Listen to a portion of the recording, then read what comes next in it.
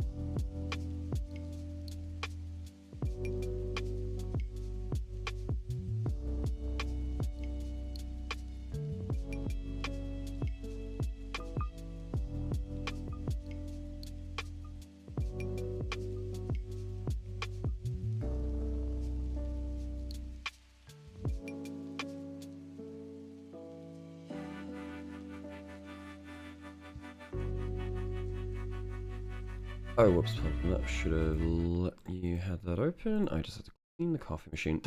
말이 되게 잘 맞는 것 같아가지고 그냥 좋은 합 보여주겠다 생각하고 오늘 경기로 보여드리겠습니다.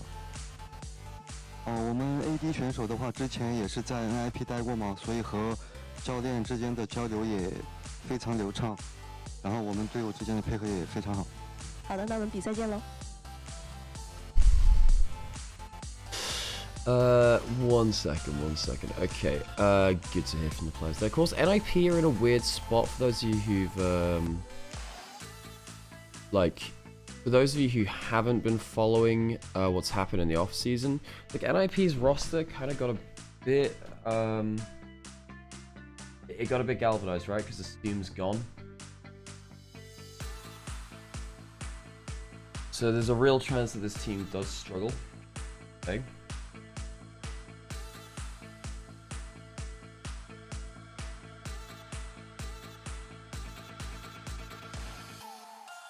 Fungyue is also joined, while Dwar left to go to top Esports.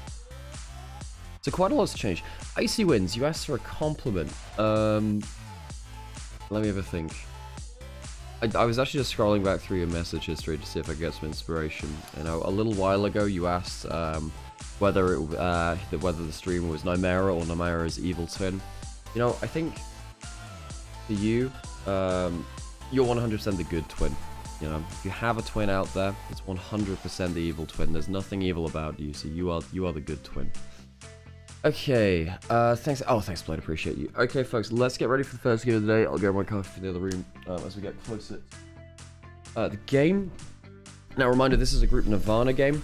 Well, I mean, last split it would have been TT versus EDG, which would have been the Nirvana game as well. So that would have been our second game of the day. Well, it is the second. NIP playing in their own arena, of course, here in Shenzhen. Hey, wait, I'll take him off a little bit. Hello, everyone. How's it going? Hey, Zerima. Good to see you. I got a bit shafted on your Uma pulls today. Oh, so sorry. How's my voice? My voice is there. You know, I can feel it being a little bit ropey, but just trust me to not fry it. I get 2 days off after this, you know. I can, and then I'm gonna rely on Sam for next week. Now, I say that Sam next weekend as well also has limited availability. The week after that's going to be interesting because both Sam and I are going to be up in Scotland for a few days doing some work for. So we're going to do a video on the new Silent Hill game, Silent Hill Townfall, and yeah, we're going up to the town which inspired the location which it's set at in the game. Just yeah, St. Monan's up in Scotland. Okay, let's go welcome our teams on stage. Oh, the person doing the voice has changed. Hey Angie, good morning, how are you doing? Oh yeah, actually just a quick thing folks, just a quick thing folks. Basically yesterday there was an attack at a Pride March in Berlin, so if you have friends in Berlin, please check on them. I say an attack, like someone drove a vehicle into a crowd of people, I believe one person's dead and 30 people are injured. That was the last that I saw. Very distressing, so, you know, just think about your Berlin friends today. Luckily no one I know was affected, I don't think. But yeah, I only found out about that obviously late last night, and yeah, anyway, I did just want to quickly say that before crowds turn up and whatever, you know. But so yeah, that was actually quite distressing. Obviously Berlin being the home of the LEC, there's a very large queer community here. Yeah, so and it was on the Christopher Street parade. Anyway, it was it's all around the central places. I'm just gonna let you get into the things now, but I did want to just quickly say that before we got into things. Because I don't know, I thought it was worth saying.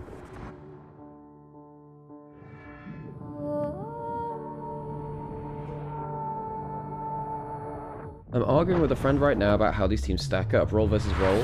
How many LNG players are better than the NIP counterparts? Only missing?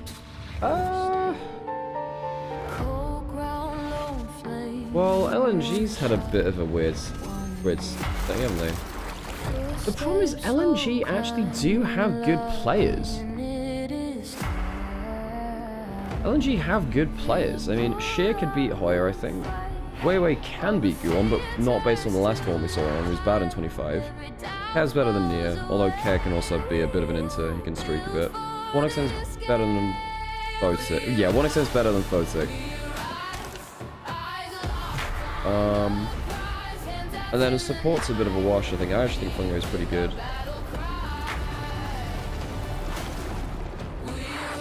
Because obviously LNG have changed a ton. Bulldog's gone, Croco's gone. Mid-jungle being changed. That's a huge change, you know? NIP is their bot lane, which has changed. You know, Photic and Fungo replacing Assume and Draw.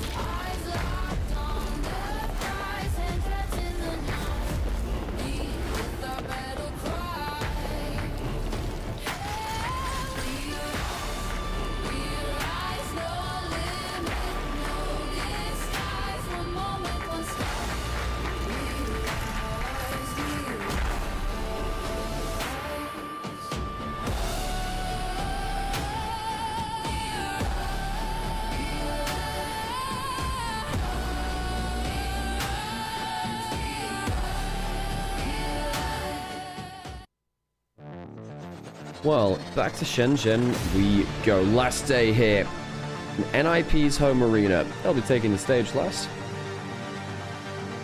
But LNG will be joining us first. 3 series today, folks. It'll be the end of a 3-day marathon of 3 series days.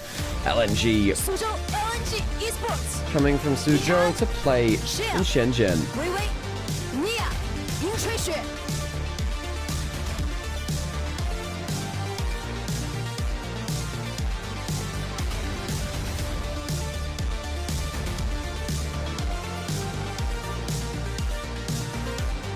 And the hometown heroes, playing the one series they will this week. Because they've been relegated down to Group Nirvana.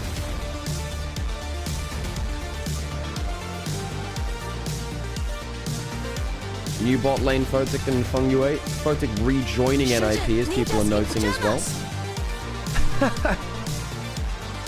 Are you kidding me? Dude, these intros have been sick this week.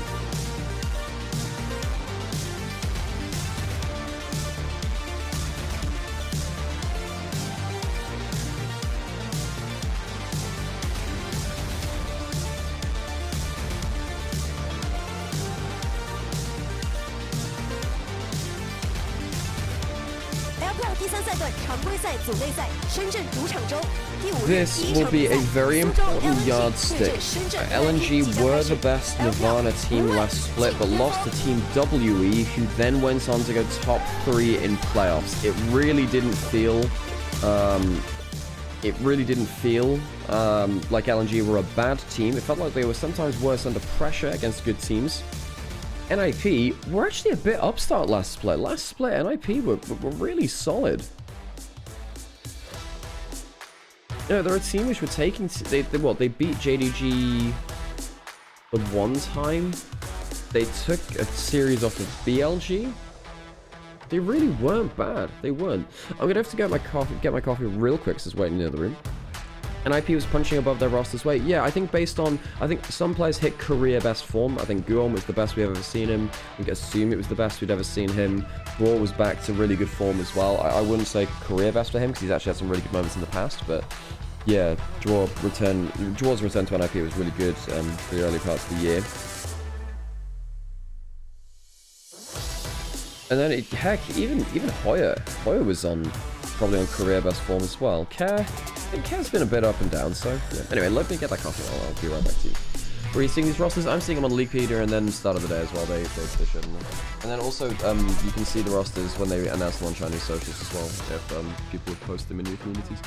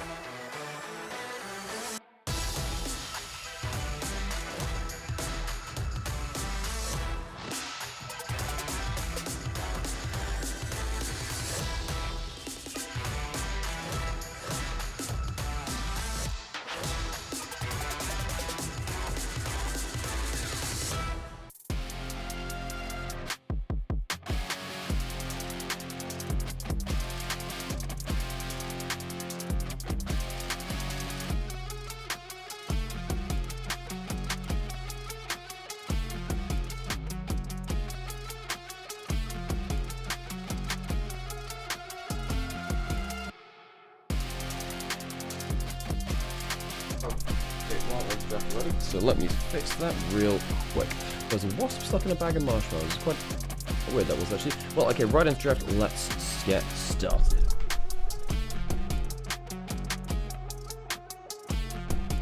Now, NIP last split were really quite big at I changed that over. They were really quite big at using very aggressive engaged champions to make the most of Guon's really aggressive playstyle. I'd imagine that's not changed at all. Guon getting that Neferi. He's not going to be engaged this time, but he's going to be on now a champion which can take over the game by itself with damage. 1xN gets himself the Lucian. 1xN, very good Lucian player, especially for this level of play. One of the things that, you know, the community's been talking about on the lead up to this event is just how jailed is 1xN.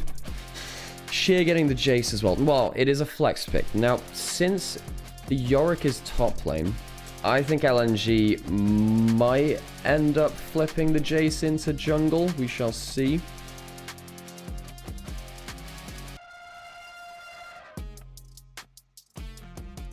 NIP on the other side, well, they don't really have any engage yet. They don't have bad champions. I mean, Cassiopeia is a very strong lane. Yorick's a good lane into the Jace. They're banning the Jarvan, banning out other junglers. So they don't think the Jace is going jungle. Or at least, not with that ban, they don't. I would have also banned out Syndra here, because Syndra tends to be one of the better champions into Cassiopeia, and it's also not bad into Neferi, because you can stop her ult.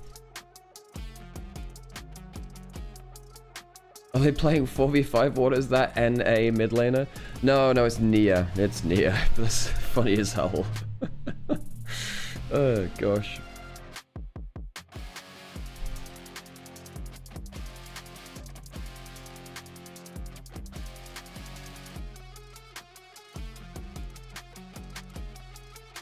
Where is missing? That's true, actually. Sorry, yes. You know, YCX playing instead of missing. It's another change as well. That one I didn't see as well, because I thought it would be missing playing today, but I missed that on the roster announcement earlier. So as you've seen, both of these teams have some pretty huge changes. LNG coming in with different mid jungle and a different support. NIP coming in with a different bot lane as well. So both these teams have changed a fair bit. YCX was pretty good in his last series or two for LGD.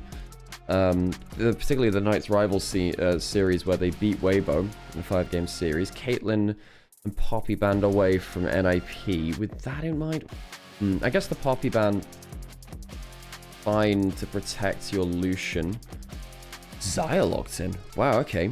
I guess they were afraid of LNG going for a heavy engage. But the problem is now, don't you just... Now what I would do is, I would flex the Jace jungle, use the Syndra, sure, that's good. And then just play for a poke comp. You don't have to look for engage, just look to poke. Xayah is really bad versus that. You can look for a, you know, you can look for a front line in either top or jungle. Huh, that'd be different for Weiwei. Now, I have very fond memories of Weiwei back in 2023 when he was an LNG. He was really good back then. He was he was a younger man. He was very bold at the way that he was passing in the jungle. The Bel'Veth hover, wow, I hadn't seen that before. And the Pantheon gets locked in. So, I'm not going to lie, I don't love the Pantheon. It's okay. What it does do... Okay, no, I take that back. If you're going to put the Jace top lane, having a global to make sure that the Jace has a bit more support is not a bad idea.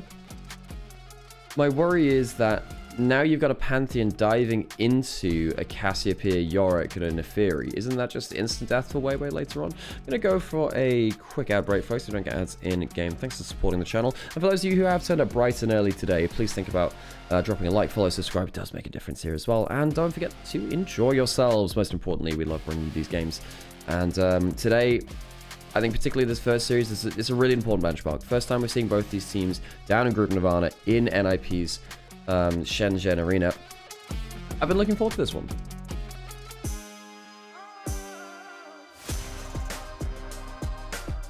With the international events finished, do you feel like Worlds is open this year? As in every team can beat anyone?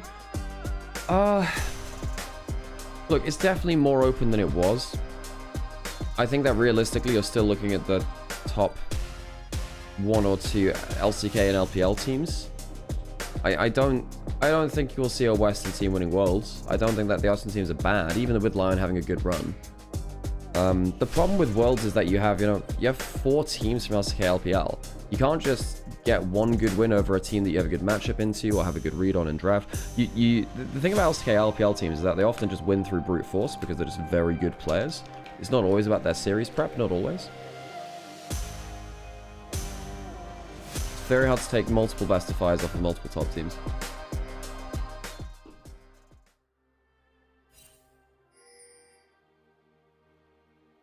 Into the game we go. To the Gyos.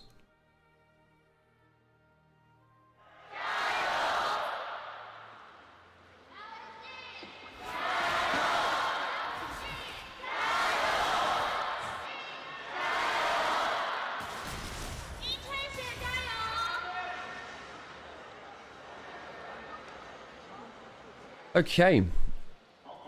Oh yeah, into Sheer, level 1, bit meh for him. There's a wall put down in the brush, looks like there's a good trade there. 1xN starting with the W.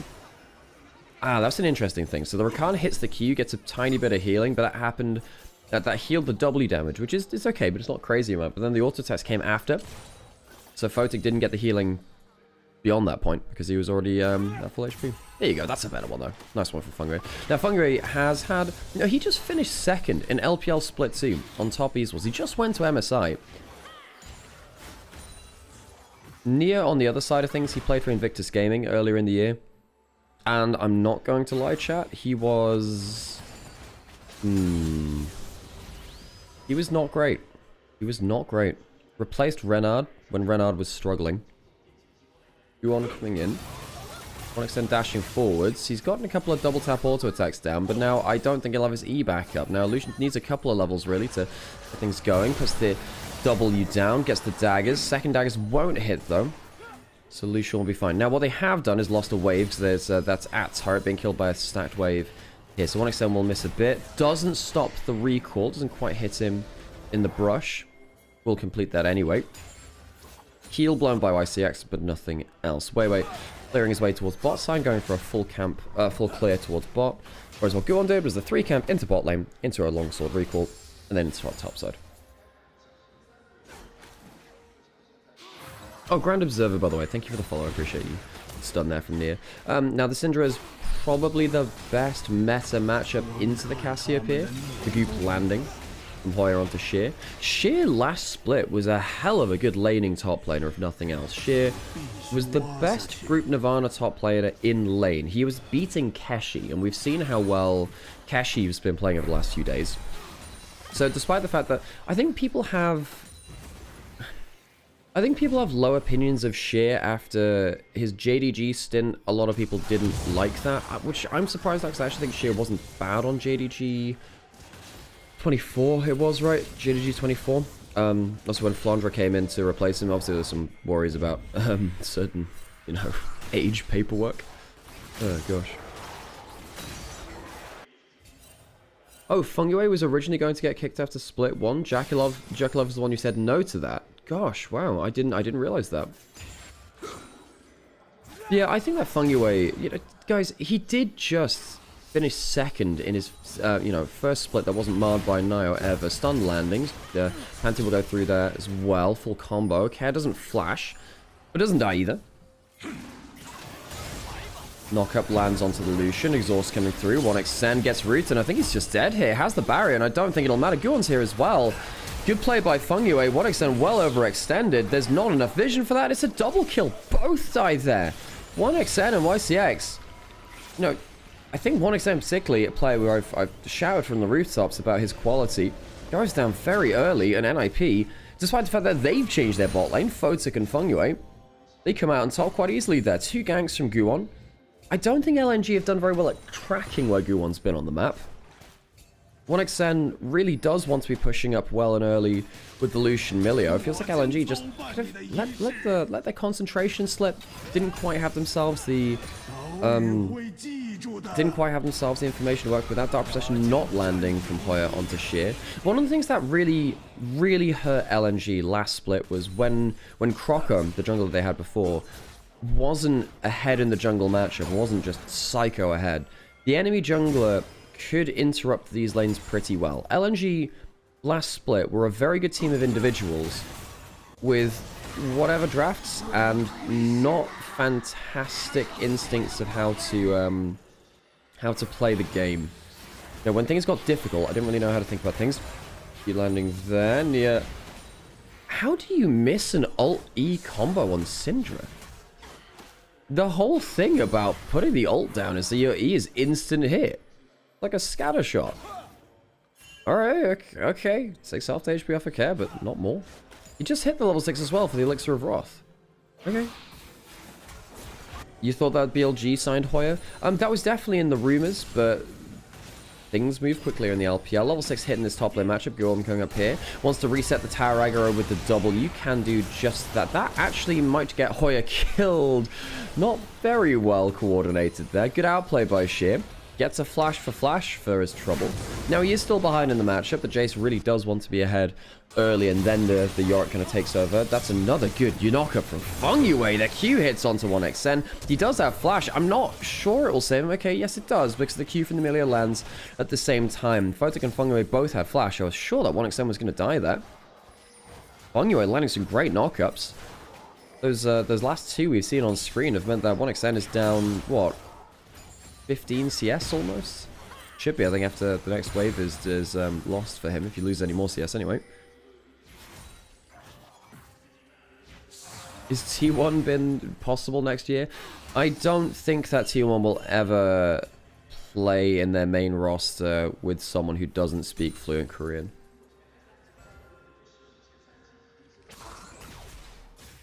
Are the new patches on a zero buffer enough? I haven't seen what's happened with that, actually. Hey, Revolver, thanks for the follow. Hey, JJ, thanks for the stream streak as well. Hope you're doing well. And, Ubercake. Also, thank you for the follow. Appreciate you all joining the community. I actually haven't seen the patch notes. Does anyone, did they come out recently?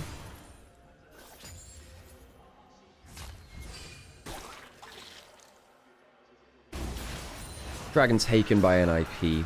You on good early game impact, went bot lane. The top lane gank not as good. Oh, Nia? Is he okay? Hoyo going for an early game top lane run. You don't see this very often. Scatter the weak. Oh, hang on a second. That was the Dark Procession. And the Miasma down. Not a great ult, but he does do it for the damage. He's down, of course, a little bit in this mid lane from the matchup. What the heck was happening with Jace's character model there? But just the matchup being quite difficult for the casting appearance of the Syndra. Slightly outranged. You watching on your lunch break? Hey, well, hope you have a good break. Wait, not done anything so far. This guy used to be an early game psycho jungler himself. He's losing a Gromp here. He does have his ult. He's walking down to the bot side. I think they're aware that the Neferi is there. I don't think bot lane's strong enough to do anything here, are they? Smite comes through from Weiwei, so we won't have that stolen away from him. Gorn didn't have Smite. Blue buff now. But the thing is, now because he smoked the Gromp, there is no Smite for the blue buff. Teleport coming in from near. They want to fight this. They can steal it away with the Syndra reminder. Oh, close run stuff, but Gorn gets it. Nia couldn't get there in time. You need your Syndra there to press W on the camp. If Nia had recalled a little better, or weirdly if he'd flashed towards it as well, he would have been able to W it. Oh, that's a shame. Not well coordinated by LNG there. So it's a free camp steal for Gorn. Is it the biggest thing? No. I mean, Weiwei's still ahead, decent farm, but Gorn has the kill. But that should have been a pretty easy play. Pantheon ult towards topside. Hoya has no flash. He can Dark Procession a little bit, flash forwards, though that's going to make it very, very hard. Actually, it's really good damage from Hoya onto Sheer. The Maiden won't do enough. Sheer will survive, and Weiwei gets the kill.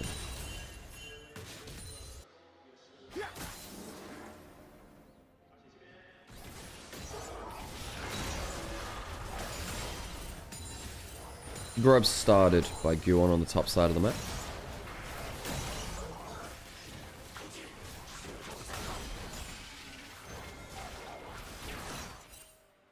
Teleport was top side.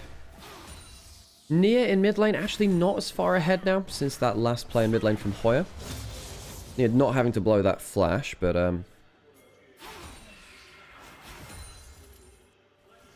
and that'll be important, actually. Syndra's flash in this kind of game, very important versus a Rakan, then a Fury. quite worried for LNG's bot lane, actually, because it was 1xN and missing the duo, which were really doing damage down in Group Nirvana.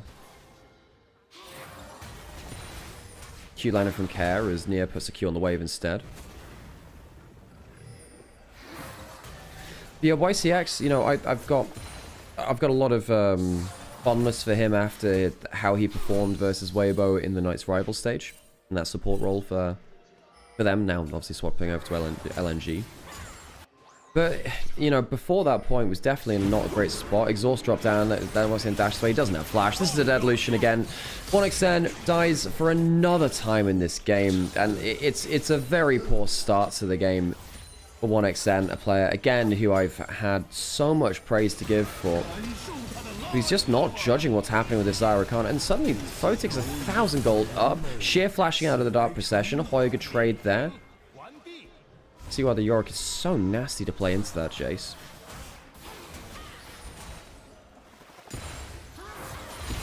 But like, feel how, yeah, I'm just going to echo what Hexy's saying over in YouTube chat. Just how bad must it feel for LNG to be clearly best team in Nirvana, and then get matched up against Team WE, who turn out to be an MSI caliber team, because they were 1 game away from MSI. They went 5 games versus BLG.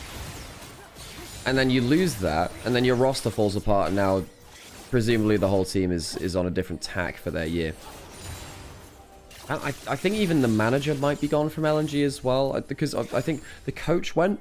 One of the big things for LNG is that their coach went because I believe there were promises to the organization that they would make playoffs, and then in the series they lost against WE. Clearly that wasn't the case. But LNG had... It just so happened that WE ended up bursting into life at the worst possible time for LNG. Now, if they go against any other Ascend team, they have a much better chance of beating them that. Not that they would, but they have a much better chance. It just so happened that WE, who also beat LNG in the best of 5 they played earlier in the year for the last kind of quote-unquote promotion relegation series. Oh, they're buffing Kaiser W? Oh, LNG got Lumao, who's never left LNG after, since he retired as a player. Oh. Now, I have a fun story about Lumao. I have beaten Lumao. Lumao was on LNG as a substitute back in 2021, when both of the international events were played in Iceland, both MSI and Worlds. Oh, it might have been BLG as a sub, actually.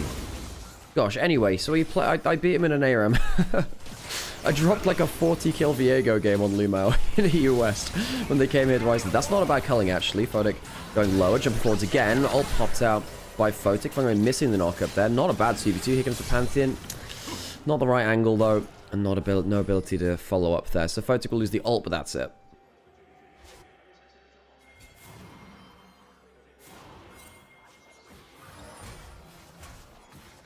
Yuan yet to make a play for the last minute or two. Kill a piece between the junglers. Share slight lead in topside. Bot lane, the real sore thumb sticking out here.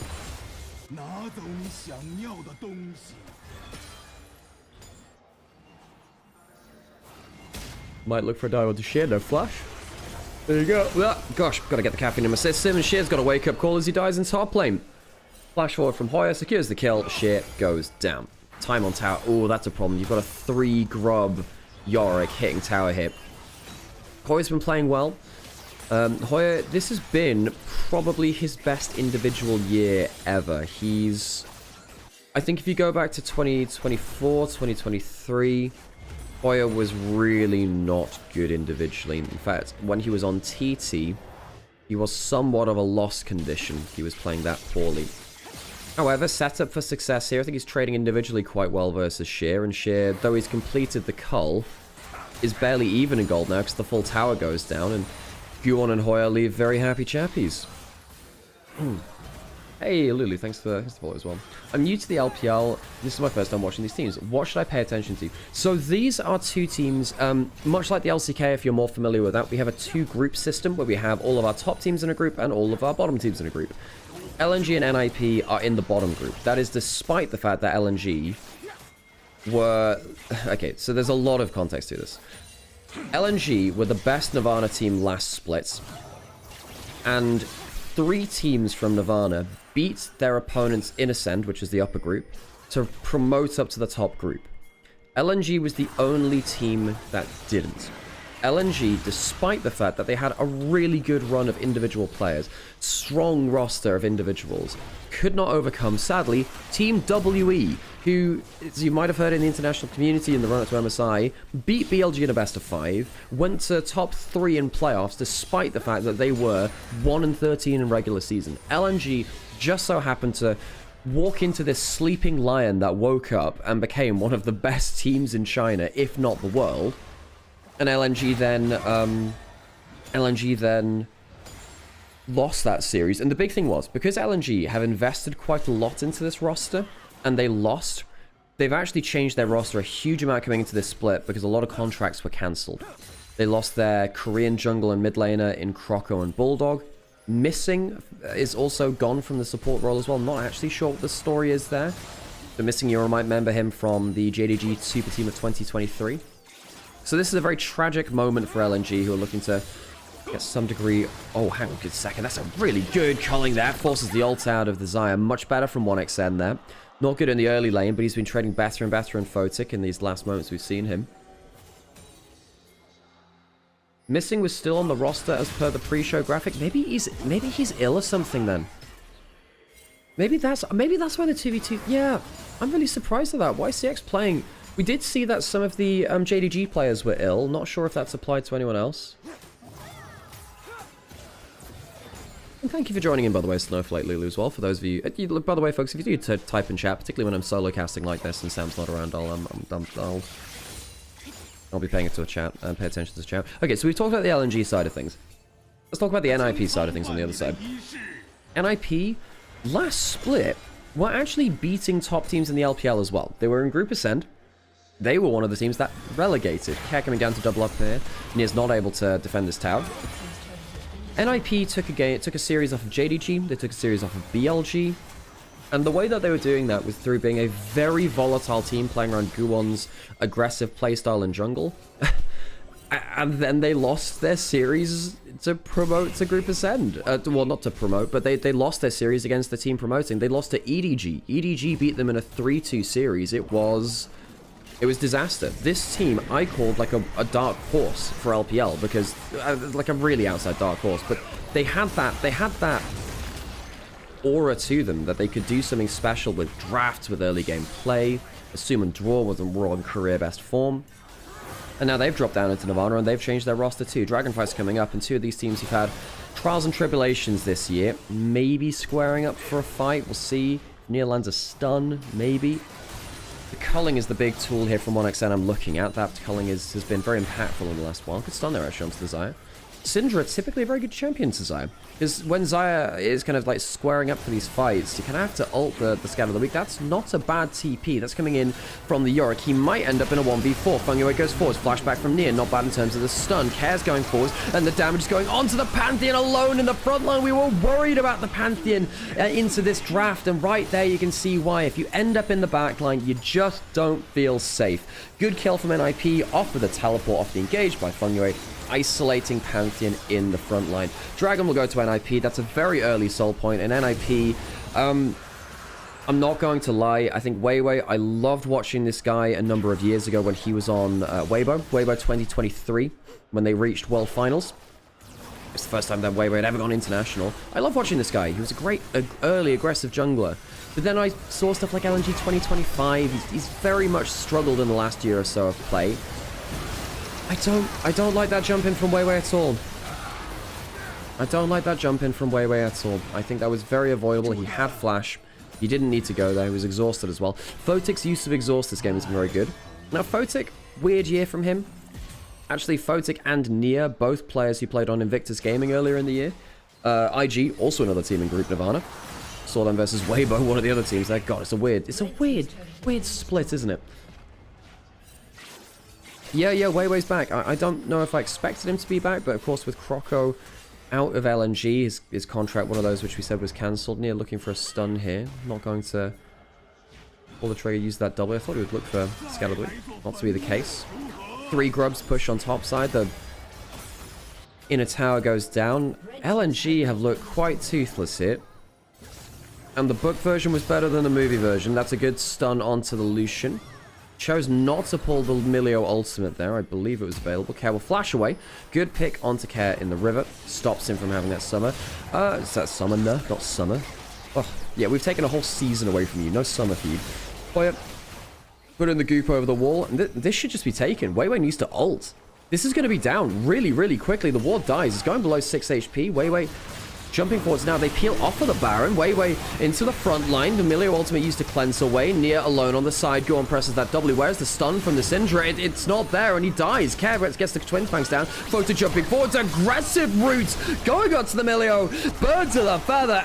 Flying forwards. Guon takes another one. Great fight from NIP onto LNG, who can't stand their ground. They were a bit ruffled by the Baron start, and they just didn't approach it well. These fights from LNG just look so all over the place. I do wonder whether Missing was expected to play today and then something went wrong. I would imagine a last-minute player change does change things if that were the case. I'm just thinking with the context of the fact that a number of people were ill in Shenzhen this week. We saw that, I think it was Gala, ill on JDG. I do wonder if maybe it's affected someone like Missing. Having to randomly sub in a support really does change things, doesn't it? Milio ult wasn't bad, but then Nia's just in a terrible position here as Guon just ults onto him. Easy kill into the Syndra. Sadly for Nia... Wait, why is the replay client so much louder than the regular client? Huh? Is that just me, or is the replay client louder than the regular client?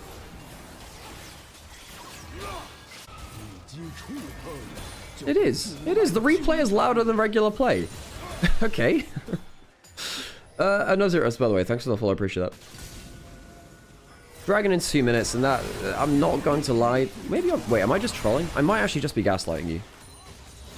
Gala and Junja were sick? Maybe. Yeah. I saw there was Gala. I didn't know if it was Junja as well.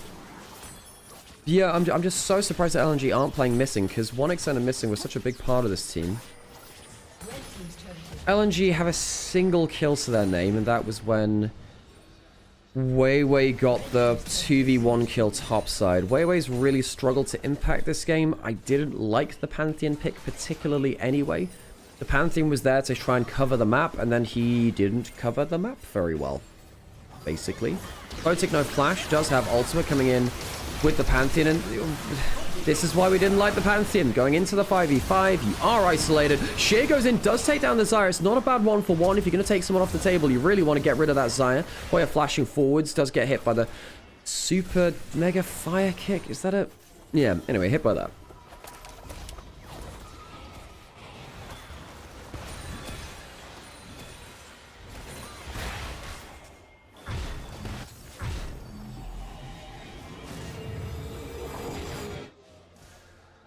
LNG on a steady decline since they chose Scout over Tarzan. Okay, look, folks, I don't know what happened in that offseason from 23. Obviously, Worlds 23 went very poorly for them after they bombed out in quarterfinals to SKT, to T1 rather. Oh, God, but 23 LNG was so good. For those of you who weren't around and just think that, oh, maybe LNG just, they're an organization which hasn't achieved much before. LNG in 2023, and before that, I mean, they went to Worlds something like 4 times in a row.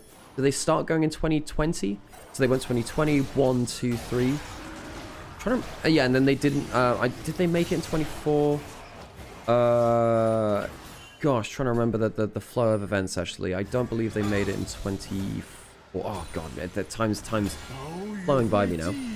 LNG in 2023, though, was something special. Scout was one of the best mid laners in the region. He was Mr. MVP for 2023. He broke the regular season records for MVPs.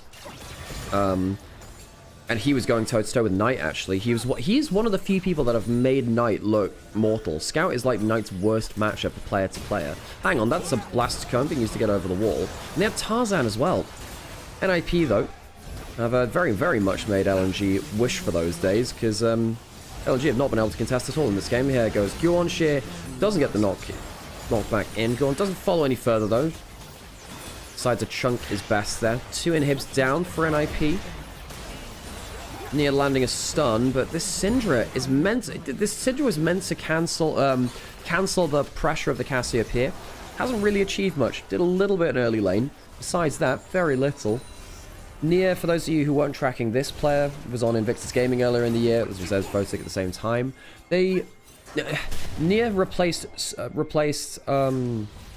Renard, who was the mid laner standing in for Rookie. He won Demacia Cup, actually. And Nia came in after Renard was really struggling. And Nia was maybe the same or worse. I don't know. Not fantastic from him.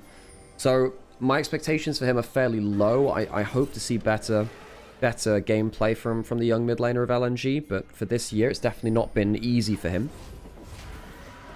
2022, Arlo threw it. 21 was special. Yeah, 21 was that. Was 20. No, 21 wasn't the D&D roster because he was back on FPX in 21, right?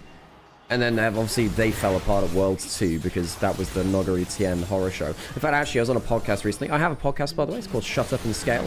We talk about the bigger topics in League history. Not always about the current going-ons and happening in League. We get to talk about stuff like, what was the biggest underperformance in Worlds history? Hang on, we're going forward. Stun does land. Milio ult coming through. The damage looking pretty good, though, from NIP. Care tanking the turret. Has Saras, though, and he's okay to keep on rolling. Tower goes down. NIP win a 5v6. The tower being the extra person for LNG. And the tower did more than anyone on LNG. Nexus turret's now under siege. Voted jumping forwards again. A great game from the Xayah player of NIP. LNG blown apart here. Not even close. The game will end before the 27-minute mark. Domination from the Ninjas in Pajamas on home soil in Shenzhen.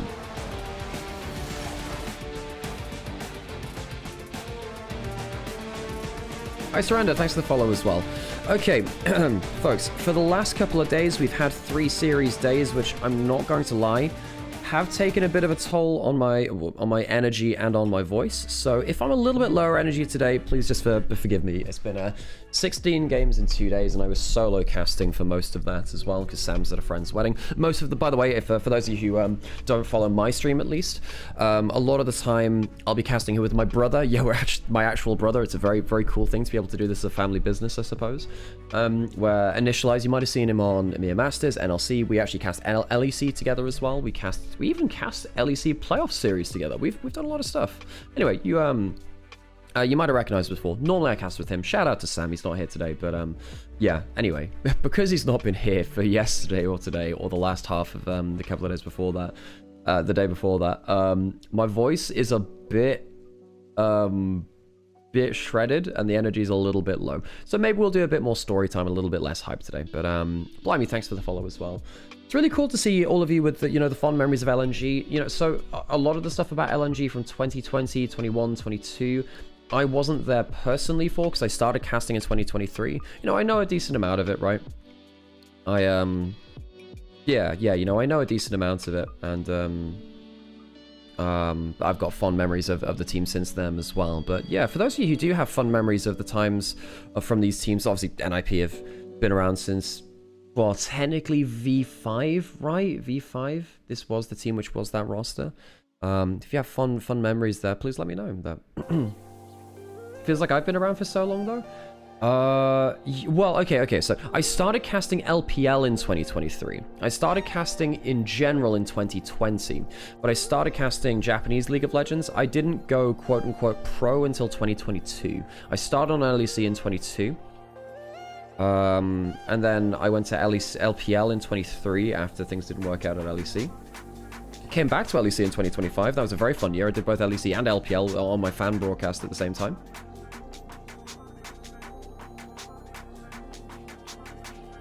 But yeah, it's been over half a decade for myself. Still one of the newer casters, I suppose. Newer than, I think I predate Jamada by about, not predate, no, I came about a year after Jamada, but we're basically the same class.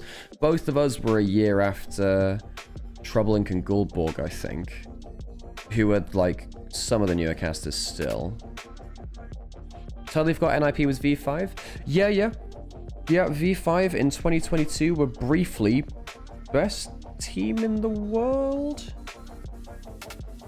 Yeah, V5 in 22 spring, before 22 spring playoffs, were arguably best team in the world for a brief amount of time.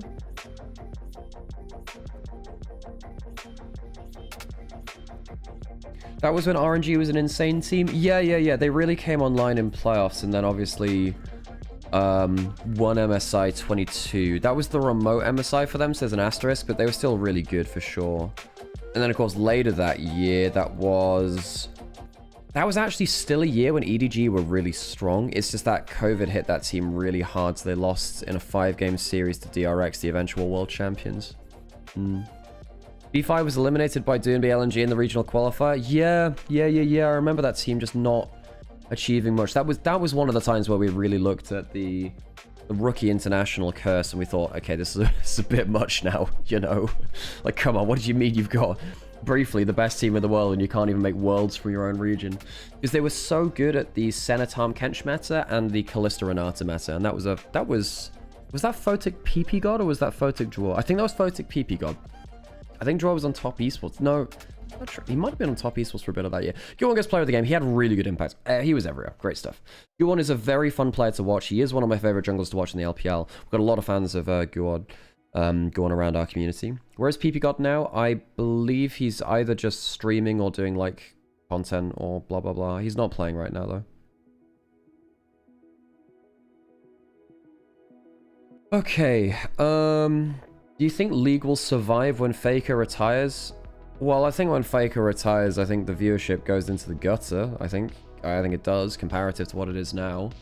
I think it will survive just because so many people still play it. I don't think League will ever truly die. It will just slowly decay over time if there's no investment / the big players start leaving. That'll be likely what happens. Okay, right, I gotta go put on an ad break, folks, so we don't get ads in the game. I think I've got enough coffee. I don't think I need another one for today. Not today. This series.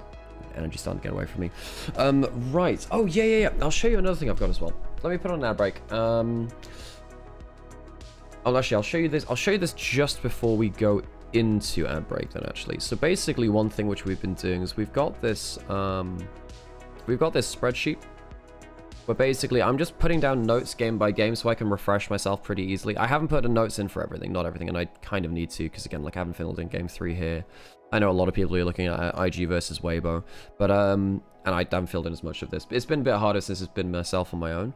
But we've got a spreadsheet where I'm just going to be filling in stuff as we go along. And there is a link in chat. Hey, Avalon, great to see you. Thank you for the resub. And by the way, folks, if anyone does have room to subscribe, we're getting pretty close to Partner Plus, which means that if we get 100 different people doing a regular subscription, so not a Prime, not a gift sub, we get a higher share of sub revenue after that point. But yeah, if you do want to do that, then that would help us out a lot because this is actually our job and it pays our rent. Anyway, I'm gonna go into an ad break so I get out to the next thing. I'm gonna rest my voice briefly, actually. Do I fill out the spreadsheet a bit? Maybe I'd see. Okay. Let me fill this up. So, yeah. Wait.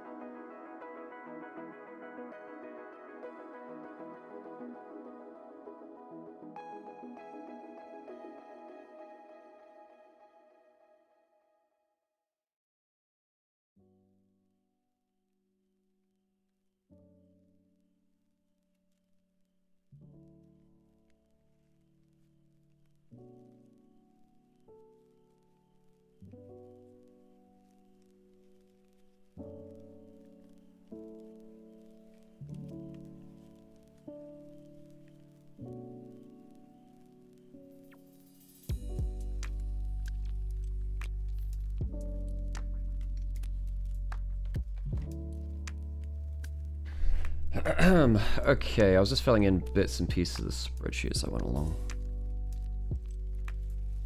Games don't die completely, they just fade like Tolkien's elves. You know that, wasn't it implied that Middle-earth eventually, you know, went on to become non-magical, so even like the halflings and stuff started to effectively die out in Middle-earth? Watching LPL and not being LPL Andy, you can't just not you can not memorize players. Every year so many player changes. Oh, for sure. Yeah. Every split team's changed like a pretty big bunch.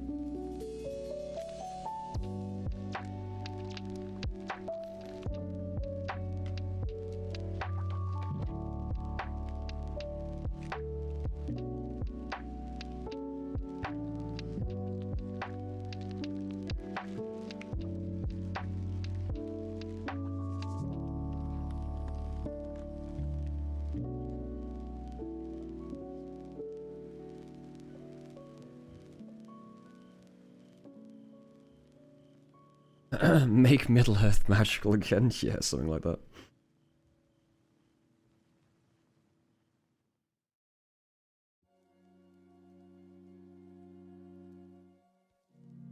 Oh, we got a fan interaction. I'll leave this unmuted. Basically, because so for those of you who are like new to watching LPL, effectively there are 5 teams in the LPL which have their own arenas. So there's NIP in Shenzhen, IG in Shanghai, there's JDG in Beijing, LNG in Suzhou, and then W in Xi'an. So there are 5 weeks of regular season, and every team is basically going to host all the LPL matches for that week. There's 5 games of play, 5 days of play every week, I think. And basically they're treating every week like a roadshow. So this week is like the Shenzhen roadshow. I can't remember where it is next week. But basically every week has a different show, has a different arena. Which means that they get to make a real festival of it. All the team's fans will turn up to that one location and yeah. What happened to the RNG stadium? That's been gone for a while. Because they used to have a Shanghai stadium, right?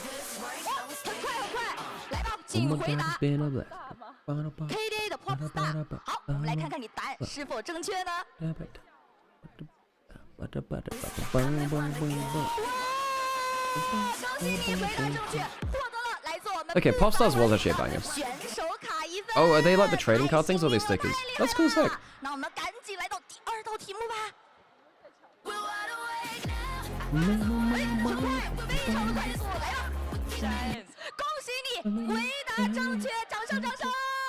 was a pretty good song too. What? What have I done? Hey, what did I do?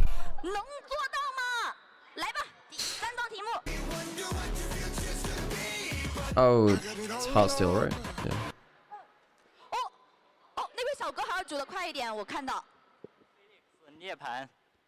Did we get to 100 points last month for Partner Plus? No, we didn't get to it last month for Partner Plus, no. We're at 74 now. We're safe from copyright for this, right? That's a good point. We shall hope that we are. We hope that we're copyright safe. Oh no, it's Heartsteel. It's taking over. Oh, I'm dumb. I should have stood and actually thought about that. Of course it was. Of course it's not Heartsteel.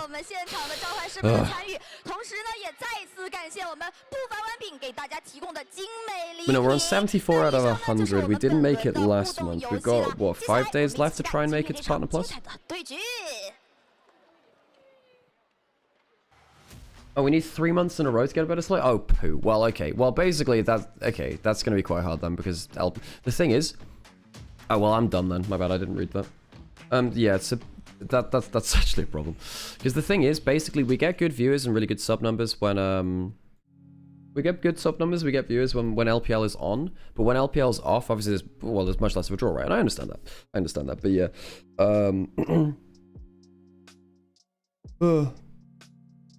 you get it for 3 months in a row, and then you get it for a year. Okay, right. I got you. Cool. So basically, I gotta find some stuff I gotta do, which isn't LPL in the meantime. And I do try and do that. It's just, it's really easy marketing to do LPL and be like, yo, just come watch the games. It's really easy to do that. But it's much harder to kind of translate that into being like a variety streamer or something like that. Especially when one which I can be live all the time on and getting good value from. But yeah, hey, True, by the way, thanks for the stream streak, by the way. I didn't call it earlier. Okay. But anyway, I'll have a think about what I can do. I'll have a think. What I need to do is I need to get good at video editing and actually put out some YouTube content again, because I should do that. It's much easier to monetize a YouTube channel. Much easier. Riot should make an action RPG like Diablo 2 set in the League universe. Weren't they?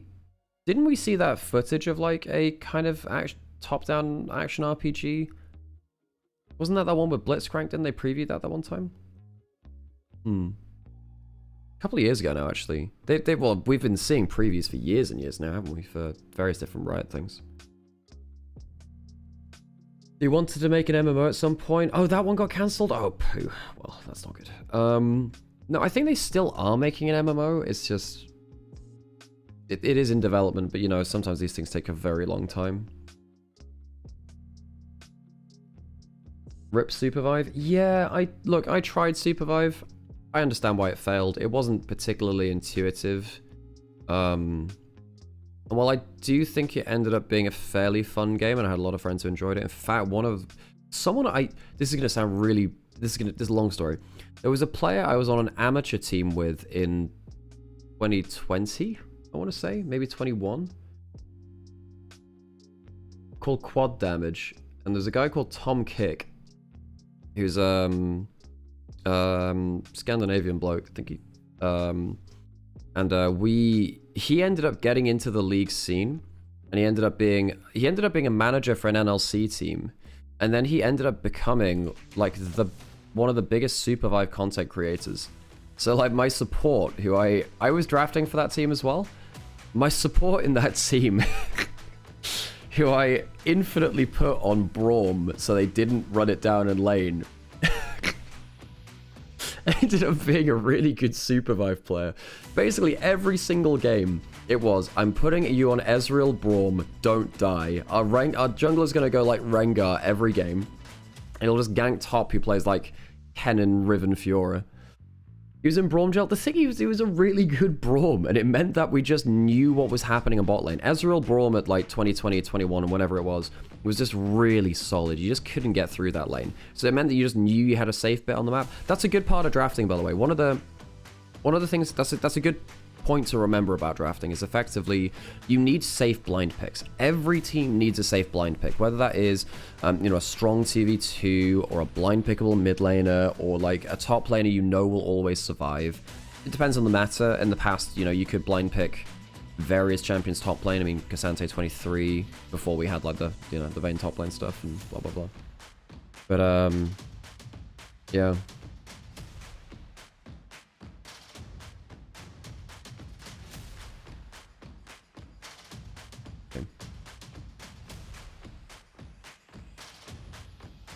Put me on Warwick, I'll chew through their internet, right?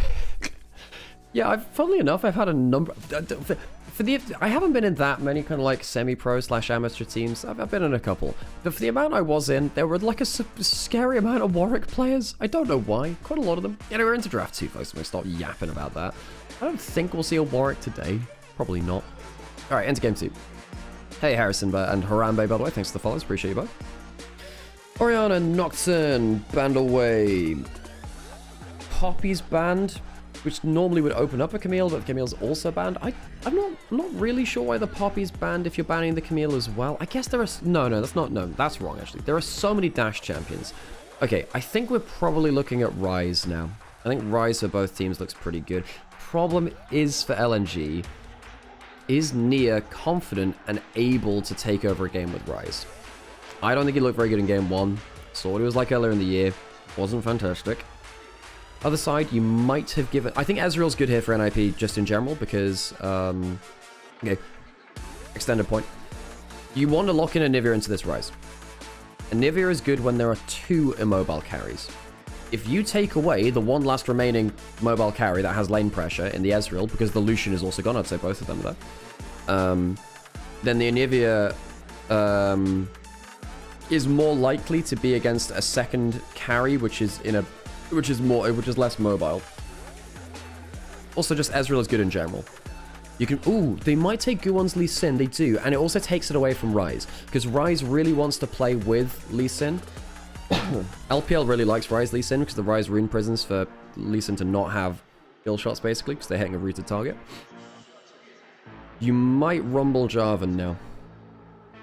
You might Rumble Jarvan. Not a bad plan. There's no Yorick or Jace to play into the Rumble. Ambessa's up as well. But there is Renekton available, so I don't think you can lock in Ambessa while Renekton's on the table. NIP might lock Ambessa on 3 if Rumble's locked in.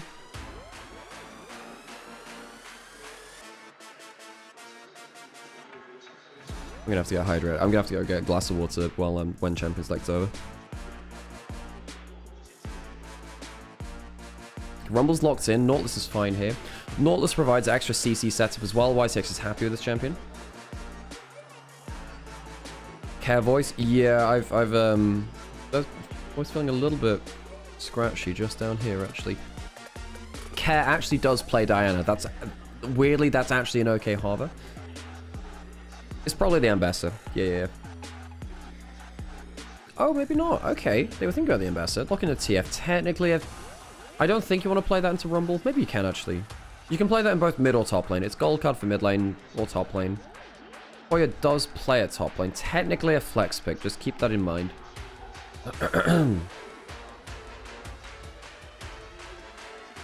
Yeah, LNG does look quite shaky today. I thought on the team sheet it said that Missing should be playing. But I suppose he was... Something's happened, he's ill or something, and he's not playing. Surprised. Not quite sure what happened there. How could you ever ban Poppy? I know, right? Poppy is so good in this meta is the problem. Against like Lee Sin, against Ambessa. It's not even bad. It's not bad into Nautilus either because you can stop him pulling full way forwards with the hook as well. Jhin banned away from 1xn, no surprise. You don't want to lock in a mage now for LNG, so you've got double AP, technically triple AP if you count the Nautilus AP damage. Sivir banned away too. So what does 1xn do now? Varus is gone, Jin's gone. I guess you could go Assassin Kai'Sa for 1xn. Ambassador's banned away from NIP. That would have been one of their good lock-ins, as we've been saying. TF can technically go top lane. Does Feng Yue want to go Karma? It's not great with Lee Sin, but you do have a TF already. It's good for lane pressure. Ooh. TF top, lock mid with counter pick support. Do you really need to lock now? How much lock would a lock? If a lock, good. Lock. No, locked in into the Rumble. So that's kind of like that is the white bread of top lane matchups there. Yeah. It's standard, but you do get it everywhere. Can be fairly nice. Better in some places than others. Skarn and Rumble's not a bad combo. It's good into Lee Sin as well. Skarn is good at just out-tanking what the Lee Sin can do. NIP might be a bit low damage to deal with a good Skarner. If Skarner gets ahead, they might be a bit low damage for that. Maybe. One pick left to lock in, but it's their support. 80 carry for 1xm. You've got double AP already. You need physical damage. You don't need CC now, I think. I mean, you could go Aphelios. It's just really dangerous into TF Lee Sin. Kai'Sa's better at self-defense. You have to go AD Assassin Kai'Sa, though. You'll have to go, like, Kraken Slayer or something like that. They go Misfortune. Alright. That's okay. It's a bit rough into the mobility of NIP. But you do have a Nautilus to help with that. MF's fine here. MF's fine. As long as you don't overpush and die like you did in game 1. NIP are quite low damage. This game's going to be quite a lot about how Guwon Care can snowball the map. Alistar's not too bad. Alistair's probably your best bet. Just pop the ultimate whenever the pick happens and you're unkillable. Alistair's good here. Yeah. Okay, I think LNG have got a better draft than NIP. I think NIP are quite low damage. I think NIP have good playmaking. And I think based on what we've seen today, I think NIP are still going to be happy. They were a lot better in game one than LNG were. Going to go into an ad break so we don't get ads in game. Thanks for supporting the channel. And thanks everyone for watching. It's really pleasant to spend part of my day with you all. And I hope you're all having a wonderful Sunday. And you've had a good weekend. And we get to continue enjoying some LPL together. Okay, I am going to get myself a glass of water though, because my voice is just struggling a little bit. I'm going to get myself a drink real quick. Let's get into game. It's Eddie, by the way. Thanks for the follow. I appreciate you.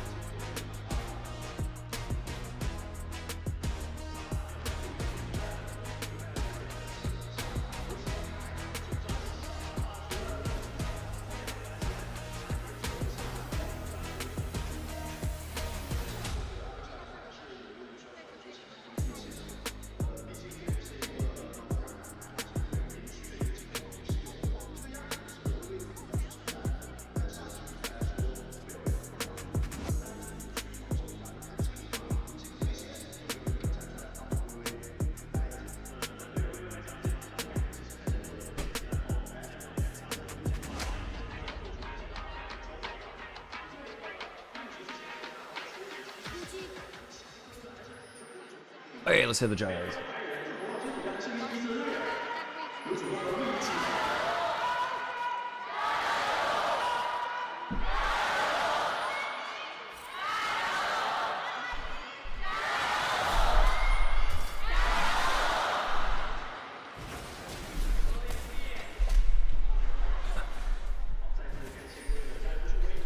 Okay, so what's happening with junglers? Lee Sin starting bot side, he's on a ward. Skarn is starting top side, will likely be on a ward because there's one on Raptors. This stuff's really important. Most of this year has been a development of how junglers play the first 2 clears of the game into level 6 Scuttle Crab. Feels like LPL's been ahead of most of the rest of the world for that. I think that's actually one of the reasons why I think GENG have fallen off quite a bit, is because, I say fallen off quite a bit, but they're still a top tier in LCK, but they've fallen off quite a bit because their level's not great. Good hook there from YCX. I think that Canyon's been struggling to have much value there. Whereas I think LPL on the whole has had the best junglers in the world. On the whole.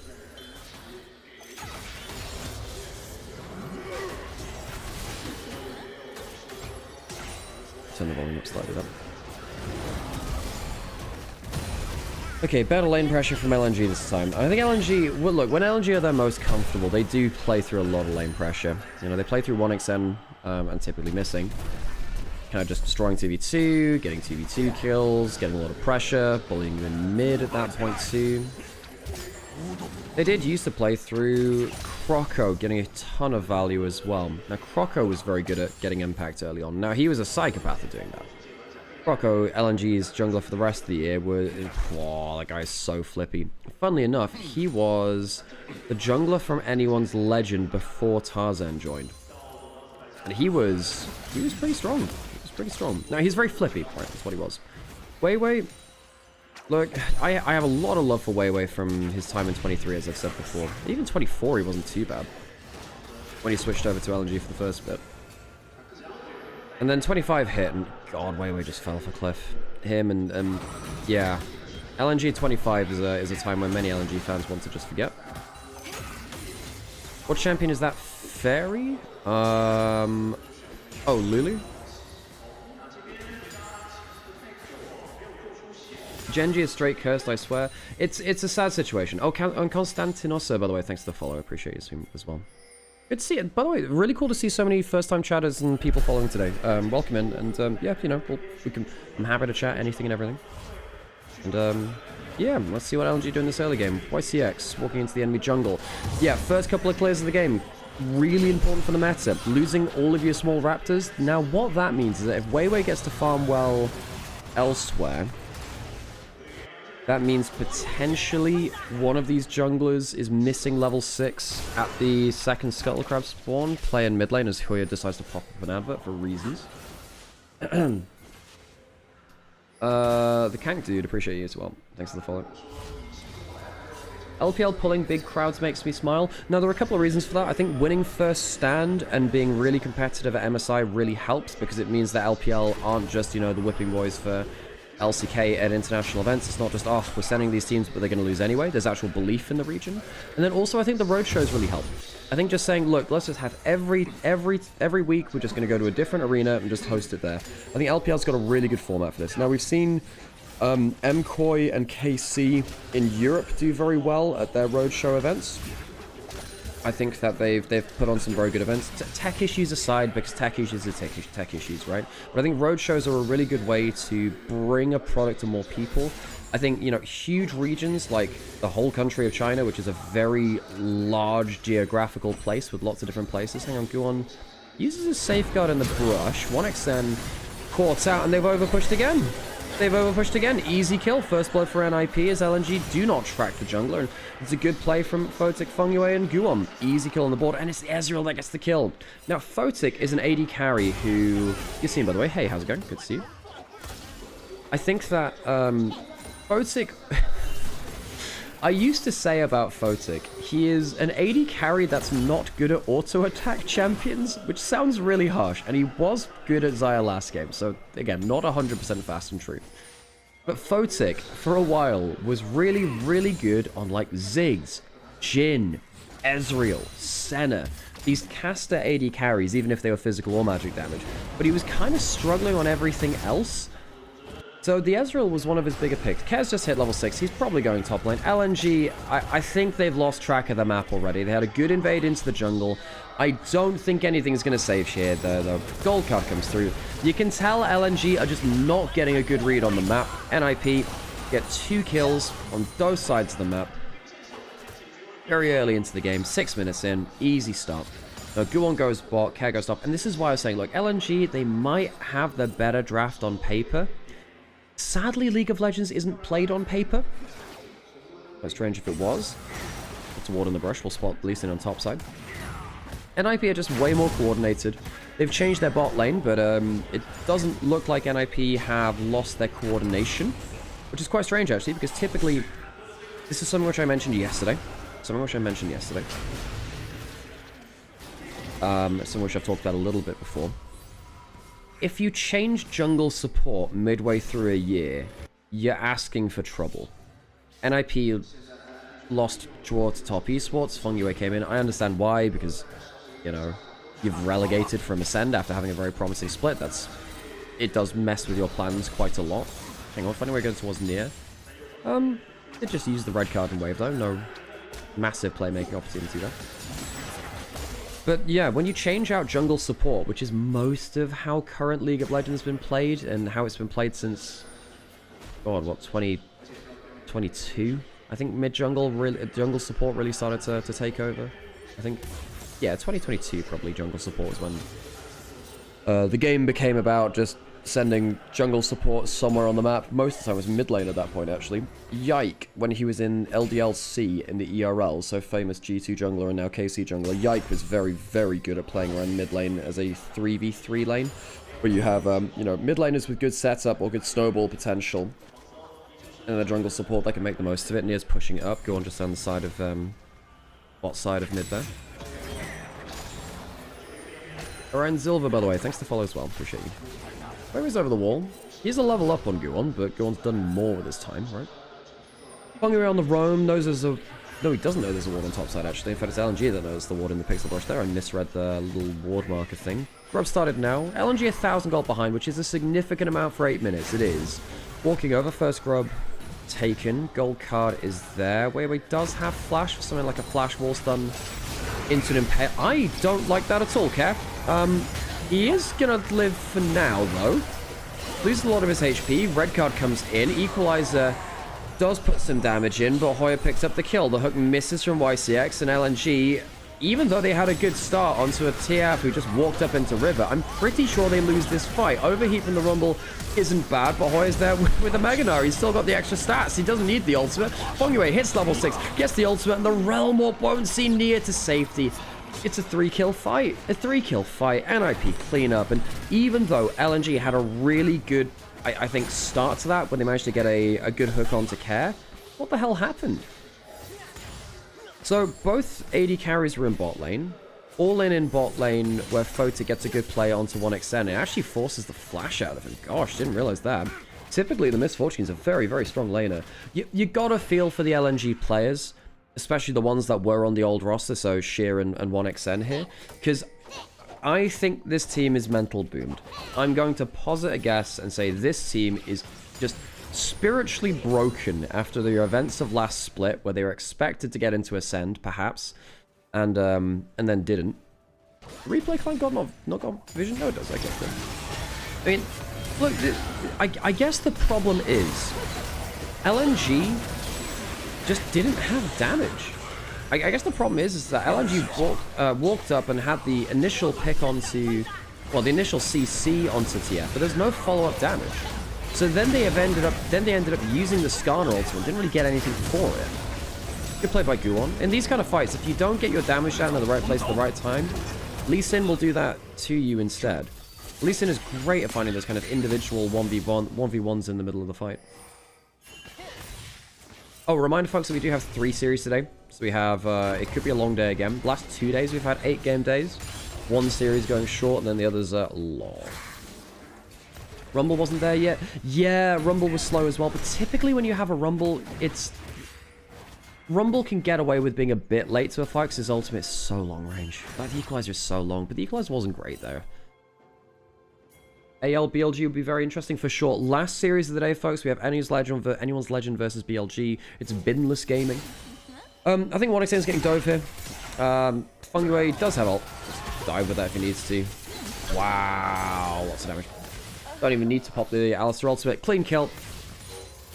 No real ability to outplay there from 1xN. I'm not going to lie, this is just a bit sad to watch from LNG. Now, last split, they were so much better than this. I understand that why they've had to change the roster. I understand why things have happened, but it feels like we've missed a promising roster evolving. Now, Y6 is in this brush. I'm not sure they know he's there. Gold card used onto the dragon. They're trying to rush this down, and they get it. I thought LNG could have looked for a fight there. Flash forwards by Fengyue. Oh, sorry, not by Fengyue. Hang on a second. That's the ultimate from the Skarner. Headbutt used by Fengyue. He's ulting in the middle of the team. Where is the Misfortune ultimate? Fengyue likely to die here, and wills. The first kill of the game for LNG. Guwon goes down as well, so that's 2 kills now. 2 for 1 as the Nautilus also died. Teleport came in from the Rumble. The Gnar is alone on top lane turret because of that. So good Q there from the TF, actually. 1xN is going to get teleported into the play. That's not a bad bullet time, you know? Okay, LNG. That's the first good play of the game, really, for them. You very rarely see a Realm Warp of a Misfortune into the backline. I can't say I've seen that one before. Jeez, alright. Now, Gnar got some gold topside. Dragon still went to NIP, and it's still a 3,000 gold lead to the Ninjas. What the heck happened here? Oh, it was a flash by the Skarner. I kind of lost track of who was flashing on my screen there. Y6 died very quickly. Kaz got a surprising amount of damage from a TF this early. Kick was okay, but no follow-up. The Equalizer forced the disengage. I thought the wildcards might dissuade the play, but then I guess MF was just bad enough, had cleanse and all, so it didn't matter. Alistar Skarner interaction was hilarious. Yeah, he just kind of punted him back and flew with him. Funny as heck. Because you used to see that with stuff like Poppy Ultimate with Skarner, where occasionally if you charge up Poppy Ult and you get Skarner Ult, you get dragged with him. Funny as heck. We saw, in fact, we saw that in LPL in... Was that in 23? Before the Skarner rework? It might have been after the rework in 24. Right, Gromp getting taken by Gorn here. Does he manage to hit the whole thing? No. Smite by Weiwei. Imagine if you had like, you know, like fragrances, but like Smite by Weiwei. Bodied by Jensen. Oh, gosh. These are the things which I think about. I think this, hang on. I think the sound is really disconnected here.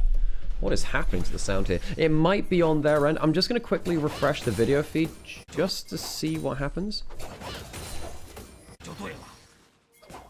I think the sound is better synced now. Yeah.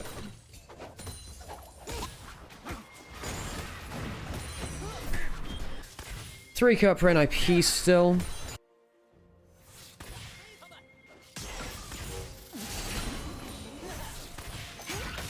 Not gonna lie, this audio is still slightly desynced and it's doing my head in, but I'm not sure I can fix that right now. Singed Cologne sounds interesting for sure. Yeah, Shimmer by Singed.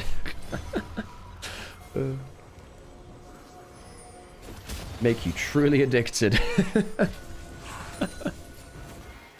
Imagine if fragrances were like really, really risky and started naming themselves after like illicit substances.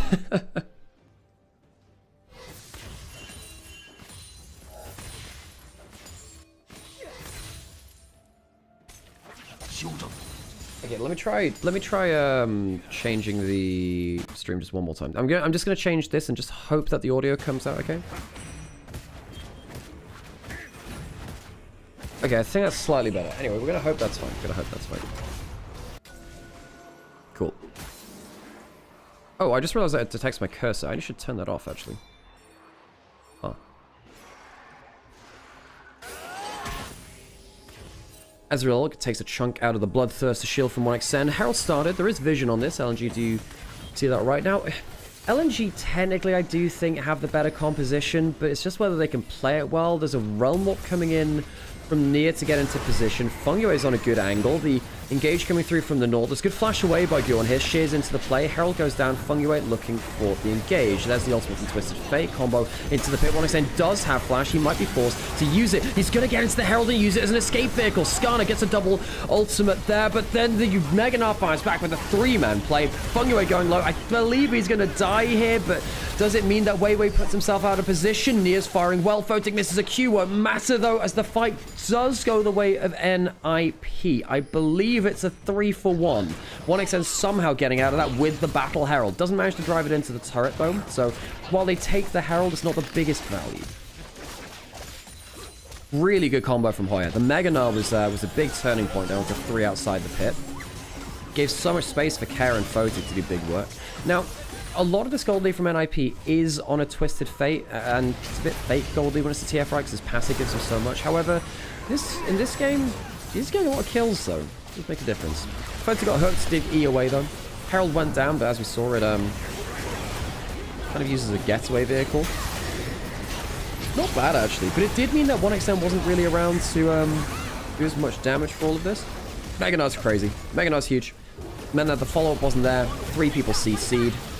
Very well played from Hoya. Now, one of the things that we have been tracking from Hoya this year is just how good he's been playing compared to the rest of his career. Now, Hoya in 25 had 1 or 2 very good best of 5s. However, in 2026, Hoya has been playing for lane dominance, and as opposed to his time on TT in 23 and 24, it was really working, actually.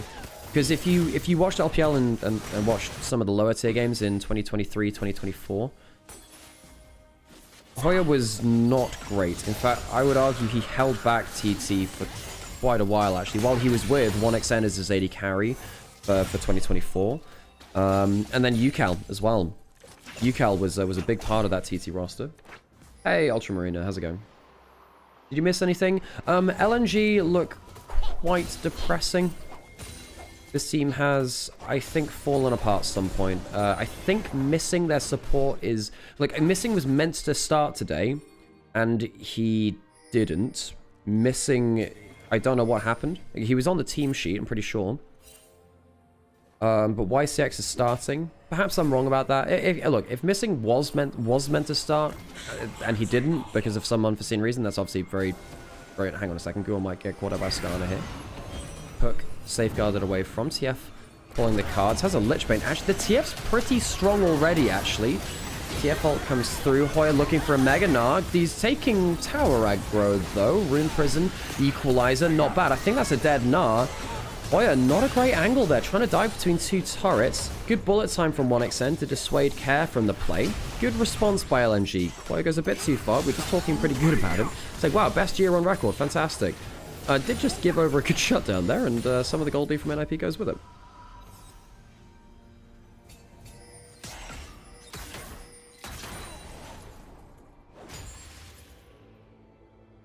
Yeah, that's a caster curse.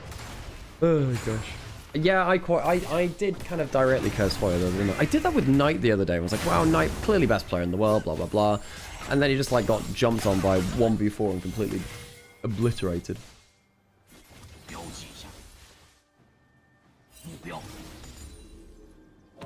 Rise pulling the combo bot side, Fungo's coming down. Huon doesn't have flash for the kick flash. I think the play's over with a cover from Skarner, it is.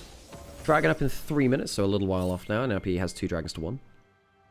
Do you ever get that urge to start slipping into... Well, I don't know, maybe not all casters out there. But if you were a caster, could you imagine that you're a caster for a second? Do you ever get that urge to, like, speak like captain of a plane on a flight? And I'll be a captain speaking, cruising at a height of right around 200 feet above Summoner's Rift.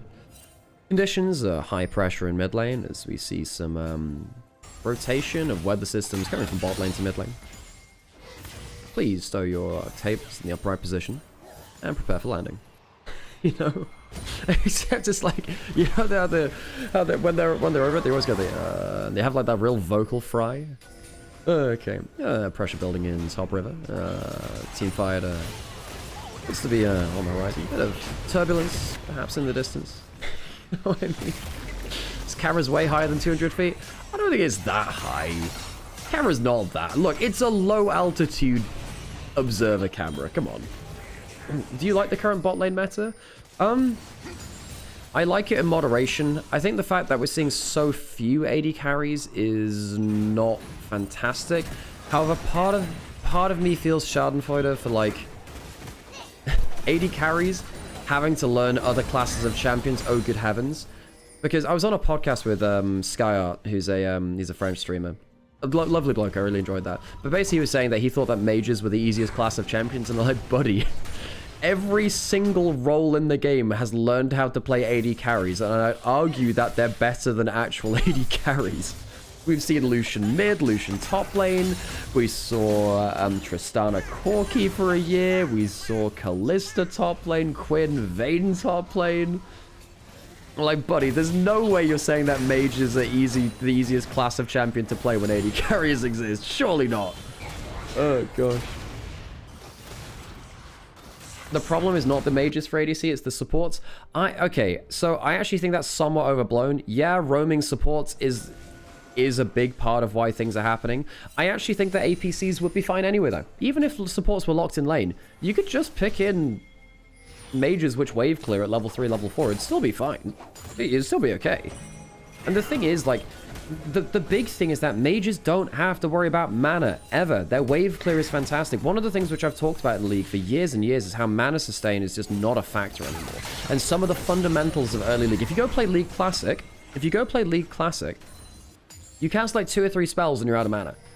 That was how the game used to be, and that's how you used to balance mages and casters, so you couldn't just permanently cast at you. Then Earth hit in 2015. I think that the design philosophy over time was like, oh, we really want that Earth feeling in regular Rift. STF's going topside, and shit is going to live, but we'll have to blow that flash. But I think that mana sustain means that mages are just permanently wave clearing. Like, you just get teleport back into lane with a tier or a lost chapter, and you're completely fine.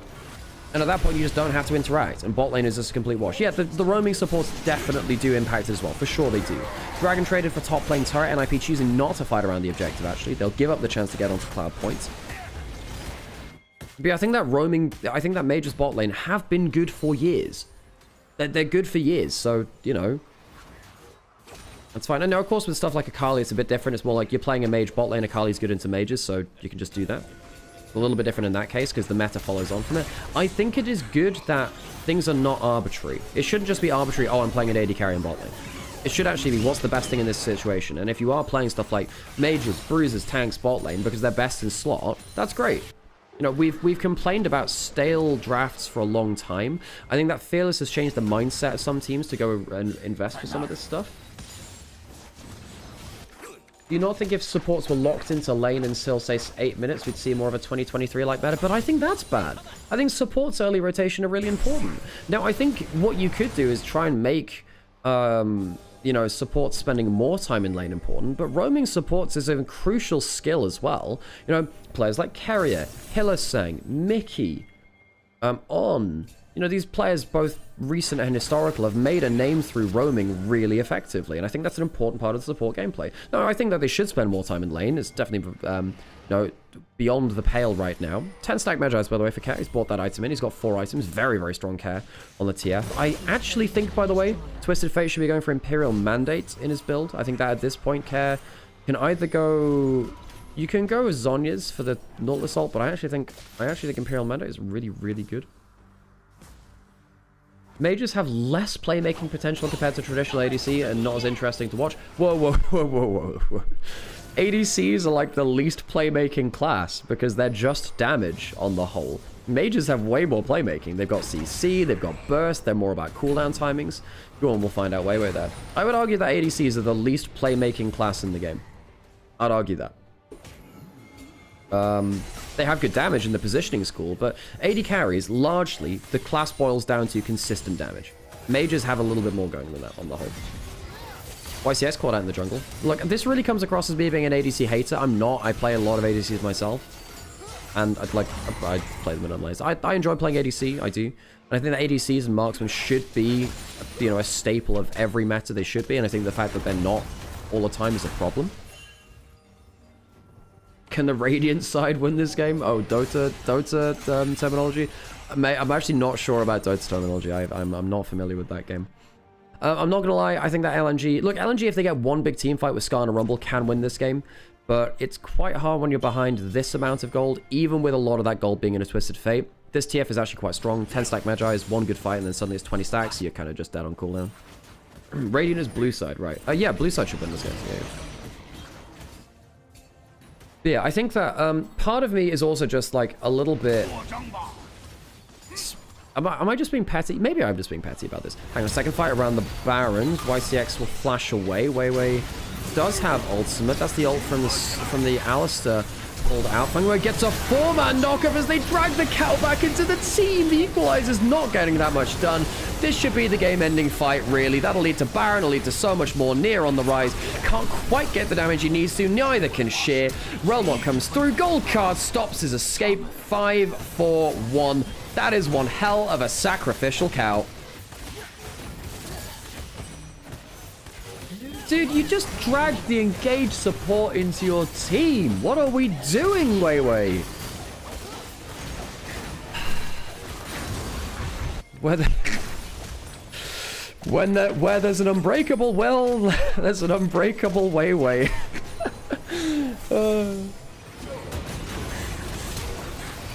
No. Not funny enough. Look, he's got his ult running. Don't bring the engaged support into your team, for God's sake. Why is that the play? Fjord gets a kick onto 1xn. Why did you just drag the Alistar into your team? Gold card onto YCX. This is just such a humiliation ritual for LNG, man. It doesn't look like they turned up to play. Like, what is this LNG? I've got fond memories of this organization, even from this year. This is so sad to watch. On the other side, NIP, you know, it's not the year which they wanted either. You know, they fell out of Group Ascend after being promising throughout Split 2. They're looking to go down onto the Nexus now. 2-0 this series on their home stage in Shenzhen. First series of Split 3. Very likely to be a win here. Just keep drilling down on those towers. LNG, I don't really think they've got what it takes to outsee this Baron push. Both towers down now. Fungui going in. Does have the ultimate available. Hoya Meganars the Nautilus back into the team. The Skarner is wide. Thank God this time he doesn't drag another engaged champion back into his team. Nexus is exposed. The bullet time is, well, a bullet microsecond, really. Fungui hook back. They might kill the Alistar, but even then, he's got the ultimate running. Again, Lee Sin goes down, but the Nexus is traded for it. NIP will 2-0, and LNG... it didn't look like LNG turned up seriously to play. Out of 2-0 to NIP. Confident series. Fungui, the 6'5" support. Oh, a hug from Fungui to Nia. And to Sheer as well.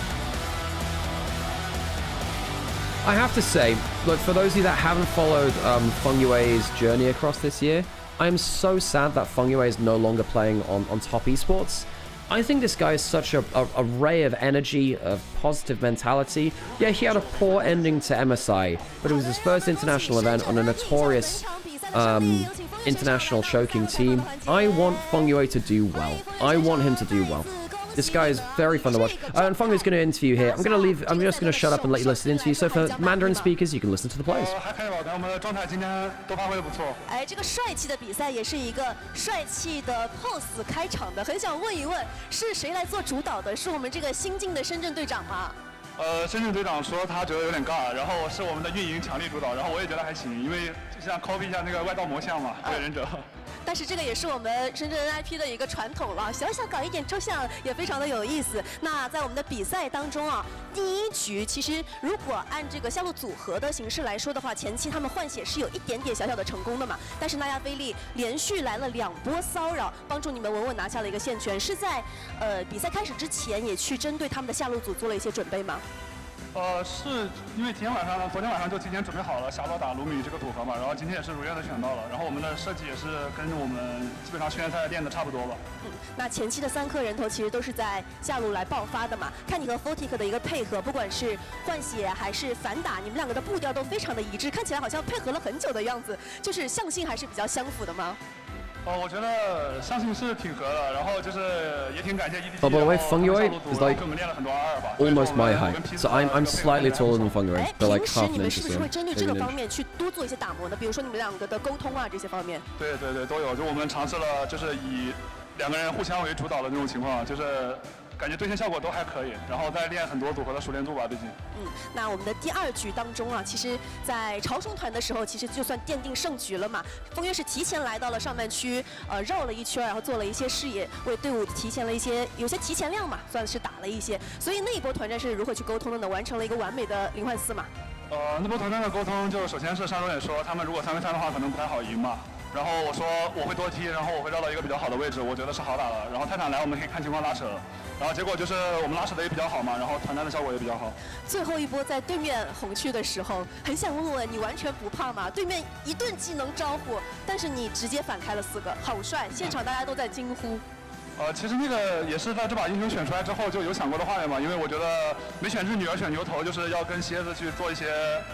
就是开船上的博弈吧，因为我感觉他会拉我，然后给我一个比较好的位置，然后我可以开出很好的团战嘛。确实把你拉过去， Yeah, I'm 拉到一个比较 6'5" 好的位置啊。 ish. 那最后想问一个问题，因 measure 为 myself well, but I'm about 就在这 6'5". 来到了深圳 NIP 嘛，对你来说也是一个全新的开始。如果说之前可能是比较有经验的哥哥们在带领着你，但是现在自己的角色会有一些转变嘛？ 其实会有很大的转变，因为之前可能，往往在团队里，就是我需要去承担少说话的那一方，就是把游戏的内容去更多的做好。但现在来到 IP 了之后，大家都希望我去多说一点话，然后教练也希望我能够多提醒一下队友。我觉得这个是也算挺适合我的工作吧，我很喜欢这样。好，那我们也期待后续更加丰富，工作更加多面的风月选手。感谢你，也再一次恭喜你们拿下比赛的胜利。接下来让我们把时间交还给解说席。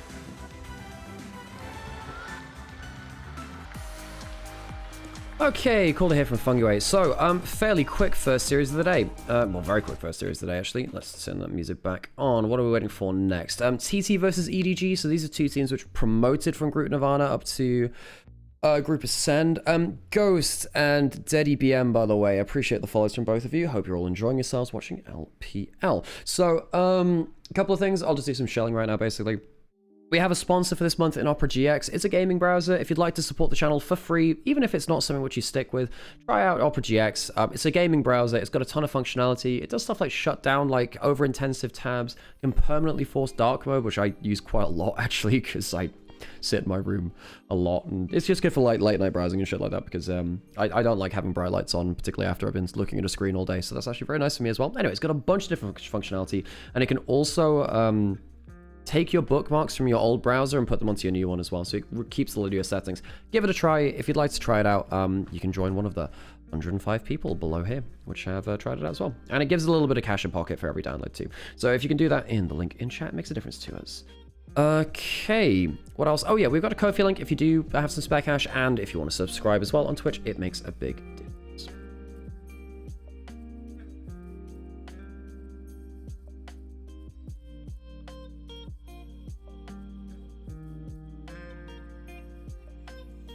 I haven't watched a lot of LPL, mostly through Cadrel VODs. Yeah, and I think that the thing is with someone like Cadrel, and again, like, this is not a dig at him, Cadrel has, like, better things to be doing than watching low-tier LPL matches on the whole, right? Which is, but I suppose the thing is, basically once the Shy left LPL and was on break, Cadrel stopped watching the LPL. So in 2024, we had an official broadcast, but more people watched co-streamers. And then the official broadcast died, and then a lot of co-streamers stopped watching LPL for one reason or another. Because, you know, the Shy stopped playing for a bit, or, you know, people were just watching LCK at the same time. So it meant that a lot of the big co-streamers, again, not a dig against Cadrel, but Cadrel watches less LPL than he used to back in 23, 24. For instance. And, well, I guess he watched more of it in 25 because the Shy was back. But, like, he did, you know, he watches less than he used to. And that means that when the majority of the fan base watches through a streamer like that, it means that you miss a lot of, like, so for instance, would everyone have known the story of, you know, BLG's, all of BLG's kind of rise to success or not? Because when people, so for instance, when Viper went to first stand into MSI, a lot of the big streamers that used to watch LPL or were very familiar with Viper were like, yo, has Viper been this bad this whole year? Despite the fact that BLG were on the Golden Road for, you know, half of this year. And the answer was actually, yeah, Viper's not looked great in LPL. You know, it's important context being missed there. And again, I understand why. People got better things to be doing than... Well, one, it's really hard to watch all the top games in the world. It really is. So basically, the approach which I've taken is, look, I was part of the LPL official broadcast before it died.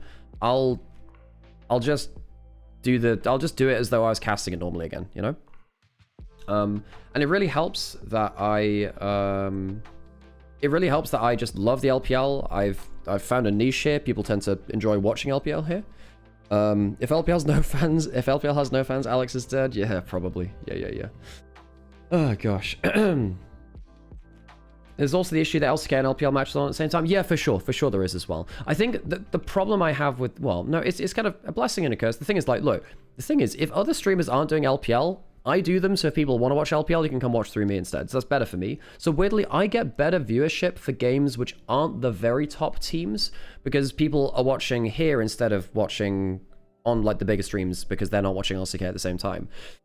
The most viewership I ever really got was for, you know, random playoffs matches that weren't that deep into the bracket, or stuff like Demacia Cup or Asian Invitational or tournaments which people don't tend to stream. Because look, I'm aware I'm a small fish in the big pond, right? And that's okay, you know, as long as we make it by, I'm okay with that. But yeah, basically, for co-streamers of my size, it's actually less viewership for the biggest matches because people watch the biggest streamers for that. Hey, thank you, Montes. I enjoy being the biggest. I'd be your favorite streamer fish. You know, Pescatarians Unite or something. All right, I guess we'll get player of the game, player of the series now. Hey, Care gets it. Care had a really solid TF game. He was really, really good. Got a Magi's in.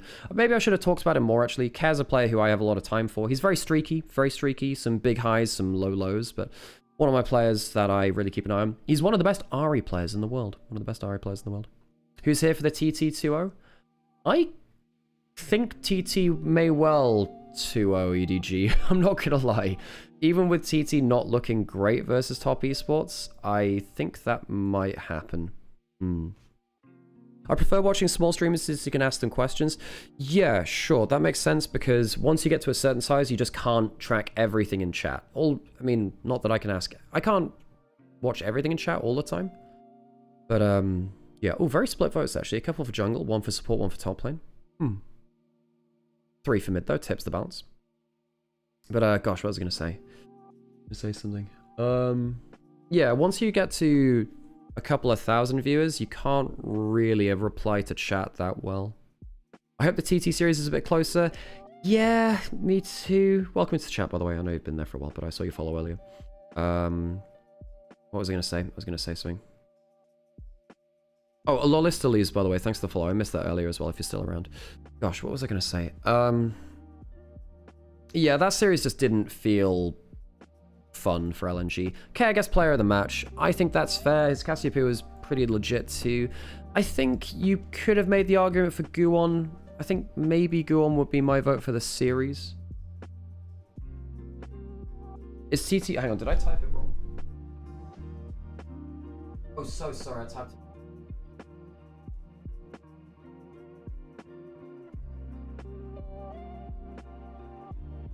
versus EDG.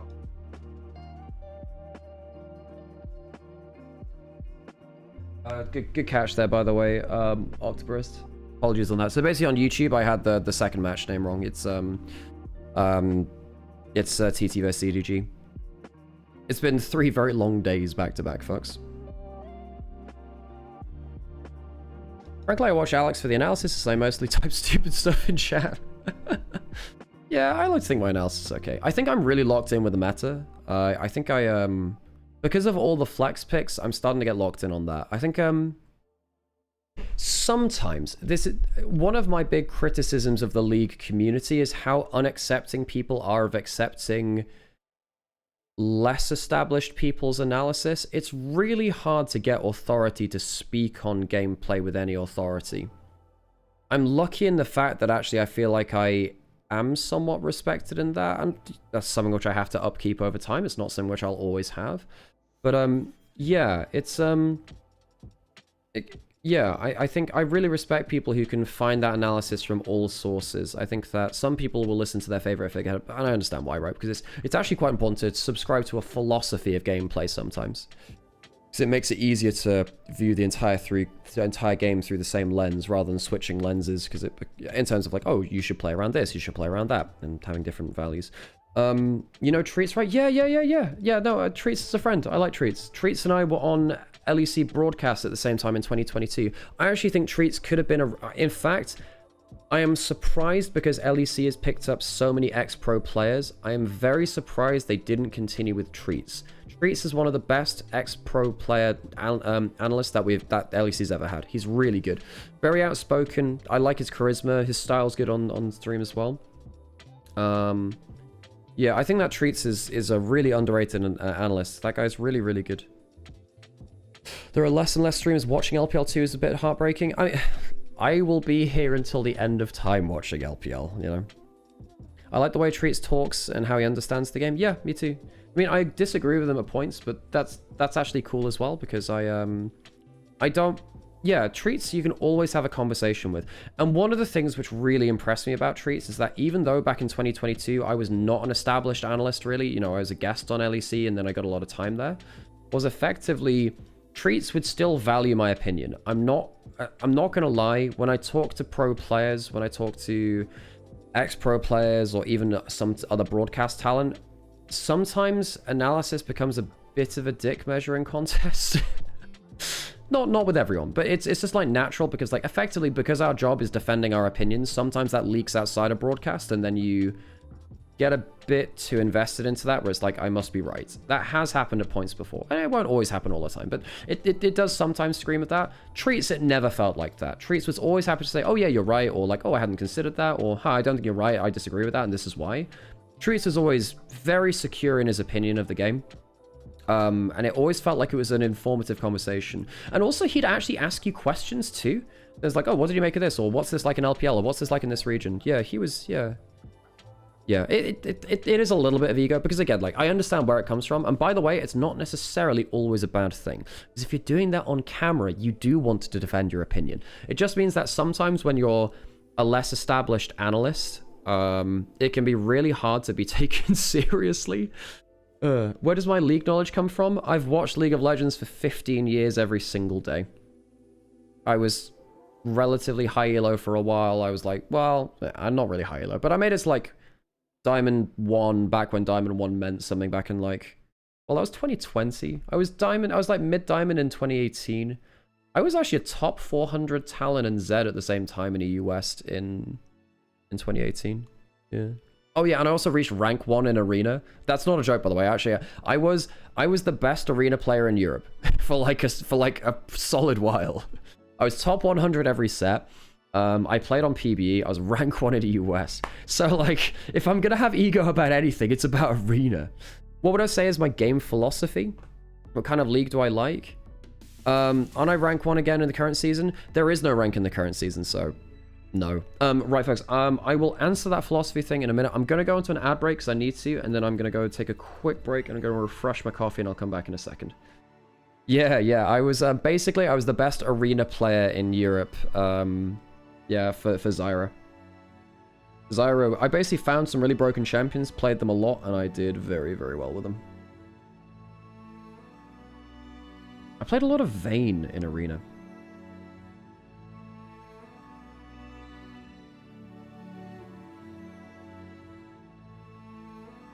Yeah, I like good League of Legends.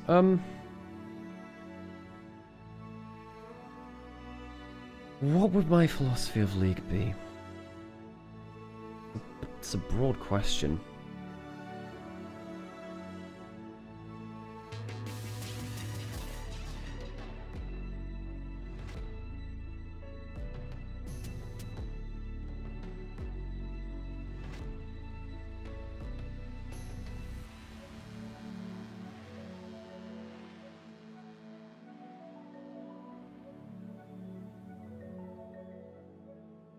Oi for you before time runs out. Oh, yeah, sure, why not? You're back.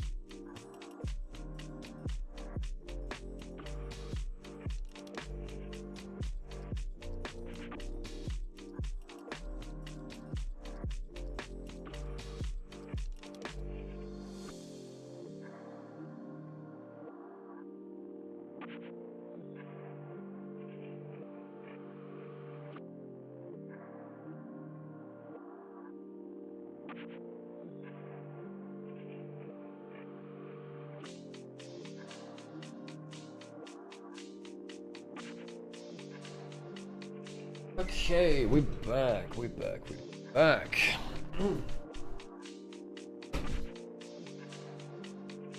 Hello, Lady Brilliant. Thanks for the follow. Thank you. Missed that earlier. I was just out of the room. Okay, that's League Classic. Yeah, they're doing a League Classic show match, which should be fun. Hey, Dio, how's it going? You missed the God Guon sweep? Yeah, Guon was good. He didn't get Player of the Series. That was Care. Although I actually would have voted for Guon. I think Guon was good. Although to be honest, I think LNG just looked really bad. Yeah, I think LNG did not look great, which is sad to see. I'm a believer in a lot of the players on LNG. It's sad to see them in this situation. Someone asked me about the philosophy. I'm still umming and ahhing about philosophy because I think like the thing about my philosophy in League is that largely it's about understanding your role within a game, and being able to play towards it. Oh, yeah, Ross is coming up on the screen, so I'll... Here's TT, so I'll talk about that later. Like, understanding your role within the game so you can build effectively and play effectively towards it. I'm EP as well. I'm tired as heck. The last couple of days have been long ones, folks. 3 series days in LPL are not very forgiving. EDG changed support and mid laner. Bulldog coming in for both Sidian and Angel, who were playing before. Bulldog's come in, Bulldog was playing on LNG before, so this is LNG's mid laner, moved over to EDG, and then Palkia back to EDG after Jway left. No talk, all thunder. Nice. Oh, this is kill participation. GEG's at the highest there. Huh. Okay, so EDG... Hang on, let me look through this. Let me look through the spreadsheet, in fact.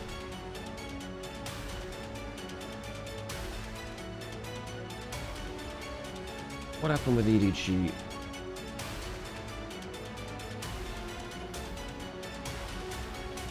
Because they played against BLG. Yeah. They played against BLG. And ZDZ had the Vayne top game. Yeah. Vayne had he had the Vayne top game where he managed to carry through that. And like, I think a lot of people have some bad hangover opinions on ZDZ because he wasn't. He's a very streaky player. He's got very visible losses. He's got some very visible losses on teams like Weibo back in 2024 spring, was it? 24 spring? Where he wasn't fantastic. But I do think they had some good games even then. I think he was scapegoated a little bit. And then he got replaced by Breathe, and it was Breathe and Tarzan came in for ZDZ and Xiaohao, which are now the top duo here. Top jungle duo. ZDZ and Xiaohao and EDG have stuck together for a very long time. I think they ended up briefly parting ways where ZDZ went to RNG in summer 24, and then Xiaohao went to EDG, and then they ended up reconnecting later. I think that was the timeline of it anyway. Yes, the big thing about the BLG EDG game was that top lane matchup for ZDZ going very well and then kind of going meh against Wenbo. Bulldog was whatever. Hey Katari, how's it going? How's the NIP series this morning? NIP played well. LNG barely turned up though. LNG barely turned up, so I'm trying to be fair to both teams. I think NIP did play well, but like it's quite clear that LNG were not a good spot. Hey, you're listening to me. Oh, Keshi's great. Keshi's so cool, man. ZDZ versus Keshi should be fun. 打完每一场，然后赢下每一把比赛。纵观今年跟 EDG 的一个对决是有来有回的，所以可能今天上路啊，这个对垒也会比较有意思一些。你觉得会怎样展开呢？就打得比较激情了。好，那我们共同期待了。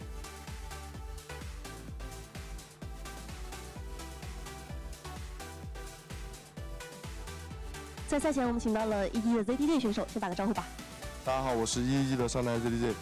之前的比赛稍稍这个结果方面有一点可惜啊，但是能够感觉到大家的状态在慢慢的回升当中，所以有没有去做一些复盘，包括去吸取一些之前的养分的？我觉得回去更多是把训练赛里的东西去发挥出来了。那开赛5天啊，已经是第3场比赛了。之前队员们接受采访的时候有说到，希望能够去打一些高强度的比赛嘛，来磨练一下。所以有适应这个节奏了吗？还是有一点点累吧，但是除了头2天，我觉得现在大家应该都是在状态的。好，那我们比赛加油了。Another tall boyo. Wow. Enjoy that warhorse. Okay, so TT EDG, what to think of this matchup? Because TT have had some very interesting games recently. They went 3 games versus Top Esports. They should have 2-0'd Top Esports, but they threw that game 1 with some awful Baron pushes. I think that both of these teams in late game have had issues. TT went 3 games versus BLG, 3 games versus Top Esports, and I think they could have won both those series, actually. Oh, thanks for the spreadsheet there. I haven't completely filled out all of these. Again, I was just looking back through some of the BLG games, and I didn't get all of them in there. And I seem to remember that, yeah, Knight just kind of ended up styling on them eventually. But yeah, I think that neither of these teams strike me as particularly confident late game teams. I think that they're both pretty dynamic early game teams. I think Keshi for TT is a very good duelist. Keshi is one of the most exciting players to watch in the league. He is not a good team fighter. He's a good 1v1 player. He is not a good team fighter. So I think for him, look, he's a young player coming from BLG Junior up into LPL this year. The guy's exciting as heck to watch. I think Junhao and Feather as a jungle support duo are actually very fun to watch too. I think that, yeah, TT have got some good stuff. Now, I think they might end up taking a lot of losses in Group Ascent, but I think they'll come up some big plays every now and then for sure. I think that on the side of EDG, I have a few more worries about Palkia. Now, Palkia actually had a pretty good start to his career in LPL, the support player from EDG. I know his name is written as Parukia, but it is the Pokemon Palkia, folks. It is Palkia. Just for copyright reasons, he can't call himself directly that. His engaged play has often hit the target he wants to, but not within follow-up range of his teammates. I don't think he's been playing particularly well. Yeah, thanks, Guitari, by the way. Appreciate you, Blade, as well. Thanks for... by the way, folks, big shout out to the mods in chat. Like, they do a lot of work, particularly because... I said this the other day, when I come back to streaming LPL after the break for internationals or whatever, I realize how much there is to be done. No, you don't get to see this, but I have like screen, laptop, compressor, preamp, lights, camera stuff. I gotta have like my stream deck in the right place, my drinks in the right place. I've got like 2 different chats up at the same time. I've got this spreadsheet I gotta be filling in. I've got like a bunch of stuff on OBS I gotta be keeping an eye on, volumes and stuff. Turns out there's a lot of plates to keep spinning, so it really helps to have the mods which are on top of the rest of it. Right, let's get into locked in mode. No talk, all thunder. TT have had some entertaining series, some heartbreak. They should really have 2-0'd Top Esports. They walked away with a 1-2 loss instead. Took a game off of BLG. How far can they go? They're maybe against a team which is more their caliber now. Their caliber. In EDG, who also took a game off of Binless Gaming. BLG with a different top laner in Wenbo. BLG will be playing later, of course, versus Anyone's Legend. Their 3rd series of the week. They've been really going through the matches, haven't they? EDG on the other side. One of the other teams to promote to Group Ascend. TT, LGD, and EDG all making their way to the upper echelons, the higher group in EDG. And EDG also having definitely an entertaining entrance to this split. The Silver Knights take to the stage, world champions in the past, the star above the logo from 2021. One of the most powerful and historic LPL organizations. Mixed form in the last, well, not mixed form, definitely the worst era of EDG in the last few years, but having a bit of a comeback. Thank you for the follow, by the way, DNC, appreciate you.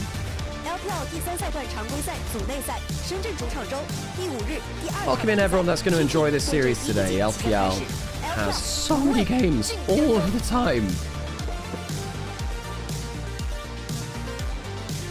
Junhao and Xiaohao, 2 junglers I've really got my eyes on. You know, Junhao and Xiaohao, both captains of their team as well. If you wonder why they're the ones fist bumping, it's because they are the captains of their team.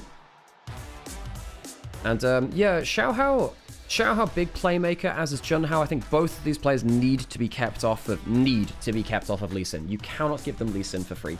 I think Lee Sin should be early pick or banned quite commonly. Both these players very good with that. I'm going to perpetually ask question: who is Edward and why is he gaming? You wouldn't get it. We'll tell you when you're older. We'll tell you when you're older. Yeah. Oh gosh. But yeah, I think that the interesting thing about shadowboxing these two teams is I think that they're both pretty good early game teams and they're both very good at snowballing through jungle. I think that neither of these teams has been that good around objectives or late game. I think that yesterday, Arn left a lot to be desired, which sucks because I love Arn. I think Arn's great. When Arn was on EDG, I thought that, you know, there was more for him to give. He on Invictus Gaming in 2024, this guy was fantastic. 25, he went to EDG, left a lot to be desired. Leave, who was ping-ponging between EDG and 23, and then came back to NIP. Now he's back in EDG. Both these AD carries have had their ups and downs. In today, here and now, I think I would favor Leave over Arn. When is older? I'm pushing 30. Oh, we'll tell you when you're older. Yeah. Oh gosh, I was going to say something else there. But yeah, I think that neither of these teams are particularly confident around the objectives later into the game.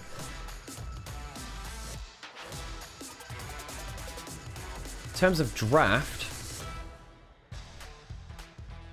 lots about... I think top lane 1v1 is something that both teams are really going to index towards. I think that Keshi is a huge duelist player. He really wants to get into the thick of things in 1v1. My problem is, TT are going to have to find an answer to this. What can Keshi actually win on, though? What does he take a lead on and lead it into a game win? He got like a 3,000 gold lead on Ambessa and Jace versus Top Esports, and they didn't win either of those games. The only game they won was where he was low-key kind of running it down on Tristana top. You know, this team has a very talented duelist top laner, but they really win when Junhao's ahead. Keshi is the exciting part. Oh, thank you, by the way, for the downloads of Opera GX. It does make a difference. Thank you so much.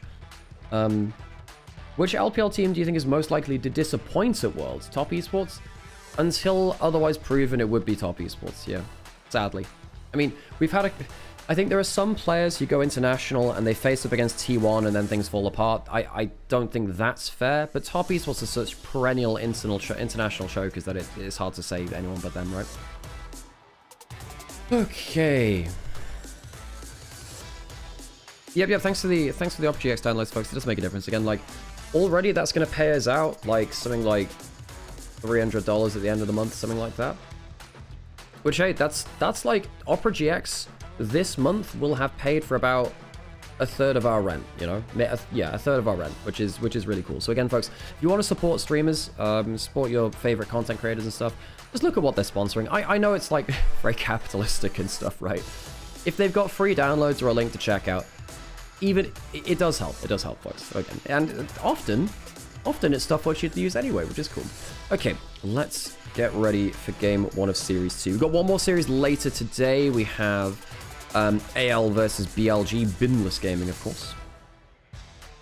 Taking a little while to get onto stage, though, to get into Champion Slates. Must be an issue with one of the clients, maybe. I think I saw the Raf talking to some people a minute or two ago. Didn't turn the volumes up. There's only so many times I can download Opera GX. What's one more? Gosh, what else is there to say about this? Let me check the spreadsheet. What else did I note down about these teams? I didn't write down anything for EDG, and I should have done. That was a mistake. EDG AL, BLG TT.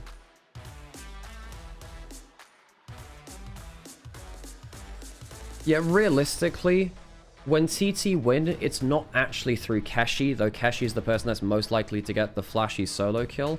It's through jungle carry and also support in there too, really. That'd be typically what I'd say. Am I tripping? I feel like ZDZ just gaps Keshi. There's definitely a chance of that, for sure. There is, actually. You're not wrong.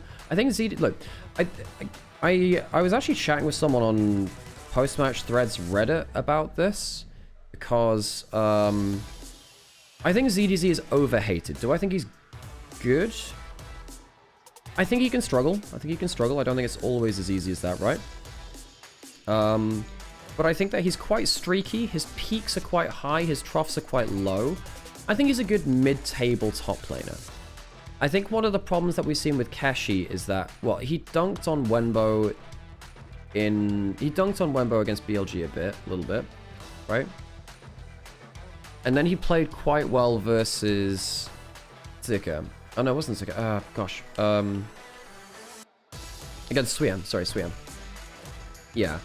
And particularly when he had counter pick in that matchup, when he got the counter pick. I think if Keshi gets something like Jace, you're probably going to suffer. He is a very good Jace player. Yeah, and you can't overlook him. You can't overlook him. Why is AL so flaccid this year? I want my GOAT Tarzan at Worlds. The reason is that they don't have lane swaps to escape the problem that they have a weak side bot lane and a weak side top lane. I think that their drafts are poor. I think they often leave themselves with a single form of engage, which means that they can't start fights even when they know it's the right time to. So for instance, we've seen 2 times already this split. We've only seen them play 2 series, and in both series already, they picked Camille with no engage, which has been a problem for them. Camille with no other engage. It's just Camille going in alone and dying. And I think that now changing Flandre out midway through the year for Breathe means that they have to change their style on the fly, which is very difficult for them. Not easy to overcome that not easy to overcome that sort of play, you know?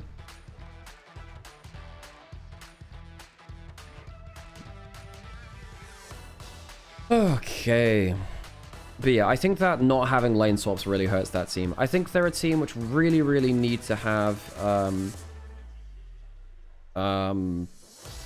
like Tarzan and Kael on form, which I think they could be. I think the meta, I actually think the meta isn't too bad for them. The meta's okay. There's an active jungle support meta. That is just generically good for anyone's legend. Of course, they're playing later, right? And I hope they can make the most of that, you know?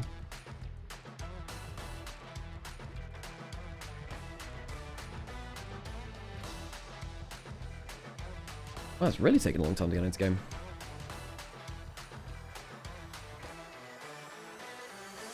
Remember to keep hydrated, folks, because I'm reminding myself to. You know, LPL really just said, let's have a really short series first off, to make sure you get false hope that it's going to be like really, really short day today, and you get like an earlier break. Part of me is like, we've had like a lot of games in the last few days. Mayhaps, can I have a break? Mayhaps. And the answer to that has of course been no. This chat, I'm screaming at 1 AM. Just let your neighbors know, I guess. Oh gosh, anything else I can pick up about these teams? What's mid lane looking like? So we've got Bulldog, we've got Heru. Heru's good on a bit tankier champions. I don't think he's as good at champions which are a bit squishier like the Aurora. I'm actually gonna turn down the volume slightly this. Yeah, Heru's better at the tankier champions, so he doesn't have to die on the backline access.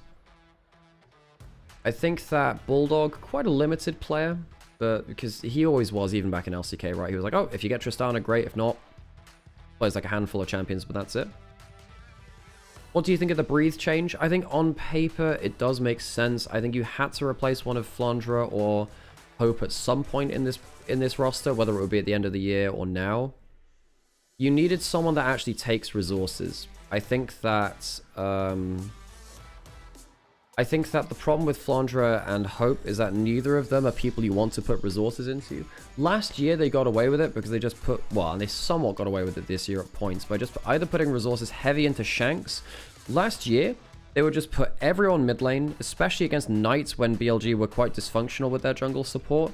I think that it worked quite well for them to just say, well, screw it, we'll just go mid. There was a time where you could actually put resources into mid lane instead and just go like 3-man mid while you lane swapped bottom top lane. Or Tarzan. We just put him into Tarzan, where you'd actually roam Flandre down to help Tarzan's jungle start and just be like, okay, well, you're going to get a good jungle start. Which is Ruby, which is exactly what happened. Yeah. If you look earlier this year, they would just abandon their lanes to go help Tarzan, basically. That was the thing which they did. And adding in Breathe means that they actually have a pressure valve somewhere, technically. But Breathe in his first couple of series, not been great. His team fighting, besides that one Cassante game, has been pretty awful. If you look at the way that he was team fighting on his Ornn, genuinely awful. That should have lost them the game. In fact, was that a game they lost? It might have even lost that game. I'm trying to remember. Anyway, he was... No, they won that game, because that was the Vi game. Yeah. Yeah, so I can... Yeah. Breathe needs to kick back into gear in laning, or the team needs to understand how to put him on strong side, because they've kind of been leaving him on weak side, which is just not what I want to see from that. Is Breathe the best pick, though? Out of the picks available? Yeah, not bad. Yeah, he's pretty lane dominant. In terms of like the best laning top laners in the LPL, you do have... Well, Bin's the best. And then you have like... Breathe, Xiaoshu. Breathe and Xiaoshu are probably the next tier down. Arla would have been there, but no one wants to pick up Arla anymore. I think Arla might have been a bit toxic. Who else is good there in terms of laning? Oh, there's the... Obviously the Shy. Obviously the Shy, right?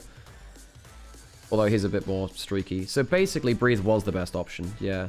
I don't think 369's laning was looking that good. Hey, cool, we're into draft, so we can stop yapping quite as much there. Okay, we'll turn the music back up. Let's get into draft. Okay, no, we're not on a pause. This is an extended break for one reason or another. I should have... Well, whatever. We'll put on an ad... We have to put on an ad break after the game, after the draft now, so that is just how it is. Let's get into game. Game 1. Cassiopeia, Orianna banned away. Most powerful mid laners now are Syndra, Ryze. The Syndra and Ryze I'm expecting Prio on. Lee Sin is banned. Wait, EDG didn't want to first pick Lee Sin? Cowards. Camille is available with Poppy banned. We might see an early Camille pick for a Ziggs. Are we first picking Jace away from Keshi and then flexing it into jungle if the matchup's bad? That is the Keshi effect, I suppose. Keshi.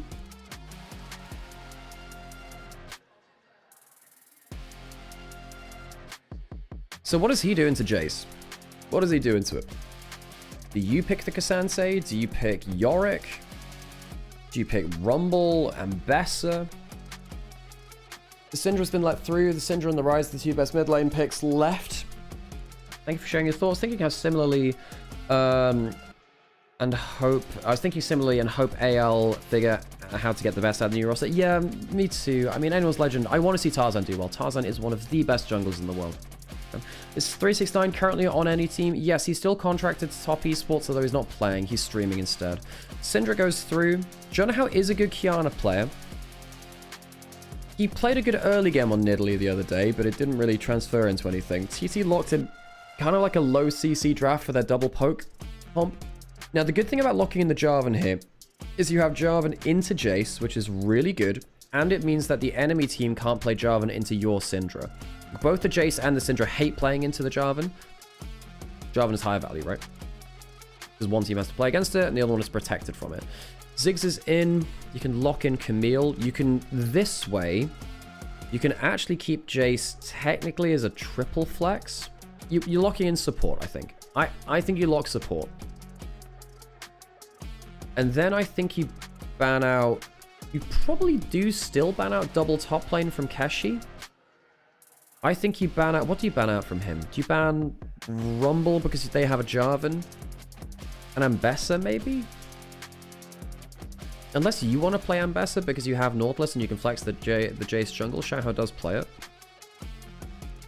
Picking Ziggs into Jarvan is a decision. I think that one's better because you can actually dunk Jarvan in his own Cataclysm, and then your Satchel can interrupt his EQ, and you can get out of the Cataclysm with the Satchel occasionally. Shen locked in for TT, so they want the roaming support vibes. Feather, I seem to remember he had a pretty good Shen game the other day. No, that was Joy I was thinking of, actually. Anyway, Feather has been on pretty good form in general. I think that this game... This series is very much about, yeah, 1v1 top lane, sure, but I think jungle support for both these teams is where it's decided, really.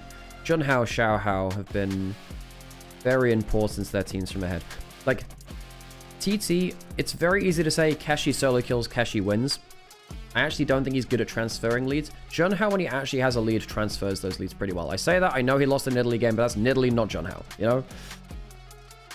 Nuance. Who's favored in this matchup? I think it's Thunder Talk slightly. I think it's Thunder Talk. They went 3 games versus BLG and top esports. I think EDG are not great in late game. Then again, TT aren't either. This is a fairly close matchup. I could see this going 3 games. I could see this being an absolute fiesta as we head towards late game and stuff like Elder Dragons and Barons. I don't think either team are great at Elder or Baron in soul fights. You thought that Angel was still playing for EDG? He was up until this point. They signed Bulldog in this offseason between Split 2 and Split 3. Yeah. TT bot probably wants some ranged and flex Syndra mid. Yeah. They do ban away the Yorick. If you do get 2 good bans away from Keshi, maybe you do just stick the Jace top side and you go for... What do you go in jungle then at that point? What do you go jungle actually for Xiaohao? Arguably, I'd say you want Jace jungle, something like Cassante top for ZDZ in a decent matchup. I guess Ambessa could be fine too, as we were saying. TT have got a... You have a flex pick your Syndra between mid and bot. You don't want to blind pick top lane. I think you hold your top lane pick till last, chat. I think you need to make sure the Jace isn't flexed. I think Keshi really wants to make sure he's got a good matchup. I think you pick here. You know your Ziggs bot. If you just want to put that there. No, they do lock the Olaf. Okay. But what happens now if the Jace goes in jungle and you pick like an okay top laner into Olaf? Like if ZDZ is a Kled player, now's the time to do it. No way we're playing Azir. Azir is not a good champion right now. Nah. No way you do that. Are they really... okay. Trundle is good. Into the champions which are currently presented. It's good into Syndra, it's good into Jarvan, good into Olaf. It does mean the Jace is now in a knife fight matchup in top lane. You can very much fall behind Olaf and feel very awful. Ryze is good because it will be teleporting topside. If that is the case, I actually think TT should go Galio or Talia. Is that too low damage? I guess Galio's not good into Trundle either. I think you need something else to run top lane, don't you? Is there another answer into the Ryze? You could just put the Syndra into Ryze and then pick something deaf from bot lane. But I don't think you're going to flip open bot lane with a flippy matchup. It's really hard to get the best out of Ziggs. They go Sivir to help the mobility of the team. The Sivir helps the Olaf a lot. No, that's valuable. The Sivir helps the Olaf a lot. So now you have Shen and Sivir helping out the Olaf. We're going to go into an ad break so we don't get ads during the game, folks, especially because of the extended break. If you want to support the channel, please download Opera GX, watch the adverts, or drop a Prime or a subscription. It makes a big difference. Who comes away better out of draft? Range advantage for EDG because they have Nautilus plus double poke. Sivir Olaf is really nasty. Trundle is good at just ulting Olaf, stealing his stats and making him very unhappy though.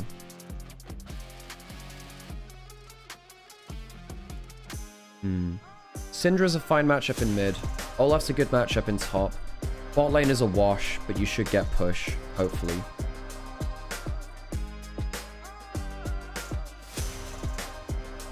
I think I prefer TT's comp, although I can see ways where either team can win, so it's not like it's a complete blowout.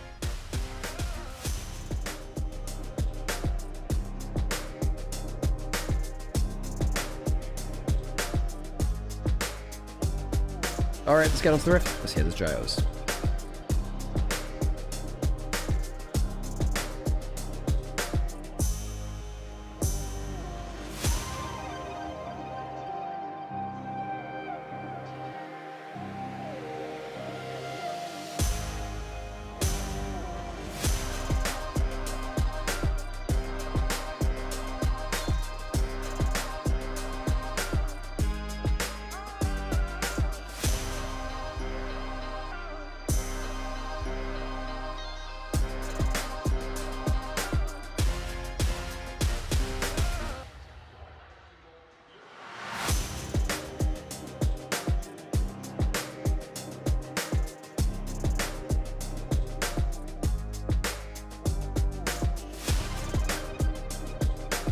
taking a long time to get into game today for this game.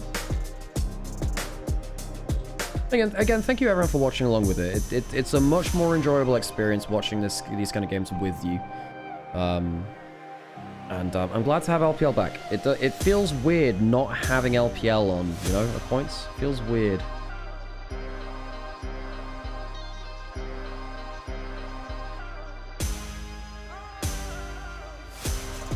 Almost at the end of the week, last day of the week, and then I suppose we get to choose like our team of the week and see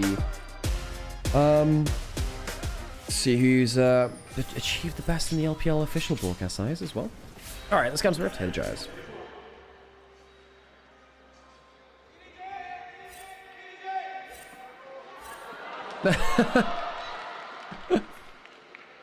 What was that?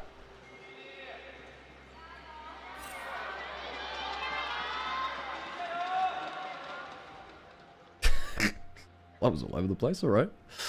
What was it? EDG. I missed yesterday's IG's game because it was RB pre-release. How were the games? IG had a bit of a game 1 curse. It was, yeah, the game 1 curse wasn't, well, it was bad. And then I actually think the solo laners of IG were really good. I think the Shy walked away with player of the series, but I think it could have been realistically either of the solo laners. I think they were... IG really settled in after a bad first game where they didn't have a great draft, and I think jungle support chose some very bad fights. Okay. Trundle's clearing from bot to top. Jarvan's going top to bot. He's spotted on his Raptors. Early pushing from the Sivir, no surprise there. Really need to see how the top lane 1v1 goes, because I think Jace can beat Olaf, but only if nothing goes wrong. You need to take good trades and not make a single mistake, which is a very hard thing to do, obviously. Keshi is a 1v1 player. Ooh, I don't think the Q landed from Jace there, actually. So he was trying to get the splash damage off the wave. He really wanted to make sure you can get that chunk down. This is the kind of thing you want a pro view for. Top lane matchups like this, because it is so influenced by mistakes. Really important. Oh, actually, the aftershock comes over from Palkia. That's not too bad. Could be worse. As long as you get to survive through to recalls, you're alright, really. Shield from Arn gives him the extra healing from that. Did you see the Jace ADC today in LCS? Literally craziest thing to ever see. Real knowers will remember Deft playing Jace ADC with Triforce and Teleport back in 2015 quarterfinals, World's quarterfinals versus Fnatic in London. I would know that because I watched that live. Deft playing Jace ADC, completely running it. Xiaoho's coming topside. Ghost popped by Keshi. Flashback for the Jace Insect. There's a flash available. Xiaohao gets a red. He has red buff. Tries to get in range. Gets the pillar. First blood. He'll go to the Trundle. Olaf down. That's a problem. The Jace is happy now. The Olaf does not get to get that much value in. And it's, of course, the Ignite on ZDZ. I hadn't even realized that. The Ignite on ZDZ helping get that kill there. Good time-efficient gank by Xiaohao. Went from full clear bot to top. He is going to lose double scuttle because of this. So he's given up his own advantage to say, all right, top lane will not be this as threatening towards the Jace. Although Jace did use both summoners as well, it's not like it's completely out of the picture, right? Keshi had to flash first. I'm not sure he lives anyway. I think once you're pushed up that far, I think you might... Well, I guess you don't get E'd back. Maybe, okay, no, that's fair. You know what, thinking about it? I don't think he dies if he doesn't get E'd backwards. So if ZDZ doesn't get the insect with the Jace hammer blow, I think he probably lives.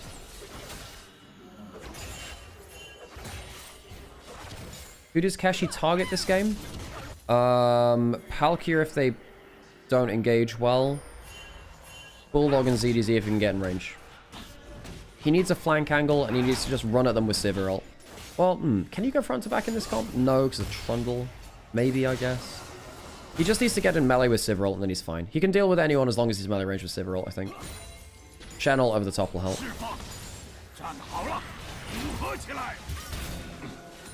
Ziggs is a good counter because you make Olaf run through your minefield. He's not slowed by it, though. And Ziggs can satchel away. If you position well, Ziggs can satchel over a wall, and then Olaf feels awful. Ziggs is weirdly one of the better mages into Olaf. For sure. I think it's for different... I think it's more about the satchel and his own mobility rather than the E, but yeah. Oh, Xiaohao's running top lane again. Was he spotted there? Scuttle vision was there. I don't think you can get... Are you gonna Realm Warp dive this? He doesn't have level 6. If he doesn't get this wave, he doesn't get level 6. If they pull off this dive, this is huge for EDG. Now, both of these teams are pretty proficient at getting early game plays. Bulldog's popping the Ghost. He's not showing the Realm Warp. They want to walk up there. They don't have Subjugate. Who's taking aggro? Do they use... well, it doesn't really matter, does it? They just slaughter and they don't need to worry about juggling aggro. Taunt landing on bot side. Not a bad satchel there. Ghost popped by Arn. Good damage from him on the Sivir. But it is just damage for damage, arguably. Arn, with the damage he takes from the mini wave and the Ziggs, loses out on that. 2 summoners for 1 trade. Keshi. Now, the problem here for TT is... Normally, the way they win is through Junhao getting a lead. He does have a 20... Well, near enough a 20 CS lead at points there, actually. This is a fed Jarvan. He's down in terms of gold, but he does have good XP. Junhao's got to start making plays though, man. He got level 6 before the Scuttle Crab, level 6 Scuttle Crab, because he took more camps early, by the way. Is Bulldog still doing really good in LPL? Well, he was good on LNG, because LNG was somewhat smurfing. He just counted himself. LNG were kind of just pub stomping. It felt like they were a team of 2 good individuals for Group Nirvana, and their strategy never really developed because of that. Weirdly, I felt like Bulldog, Croco, 1xN, like, they were almost too good for themselves. Because it meant they could just hand stiff every game rather than develop an intricate strategy. So when they came up against Ascend teams that had better strategies and could match them in individual strength, they struggled. And we saw particularly with Croco that really hurt him. He snowballed in the negative direction. Bulldog's been fine, though. He did pretty okay versus Knight, all things said and done. His Rise has been alright so far this game. Well, we haven't seen another game in the series.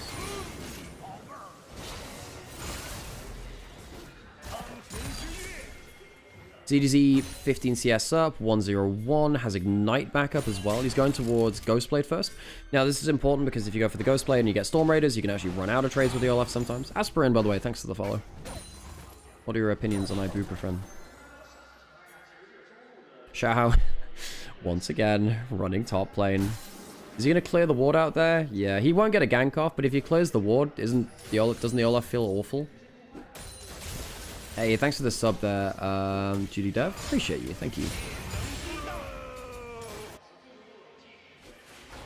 Thank you so much for the support and the return of LPL, by the way. So, again, like I said, it's our little community event. Watching LPL here. Hope you're all having a wonderful weekend. Hope you've enjoyed week 1 of LPL. We've had some wild games already. Now, we had a 2-kill-a-minute game. We've had Baron steals, pentakills. We've had insane 1v1s. We've had pick diversity. We've had, like, a 3 Elder Dragon game. We've had the return of Rookie in the Shy. It's been all over the place. Hey, Amber, by the way. Thanks for sticking around as well. Love to the mods in chat. 3 grubs for Jace Trundle, and it's also away from Olaf as well, who wants to be sidelining. Did TT finally pull the trigger now? Harry's stuck in mid lane. Keshi is there. He actually could die there. He uses his shield. Junhao getting jumped on by Jace will EQ away. Walks backwards to make sure that Junhao doesn't get an easy engage. They still might look for a fight here. Flash on Shen. No one's popped their role quest, by the way, just yet. So by doing this kind of lane swap, you are losing some time on that. The EDG draft pushes towers like nobody's business, even without grubs. Yes, for sure. We talked about this the other day, where Trundle is the best tower-killing jungler in the game, and I don't think it's close. Trundle is... Well, I guess Graves at points was really good, but Trundle is just disgusting with the tower pushing. For those of you that don't remember Trundle back in Season 6, when we had the Iceborne Sunfire top lane meta, Trundle would just go Triforce sometimes and just build towers for free. He'd just put down his Frozen Domain, walk into tower, and it'd disappear. Blech. Echo and AP Rengar just... Yes, I'm aware that like Echo and yeah, that Echo does in fact really destroy towers. He does, but you also kind of need some AP to do that. Trundle is much better at one item killing towers, just because Triforce plus Q is a ridiculous amount of tower killing potential. 1,000 gold lead for EDG through their playthrough topside. No, I was saying I could see, I quite like TT's comp, but I could see how both teams won. I think now that the Jace is ahead, I think the Olaf's going to really struggle, because even if Olaf does get into melee range now, he's going to get ignited, he's going to get Trundle ulted. That's a ward outside the brush. We see that ZDZ. And Keshi's probably just going to die when both things are put onto him. And I don't think anyone else can carry a full team fight until Sivir gets 3 items. You need 3 items, Sivir, if the Olaf's not ahead. Ginger walks into Palkia. Aftershocks. Teammates are behind him. Dragon is up. Aftershocks down for Palkia. ZDZ's roaming away from the lane. Also doesn't have the teleport. Does have the roll quest teleport, but he doesn't have like teleport. You know how Buffalo is like Buffalo is and any infinite amount of buffaloes could be a grammatically correct sentence.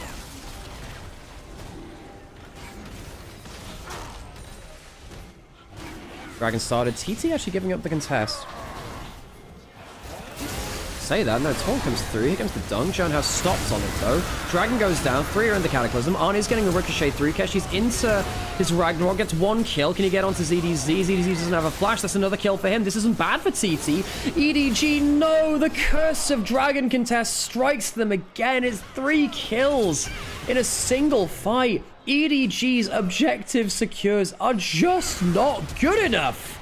Flash away from the unleashed power. That is so depressing for EDG. TT walk away with 3 kills. It's a good contest by them. They do manage to get a great fight where Keshi gets 2 kills, but like, this is why I thought this might be an even series. It's because I don't think either of these teams is spectacular at objective fights. I think both these teams have some good individual players. I think they're good at playing through early game 1v1s or good matchups, but they're not particularly good at playing through objectives. And now suddenly you've got, you know, there's Olaf's on the board. Arn gets a kill too.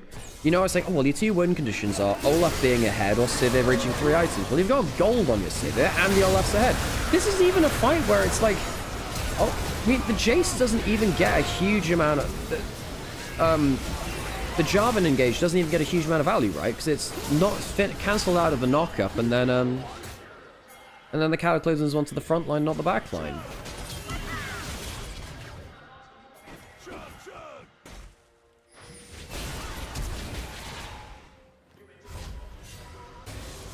And we were saying, okay, what can Keshi do that actually team fights well? If the Olaf is that, that's really good news for TT. So I don't think Keshi's Jace or his Ambessa were that good at transferring leads into a victory. Stun from Heru. Does he get pillared here? He does. Flash away from the satchel and the hook. Junhao now in bot side. Slight gold lead for TT. 3 grubs though for EDG. Remember, they have a very good tower pushing composition. They have a Ziggs in there as well. Jace is also one of the best tower destroyers in the game. You have Jace, Ziggs, Trundle for tower pushing with 3 grubs. Nice. GCD is the global contract database. It's where all of the contracts are kind of like updated every so often, so you know who's contracted to what teams across the world. Although it's not always updated that often and sometimes has mistakes, I think, as far as I'm aware.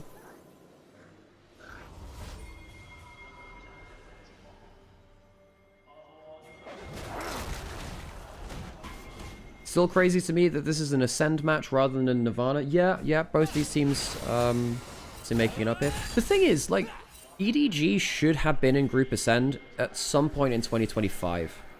And they didn't make it. They lost out to Team WE. Which is when Arn, who was their AD carry at the time, got pinched out of a Kai'Sa ult mid-air by a Skarner. Pal gets caught out in River. He does have Flash. I don't think it'll save anything, though. He just buys a Cataclysm for his Flash. I've not been impressed with Palkia in his first 3 series. This being the 3rd one. I think Palkia looks really out of sorts. I think he's getting caught out on the map. I think that his engages have looked a little suspect. I don't think his laning is anything to be impressed by. Which sucks, because Palkia was actually very good on release. No, on debut. On debut. I just don't think he's been playing very well for the first 3 series. It sucks.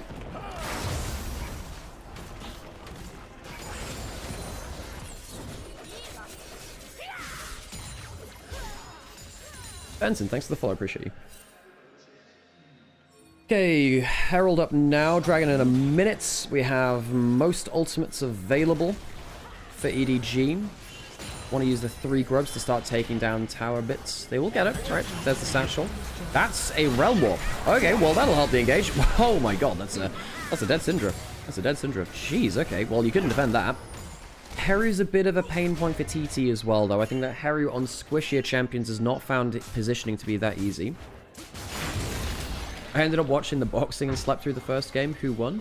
In the first series, NIP quite easily. LNG barely turned up. It wasn't great from them. Arns got pillared. Is that a spell shield? I think it was. No subjugate thrown through that. Tried to smite the spell shield, I guess. What's considered for Syndra stacks relative to the game? You want to be hitting your 120 at level 16. It's typically based on level, really. The early to mid game, I lose track a little bit, but the thing is, you don't really get that many stacks through hitting people. It's mainly through leveling up, because you can get 1 stack every 8 seconds if you're really getting it on cooldown per target. In bot lane, if in bot lane you're getting double stacks a lot, sometimes that'll matter quite a lot, because it matches out, it kind of evens out the missing level which you have. Shahar walking topside. They are pushing so many turrets in there. So Dragon taken by TT. Lose half a top lane turret to the 3 grub trundle. Immediately deletes half a tower. Yep, fun.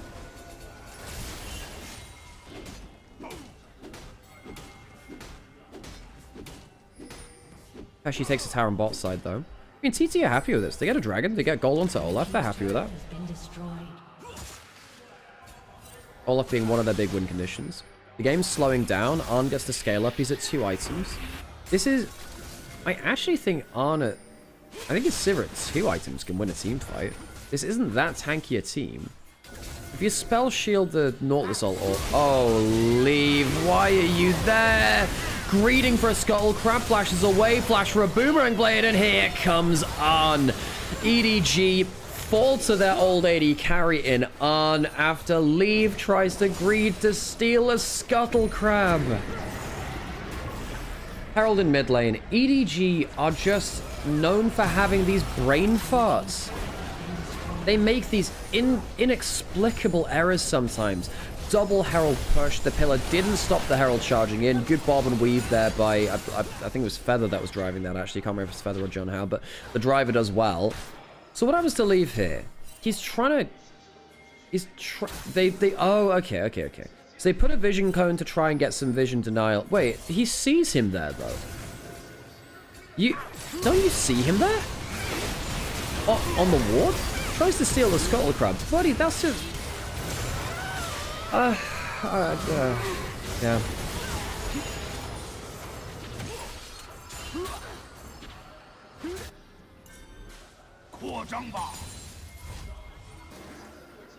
I'm gonna need a stronger drink than coffee after that one. This is somewhat what you buy into with Leave. Leave can occasionally be the best player on the Rift with incredible versatile builds. He is the scientist of bot lane, perhaps the mad scientist of bot lane.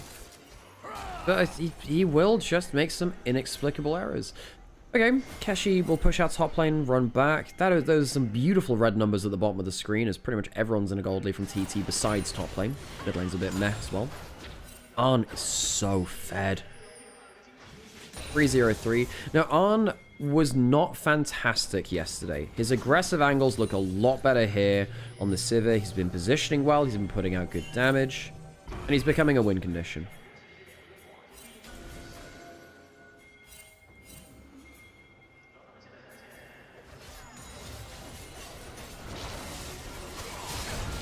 Jump in the enemy jungle. Junhao has the Cataclysm. ZDZ caught out. Taunt flashed away from. Good damage there from the Syndra. The Sivir spell shields. Leaves that again. Why are you there, buddy? Had no flash. The player evolved too quickly. The Ziggs caught out. Leave dead twice in 2 minutes. Nasty.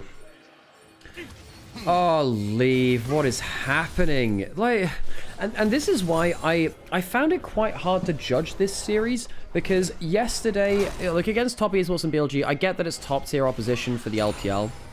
But TT did not impress in mid to late game. They made some pretty big errors despite winning a game in either of those series. EDG have not looked good late game, mid and late game as well. Both of these teams have struggled around this point in the game, right? Who can forget when Leave brought his grasp lethality of Fellows in a playoff game? Oh yeah. The thing is that I think that was when Grasp was the best sustain room for AD carries. I actually didn't mind. Weirdly, put it this way. Look, I think Leave can play badly. I actually think Leave almost always builds well. Realm Warp towards bot side, Ghost popped by Keshi. I think he's safe here. Good Ghost out. Good awareness of his safety. Realm Warp for Ghost. It's a slight winning trade there for EDG. Ghost longer cooldown.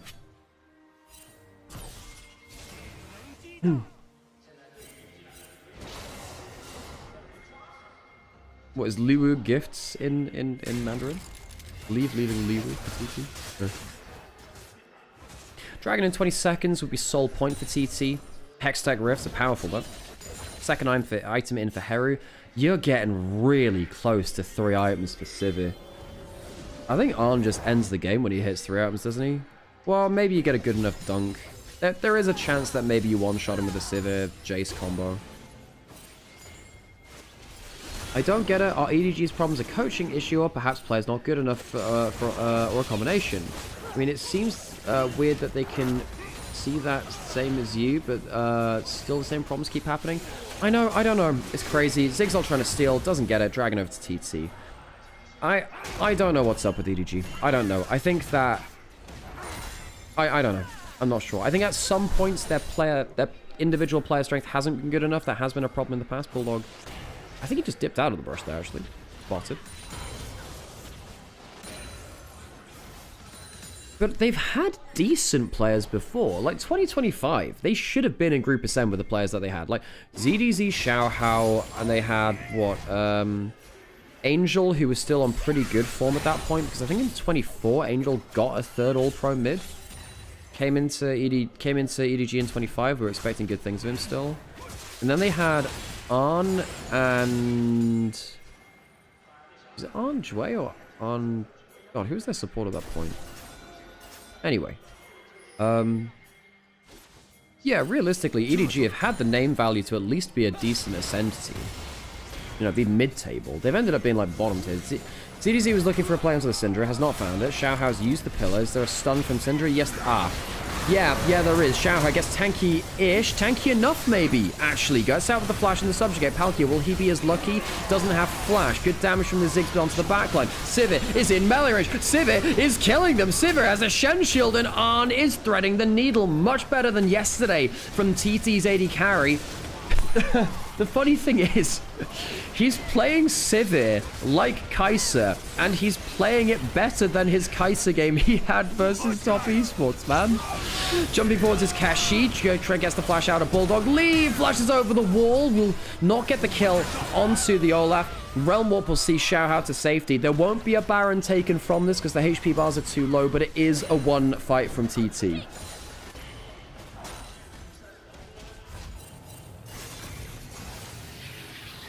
So, how did this happen? Hexgate towards top side, taunted up by Feather. Feather's had a good game, you know, his taunts have been good, his ults have all been impactful, he's not been caught out. Feather's had a solid game, shout out to him. Perhaps the focus is on Keshi losing early. That's a really good flash taunt as well, actually, almost got 2 of them.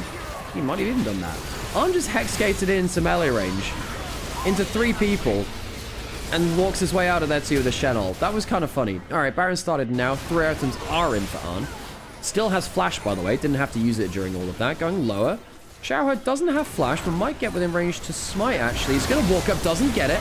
Feather gets the aftershock on. Dunk on towards Leave. Flashes out of there. Ziggs still in the baby cage. Arn does get dunked by the Ziggs ult this time. Flashes too late. Gets popped up. But now Keshi goes into melee range. They've got 2 carries, not just the one. Sivir down, but Olaf continues to deliver. Ziggs not going to hit the Q there. Junhao lands a smite. He'll auto attack him, I think. Leave just dies. Stun over the back end of it. And Syndra will help finish up that kill. 8,000 gold. EDG just not good enough in this mid game. It's led to too much of an advantage. They finally killed the Sivir with a good combination between the Trundle pillar into the Ziggs ultimate. It's not enough to win them the big fight. EDG still down a significant amount of gold. 10,000 gold now with the inner turret being taken, I think. Nasty. What happened with Angel as a Suning fan? I'm a bit glad to see them perform worse without him. Angel was on really bad individual form. Oh, the spell shield got blown there. Ah, nasty. Yeah, spell shield mind games are always a bit difficult with Syndra. Sivir. Sometimes they get the best of you. Yeah, Angel was not on great form. He was great in 24. 25 was not fantastic. And then this year, the games we saw from him were not great. All right, Hex skates around the map. Good fly drag into the fog. We'll spot Xiaohao. Palkia does not have flash. They do commit the Cataclysm. And I think he's just dead. It's hard to play the game when you're this far down. Dragon's in 50 seconds. Baron's pushed in. This would be the soul of TT pick up the Dragon as well, which you have to imagine they will do. Keshi lands it. He's just going to walk in towards the Jace. He's in a 1v2. He can't stop the Jace from walking away. Will escape. Does lose most of his HP. You can see the value of having Ignite. I think it's an Ignite for Nimbus Cloak. And then Storm Raiders plus Ghost Blade. Good amount of move speed. Just about keeps him alive. Does he... Oh, no. Jumping onto Feather now. He might win this trade, actually. Anyone else walking up? Does the Shen beat him from 4 levels down?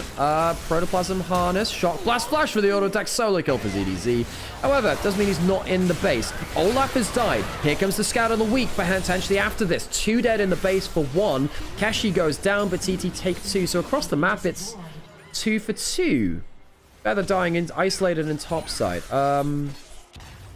Harry looking for a stun. Can't find it.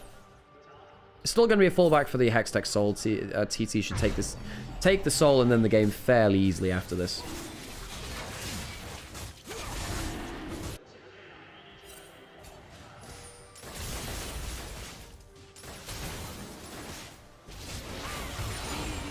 Harry is quite quietly 5-1 actually. Look, Harry's early game was a bit mediocre. He's really come alive with the mid game though. Good though. The Syndra stuns have been crucial for the way that TT have picked up extra kills at the start of fights, and then the second stun mid-fight has often led to another one.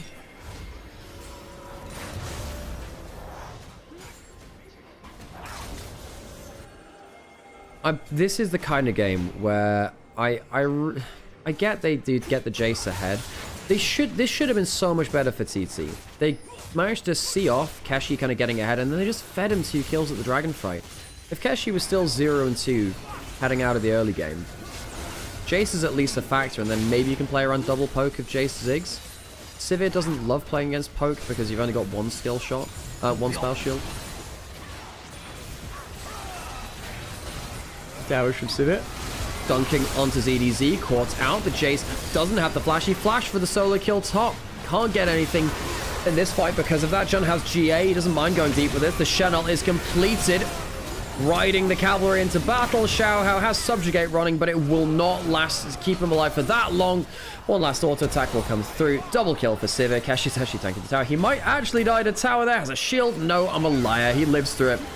4 dead from EDG. Leave alone on the Nexus defense. Will flash out, but I don't think he'll be able to defend the turrets. TT, a slight early game loss into a magnificent set of mid-game play. Season 3 to a Game 1 victory. And EDG, their dragon fights are just not good enough, chat. They're not good enough. Really, that game falls apart around, what was that, second dragon? But the Olaf gets 2 kills. Game snowballs from that. That's really disappointing for EDG, actually. That is disappointing for them. EDG for the last, 2 years have just been ass at dragon fights. I genuinely don't know. I genuinely don't know how this keeps going like this. I mean, EDG have just been continually falling apart around dragons. I think so much of 2025, so much of the earlier games this year was walk at a dragon and lose. You know? It's kind of disgraceful the way that EDG have been playing around dragons for this long. Surely after this while, with this core of players, you get better at that. It was a really good game from Feather. In terms of MVP, yeah, it's Feather. It's Feather, actually. Arn cleaned up fights well, but the Shen was impactful in every fight. Great ults, great picks. I think that Feather had a really solid game. Feather or Arn, maybe. Arn was also pretty good too. Okay, folks, I'm going to go for a bathroom break? Question mark? No, that is what I'm gonna do. I'm also just gonna like rest my voice very briefly. So I'm gonna leave you with play of the game and XYZ stuff, and I'll be back in however long. I'll be back in a minute, folks. Okay. Oh, so disappointing actually from EDG. But it's just I've seen them do this time and time again. This is somewhat of a given now.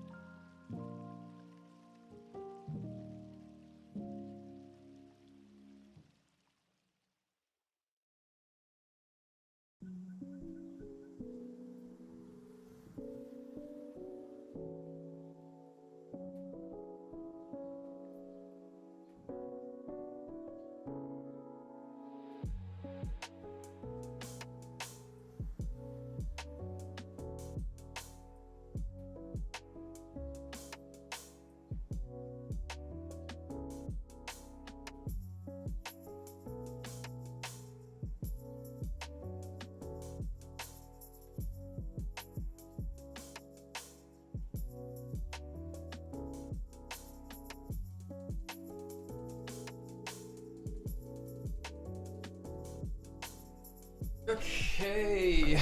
Did you behave yourselves, chat? Did you behave yourselves? Okay, what are you up to? I'm not going to lie. Selfishly, I kind of just hope that this is like a 2-game series. Is EDG the best player in laning phase and worst player outside of it in pro? No, I actually think Keshi is worse than him. I actually think Keshi's worse outside of lane than him. And better in lane than ZDZ on average too, actually, on the whole. ZDZ is okay at teamfighting on stuff like Rumble on the whole. I know he did lose against BLG with that. EDG is embarrassing themselves. The problem I have with EDG is that these same problems have existed for like almost 2 years. And they straight up sucked in 24. 2024 was the Doom squad with like Vampire, Fisher. Now Monkey, I think Vampire and Monkey went on to be much better beyond that point. Who is their top laner? Yeah, but at least Monkey and Vampire went on to be better. Yeah. But yeah, that team was just a disaster. I need to put on an ad break now, actually. I forgot to do that. Oopsies. Let me run on an ad break. I really liked EDG last split. Yeah, me too. I mean, I like this roster. It's not a bad roster in terms of people. I just think the chemistry is not there. I don't think they understand how to play objectives. I don't think they have a great view of the game. Yeah. I'm gonna keep doing an Uma run in the background. I'm trying to refresh some of my team trials Umas because I gotta.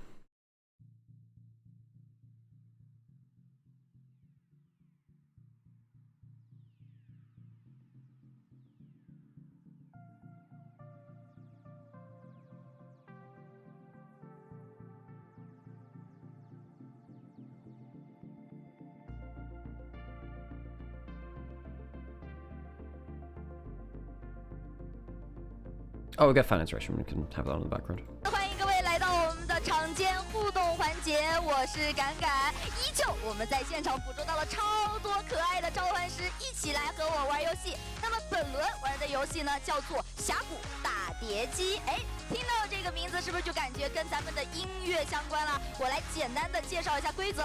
大屏幕上的英雄头像会根据音乐鼓点移动至虚线处当头像，碰到左边的虚线时，你必须大声喊出它的经典台词。我们会稍微给大家一点点时间准备啊。那这个呢，就是我们刚刚挑选的2位召唤师，他们将接受我们这一轮的挑战。2位准备好了吗？感觉不够大声啊！你准备好了吗？准备好了。你呢？准备好了。那我们身后的召唤师们呢？好，那我们的比赛即将开始。那你先来。那他先来，这么谦让，那你先来。OK。好，3、2、1。来一杯吧，咸咸的，咸咸的，来一杯吧，尝尝这个。Fucking rhythm games, man. 哇 ，perfect！ 恭喜你完成了我们的挑战，获得来 so 自 bass 李宁 boosted, 提供的 TT 对付一剑，太厉害了，这么有节奏感呢？怎么说有压力了不？有一点点，但还好，对不对？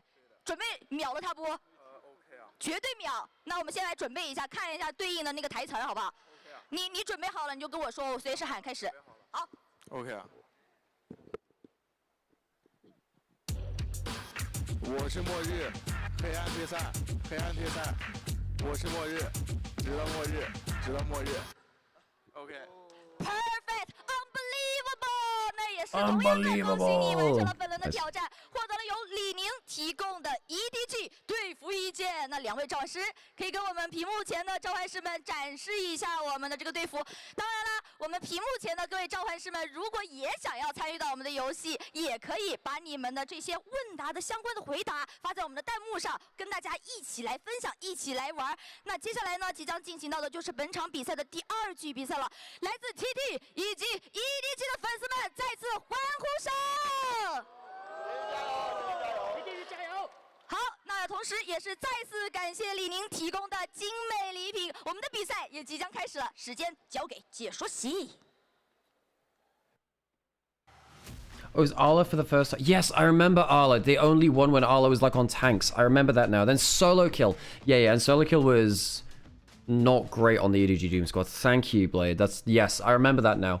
Yeah, they would only win when Arla was like on a tank.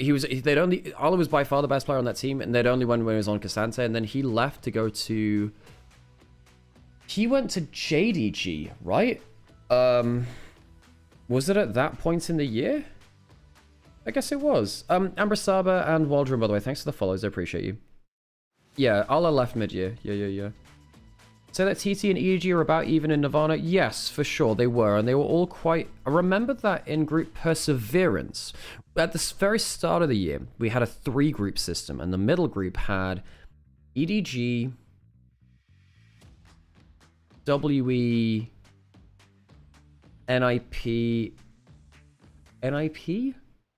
and TT. And I think TT were actually the whipping boys of that particular... Let me check. This is why I have Leaguepedia. Yeah, EDG, NIP, WE, TT. Yeah, and then TT kind of got blasted in Perseverance. They didn't win it. They won 1 game.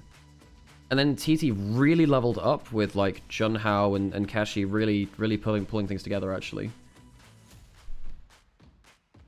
Yeah, I remember this now. Okay, we've run ad break. I mean, EDG just... I don't think anything saves this team if they play objectives as poorly as they're doing right now. That's the reality of it. They're just not playing objectives well enough, which is sucky. You know, I wish there were an easier way to put that newbie how it is. Oh, he went to Anyone's Legend. Yeah. AL 2020. And then he went to JDG. Yes, Arla went on like 3 teams in the same year. Yeah, I remember this now.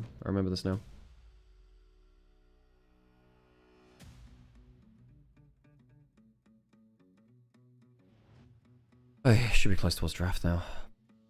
We've got one more series after this as well, so forgive me if I'm flagging a little bit. I missed the games yesterday. How did Rookie and the Shy look? Yeah, they actually look pretty good. Yeah, they did. I think that game 1 wasn't good. I think Weibo had a good draft, and I think that on the whole, Weibo... Well, I think that IG didn't choose good fights. I think that Wei and Mako had a bad game 1. I think that the draft was very difficult, which obviously is not great. I do think that as soon as the solo lanes got into position later into things, I think that they really took off. I think they were really good after they got into side lanes and started getting some good impact though.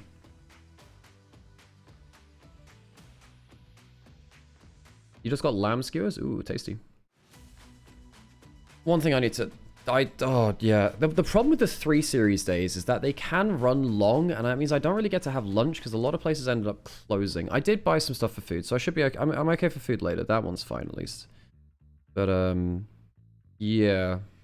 IG is winning Worlds? I think IG are a good team. I think they should be comfortably making playoffs. You know, they should be comfortably making playoffs, I think. I think that with the victory over Weibo, they're very unlikely to not do that. What? Yeah, I think they'll beat the lower Ascend teams. Surely there's no way they'll lose to Ascend lose the Knights Rivals game again. Surely not. Skittles. Ooh, I actually have some over there. Actual food. Hey, this time this time I've got white chocolate. I'll have you know I've got white chocolate this time. Hey, Fairy Tail Caster guys. Yeah, no. If they actually lose, you're gonna have to like go back like a whole month to get this clip for me. Like, oh, surely there's no way. 4 weeks ago, you know. Hey, Fairy Tail, brother, how's it going?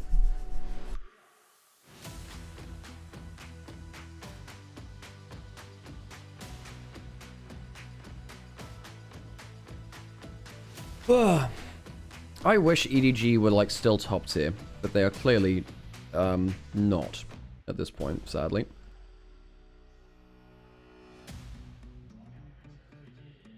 IG top 3 in LPL win Worlds. I think that they could peak that way, especially with how some of the teams look in Group Ascend. I don't think they're all very stable.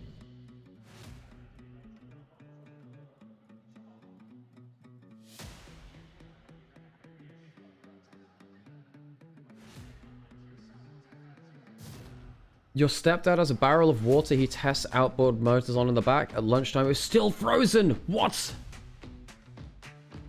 Jesus. Okay, it's really warm here. Oh, yeah, I guess that's... yeah, you were talking about it being really harsh over there in a week or two ago. Gotta move my camera up because I'm getting too now. Is that too far? Might be too far. Alright, into draft number 2, EDG versus TT.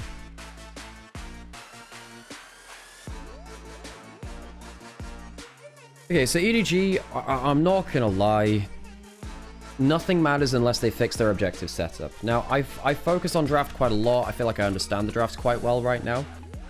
And I understand where they're going well or going poorly. But EDG, it genuinely doesn't matter if they can't play 5v5s in mid-game.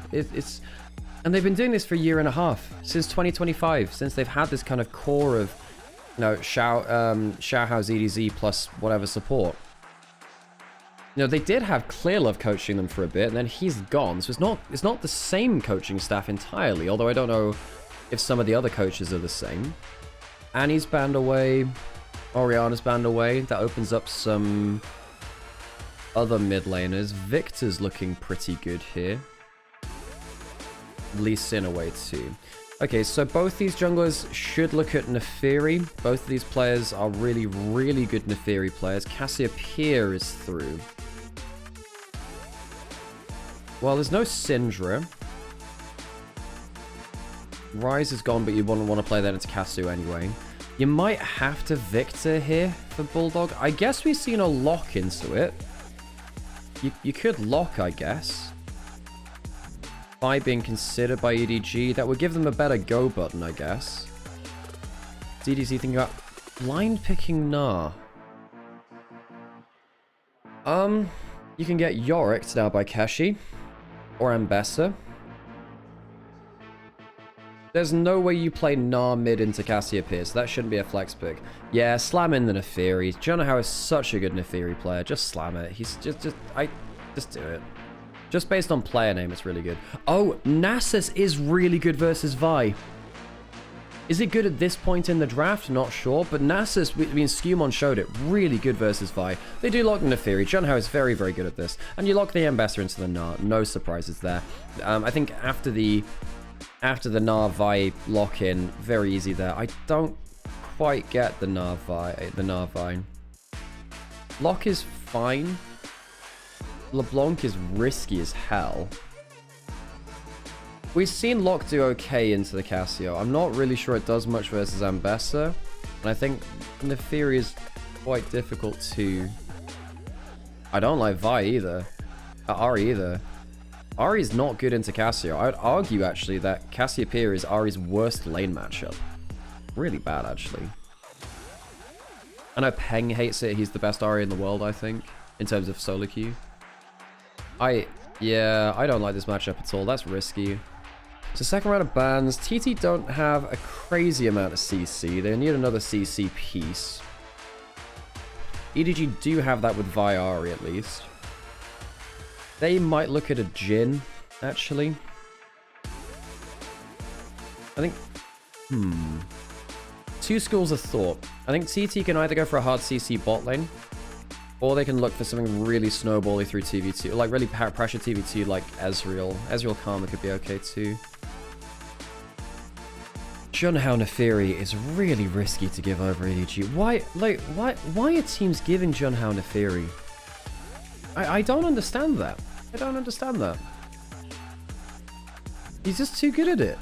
I know the Lee Sin's bad, but the Neferi's like it's bad enough to give the Lee Sin over. It's not like Neferi's much better. Camille's banned away from Feather. That would have been nice. They do need a bit more CC. You've got Ambessa ult, which is hard to land. You need one more bit of CC.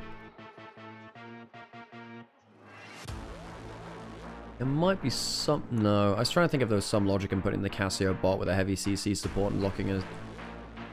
What? If you really want to be weird, you could put like a Yone mid Cassio bot with like a Leona or something.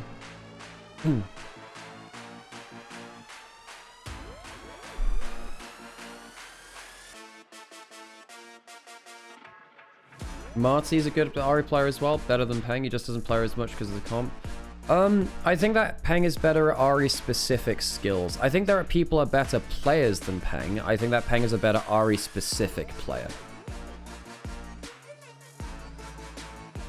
Okay, the Ezreal comes in for EDG. That's fine for them. If they go for the Ezreal Karma, I think they're actually pretty happy. Ahri-specific? Not sure I agree with that. Unless you're looking at... but then you're looking at, like, pro players. If you're looking at pro players, then it's like... Well, not in terms of build path, but in terms of, like, the way they play the game. You've got Care, Knight, Chovy, Rookie, Faker. Showmaker as well, actually. Showmaker's good. Jhin for TT is good. Jhin is good. You can go Jhin, but you don't have the Bard. So Jhin gives you some CC. You know you're not into a heavy tank top laner. You're very long range. Jhin Karma is fine. Jhin Nico is also good.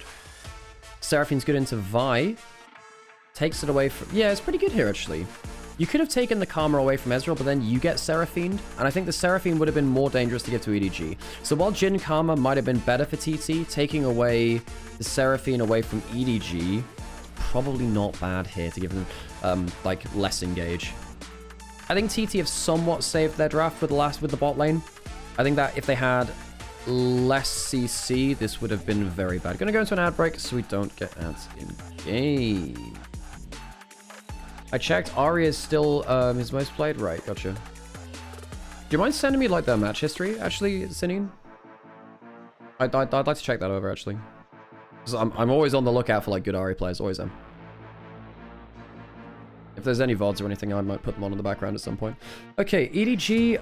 Look, this is a pretty strong, versatile draft in terms of like good lane pressure, strong 1 item to 2 item spike. I think TT, I like the Jhin Seraphine at the point in the draft it was picked to deny the Seraphine from the other side. I think that gives them enough engage to be more comfortable.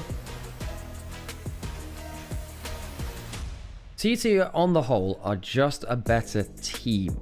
EDG must sort their objective fights. Because their objective fights have not been good for the last 1.5 years. On average. Remember I'm going Lichbane once? Yeah, if you're playing Ahri, you should always be building Lichbane second right now, pretty much. Shadow Flame occasionally. Sometimes you have to go for a Zhonya's, but really you should be going Lichbane. But let's get onto the Rift, let's stop yapping about build, and let's hit some gyos.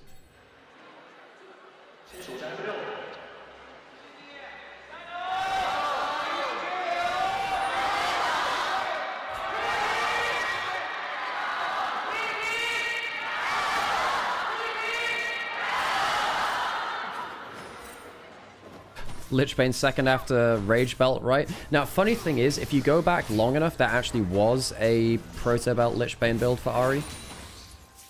In fact, there was a really fun build at around Season 8, I want to say. This was like the Hextech GLP area. So this was Glacial Ahri era, which was not my favorite build of all time, but I understand why it was played.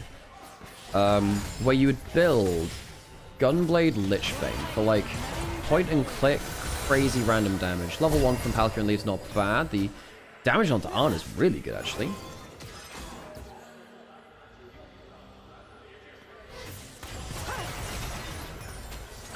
Fighting for Prior for level 2. Seraphine doesn't hit both Qs there. It's whatever. Could have used that to force level 2, I suppose. Doesn't change too much, I don't think. Level 2 hit. So heal down on one side, heal barrier on the other. You know what, TT? I thought that TT were losing that trade pretty hard, but then it ends up being okay. Junha's going for the 3-camp bot again. Now, he did this versus BLG on Shinzao, and it didn't work out very well. Oh, W doesn't land. If that W had landed, that would have been disastrous. Is he going for a bot invade? I guess he is. Keshi getting low against CDZ. I think he just dies here. CDZ flashes the auto attack. First blood. Solo kill in top lane. Junha walking top side. Trying to fight for this. Misses the smite there. Not good from Junha, but he does get the double mini wolves at least. Does he get to stay in bot side? Vi could just run to his top camps. Now, because Vi got the big wolf. Charm there, actually. Nice. Very good charm, actually. He dodges the Q as well. That's really good. Nice, Bulldog. Hard to win those trades, though.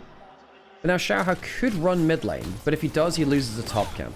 Now, because Xiaohao took the big wolf, if they trade camps on the remaining quadrants now, then the Nefiri comes out behind, actually. Palkia alone on the turret. Misses the W for the root dunk. think... Oh, it does matter. Oh, it does matter. Joe On will just about leave, going back towards the turret. Junhao will pick up the kill. On is somewhat lucky to get away with that, actually. Vi's gonna get Romp. Do they recall and fight for blue buff? I suppose not. They're just gonna go for wolves. So they're gonna be like half a camp up, effectively, compared to where they were. But there's a kill towards Junhao. He's not unhappy with that. Camp respawns are now coming through for Junhao's bot side.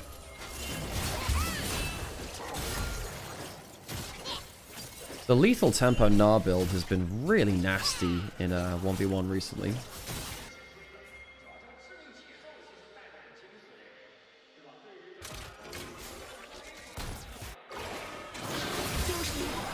Good charm there from Bulldog.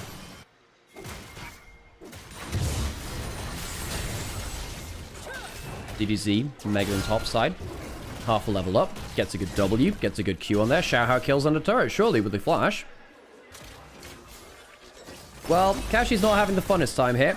Doesn't use the flash. Does he need it? Maybe he should have done... Oh, Xiaohao just flashed for the Q. Should have been an easy kill. Greeds it a bit there. Junhao on the bot side of the map. No flash on Palkia. Pops the W.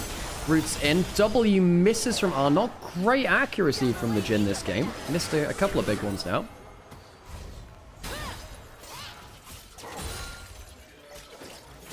Kashi, low. Again, he is really eating a lot of damage in this lane.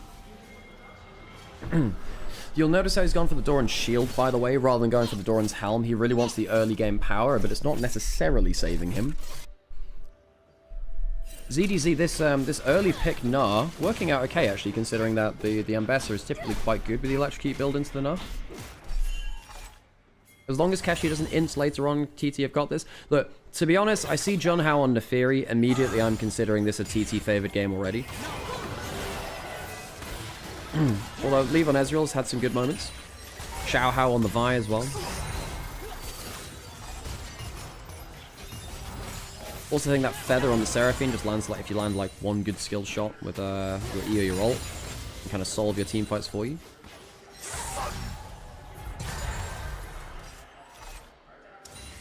Yeah, I agree. I think that given how important draft is to the game, I don't think many top tier teams consistently draft well. Which is actually low-key very insane. Given how important draft is... Ooh, good sidestep there. See, as soon as a Q lands, Ahri lose trades. Very hard to outplay the Cassiopeia as the Ahri.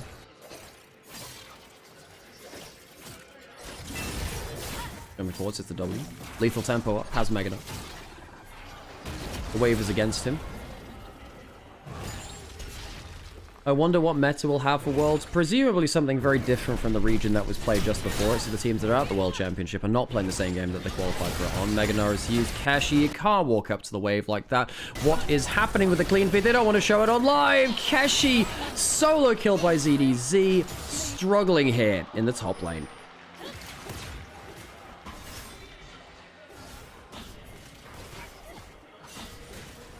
BLG, Damwon and G2 are fun teams to watch for drafts. They also have bad drafts too. I think BLG, the finals drafting was bad from them. I think that D+, yeah, their drafts are pretty good. G2 have been on and off too. I was so sneaky about the World Spy. It's one of my biggest pet peeves is that, look, I understand that League wants to keep things fresh for international events, but it feels like every big international event, some just massive change happens which goes overlooked, and then, like, it's just a... I mean, folks, two-time world champion Beryl literally said, Worlds is a coin flip based on meta. Like, you know, ZDC jumping forwards again, has the lethal tempo stacked again, doing really well in the 1v1, 1,000 gold up. Poor Kashi has been... Now, we hyped him up for the 1v1, but ZDZ's been destroying him individually. Hello, League of Legends caster, Nymaera. Hello, chat. Junhao taking his camp through and get them. The more this game goes forwards, the more I look at Junhao and I say, buddy, it's time to do something. ZDZ confident on the Gnar. 2 kills up. I would have thought Kashi would be doing better in lane. This is where he's meant to be strong, you know? Jin, Seraphina coming up the lane. Oh, misses the ult. Would have been nice to land that one. Although, I mean, the rest of the team was spotted as they headed up. I don't know if you kill there. Probably do, actually. I think Junhao probably gets some range to ult at that point, and then, yeah. And I think the Na's probably dead, because he didn't have Mega coming right nearby. Roots coming in from Palkia.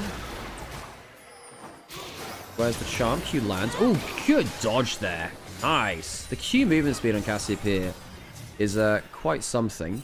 Now, Xiaohao does have Flash Ult to use at a big place soon. Grub's going down in favor of TT.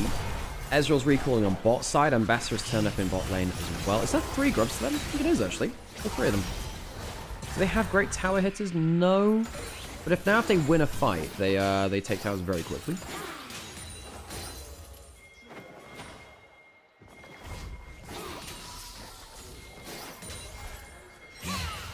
It wasn't even the first Rammus support. Oh, folks, who remembers the Ultra Prime Doggo Rammus support? What was it? Was it Rammus Yumi? Rammus Yumi bot lane. In fact, that was back when we had an official broadcast for LPL, unlike now when there's just a bunch of Costreams. After that game, I reached out to a lot of co-streamers, like I Will Dominate, Cadril, you know, people with like 3 times our viewership, of course. Haha. Laughs in main broadcast death experience. I remember the Team Liquid Academy Piglet one as well, playing in Game 5. I do remember that one. Yeah, we ran a broadcast, like a broadcast graphic, which was basically getting the opinion of, was Rammus Yumi good and played badly, or just bad? And, I Will Dominate put it so strongly of like, I can't actually publish what you've said because like on broadcast it's not like safe for air. So basically we had this like box of like, this is good, this is bad. So I was like, is it innovation or int? And we ended up basically having I Will Dominate in a separate box which is Turbo int. But basically, you know Turbo the Snail, you know that one animated movie? We made an edit of I Will Dominate being Turbo the Snail because he hated the Rammus Yumi so much. That was fun. Heru landing Qs again. Again, the Ahri doesn't like the Cassiopeia matchup. Credit to Bulldog though, stayed even in farm, managed to land some good charms here and there, but Ahri is just not good against Cassio. It's a rough lane. Good charms to say though, you need to get those. What he's trying to do is trying to play around the minions and just trying to say, okay, you know, if I can get a hitbox snipe or something like that, it's fine. Hero, I don't think is playing very well at dodging those ones, the ones which are coming up behind the wave.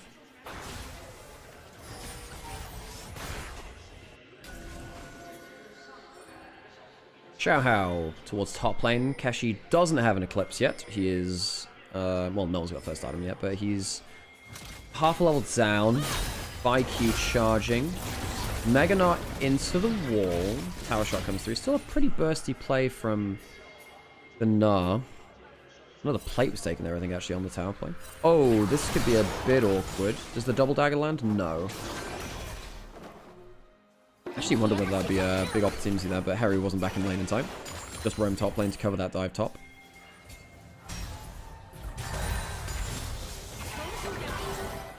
Bot lane's going quite well for TT, though, isn't it? 20 CS up. Junhao in bot side jungle. EDG don't have the easiest way to deal with Jhin Seraphine. They don't have a heavy tank to stop Jhin doing damage. The Jhin Seraphine can just poke... They can poke you out for quite a lot of HP. Helps you kind of mitigate some of the range advantage which Jhin normally... Ezreal normally has. Bulldog heading down there. Charm... Almost caught him midair. I remember the villain in Turbo. Imagine being so insecure as an F1 driver, you bully a snail. Oh, God. Is Heru an import? Yeah, Heru's Korean, I believe, yeah.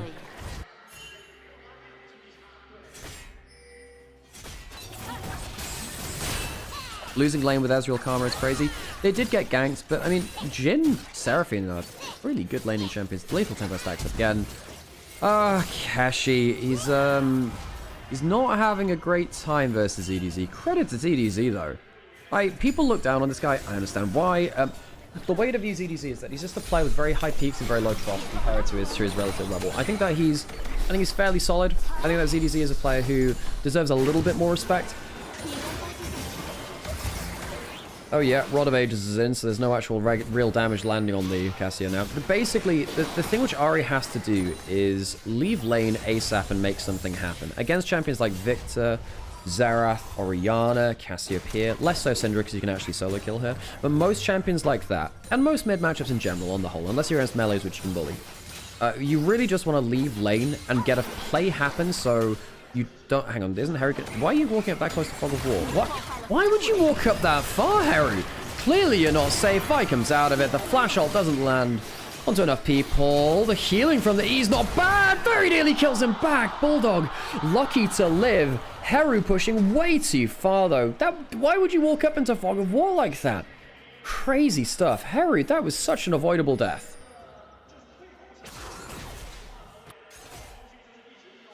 Yeah, it turns out Takeshi's castle of top lane has been inhibited by a new daimyo. ZDZ is now lord of these lands. 3 grubs, helping out bot lane push. But like, why? Your jungler's But like, look at the map. Look at the mini-map. Your jungle and AD carry are off the map. Surely there is no way, like, you're safe to push up that far.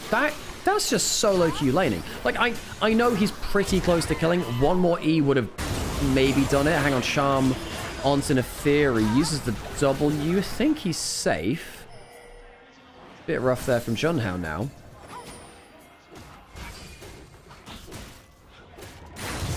Enzes, thanks for the follow.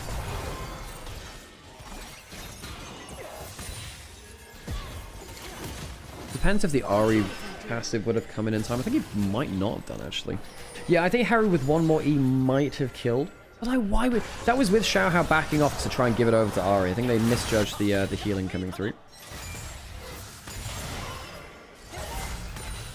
Okay, Dragon started. I don't think EDG are going to get contested on this. EDG are 1,000 gold up, mainly through top lane, and they do have 2 dragons. We did say, look, EDG not good at dragon fights. That's where they fall apart. I mean, they're not getting fought around them right now, though, so that helps them. So now Bulldog has 2 Dark Seal stacks. He's got Magic Pen Boots as well in quite a bursty game. So Bulldog's not in a bad spot. I think this is a Lich Bane angle because you can one-shot Jin and Seraphine pretty well with that kind of build. Herald started by Junhao. He's 600 gold ahead. ZDZ has less to the Mega Gnar. If he goes mini, it's very playable. Xiaohao... Hang on a second, he just uses Q. If he'd gotten hit by a piece of CT, that would have been quite bad. Xiaohao stops the... Hang on. Okay, so EDG are looking for an objective fight. This is where they've struggled. Do Arn and Feather actually pull the trigger here? Do they feel like they have enough gold? Feather goes down to 2/3 HP. Teleport coming in from the Cassiopeia. Herald is... What HP is at that? I think it's about half right now. Yep, half HP. Harry's coming in. Doesn't have flash. Mega Gnar's coming up. Pesci.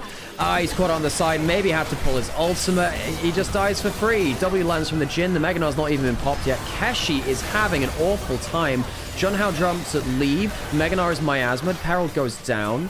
It's 1 for none so far. I don't think the play will go any further. Keshi's having a nightmare.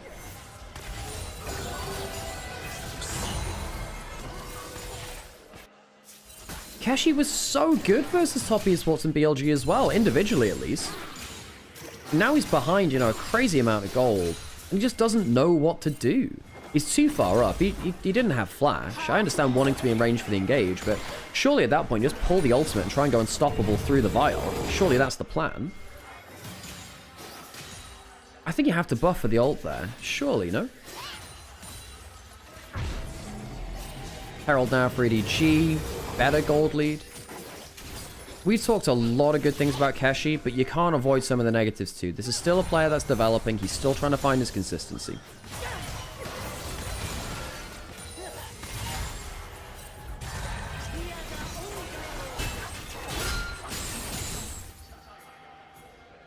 Junhao also not been able to take over the game as well, partly because his lanes have been a bit of a weird spot.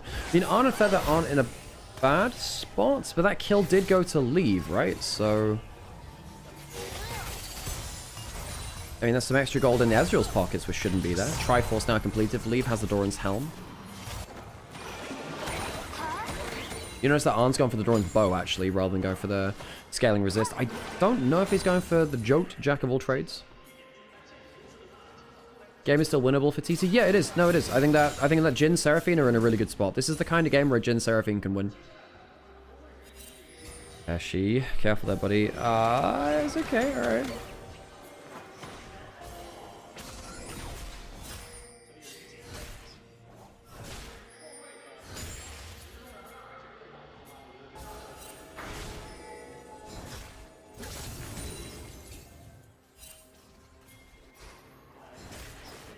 Eshi got people visiting his lane again, but this time Junhouse here to protect him.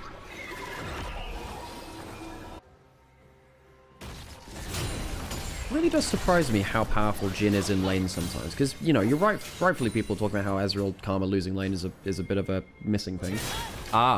He's getting Vide again, potentially. Goes to the Eclipse trade, takes half HP, it's good from him, actually. Oh. Now there's no dive threat, I don't think. Well, there shouldn't have been.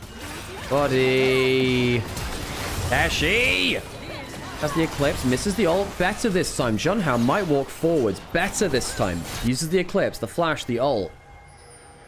Bulldog lost a lot of HP in the trade before that. That's what saved his life, really.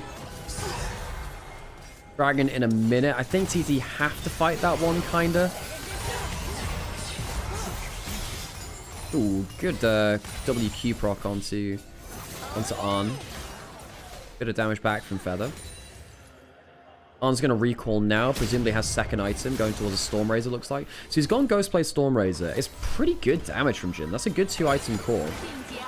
However, the Ezreal does have, you know, the Exodia of 2-item combos, the Triforce Muramana. I think that's got to be the biggest 2-item spike in League history.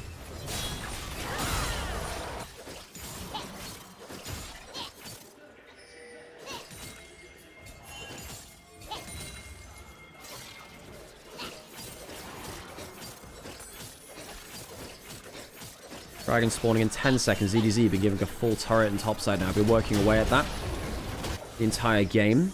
Now going to be up nearly 2,000 gold. He can recall, teleport down bot side. I think TT would quite like to just not have top laners in the fight. However, I'm not sure they're going to be given a choice. Ezreal will ult. Patches Cassio towards bot side. They don't go towards the dragon itself, and that means that Gnar, who just timed out a Mega, will be able to build it up again. Jin Trap might track here. They do. Good Jin Trap there. Jin W landing. Arn, good move speed with the Karma shield, actually. Well played by Arn. There's half HP off of leave. That might embolden TT. Teleporting from Cassiopeia. Top lane is still in top lane. Crazy, I know. Top lane is where the top laners are found. Good Q damage there from Karma. Herald summon mid to be a counterweight. You go towards Dragon. Herald goes towards mid. Means that the other team has to kind of pull out of their positioning. Is that a Battle Herald? They might actually just be Battle Heralding. That's kind of crazy. Going to Heru. Does he get a knock up anywhere else? Going on to mid turret. Okay, fair play. Does mean that the root lands onto Ahri. That was a 4-man Ezreal. Wow, okay, good damage there. That kind of undoes a lot of the poke which TT had been working at. This is a weird old fight again. Again, EDG not the best objective fighting team. Gnar's left top lane, going towards the fight now. Ward in towards the Phaelites. So they spot the Gnar. Yeah, they do. No Mega on him. Teleport from Ahri. Teleporting him with Ambessa now. EDG 2k gold lead hang into this. Leave. Careful there, buddy. Arn just pops the Ghost Blade and charges with the 4th shot. Boomerang hitting onto Arn. W landing. They get onto the Cassiopeia. That's the Ambessa into the backline. They get some damage down, and the Ahri's dead. The Ahri's massively dead. I think the Cassiopeia must have landed. Vi's losing. EDG. The dragon fight strikes again. Edward dies gaming. EDG, what has happened here? Dragon taken by Jin. There was no smite. Ends up being a 2 for none. TT win the dragon fight. They get the objective and 2 kills. Oh, DDG.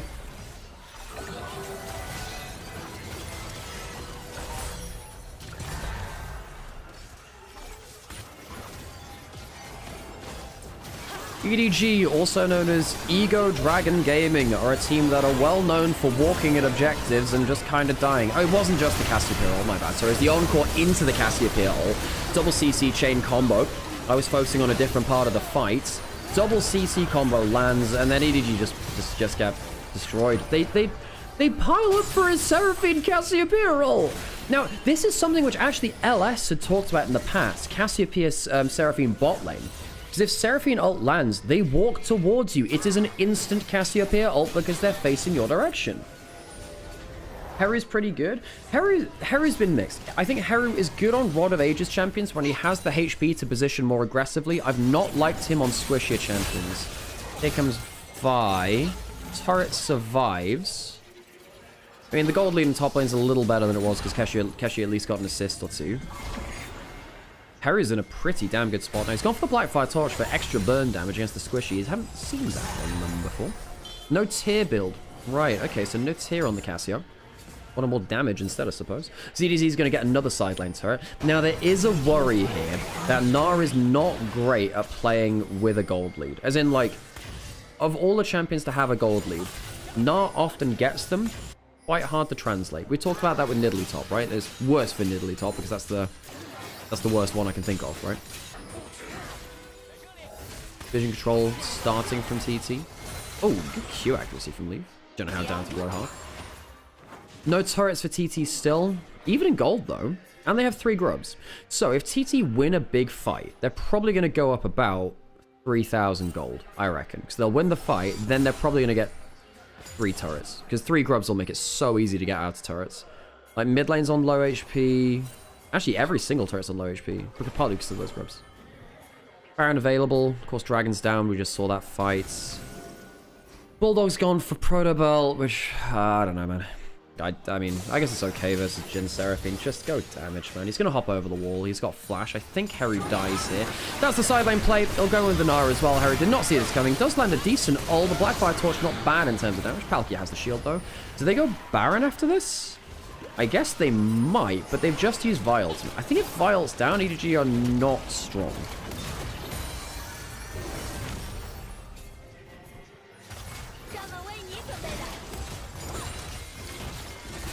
He has Farsight up. Yeah. I mean, Heru has been known to die randomly at points. Gets the smite there. John Howard takes away the Gromp. Could have taken bot turret if he wanted to. Chose not to. You'll notice how sometimes people choose not to go for standing turrets because, like, it's better to get something else on the map or go for a quick reset. Can't put yourself out of position to reset too much. No damage Jhin build? No. I actually think this is fine. You're against a 0 tank composition. And they're not even building that much armor. Well, no, they are. No, they got that. That's not correct. I mean, Stormrazor and Ghostblade is actually pretty high damage. Arn does have flash. The rapid fire kind of means he's got less. But against a team which is trying to play out range with, like, Jhin Karma, I can understand it, right? W's. No Vial to follow up. That's why he was quite happy using his W, though. I think maybe you could have... Look, if you want higher damage, you don't go fire cannon, just go... you go Infedra or LDR instead, right? The turret, ooh, pretty much dead to that, actually. No grubs of DPS. That turret must be on 10 HP. 45, not too far off of that. Good ult there. He's got Cyrildas, so he's got some good burst damage in there. Turret's going to fall. EDG going to be back up to 1,000 gold margin, I think. TT get their first turret. They get the bot lane one. Not sure who got the gold there. Was it actually Keshi that got that gold? Still 2k behind. They might have denied local gold there to Keshi. They might have denied that.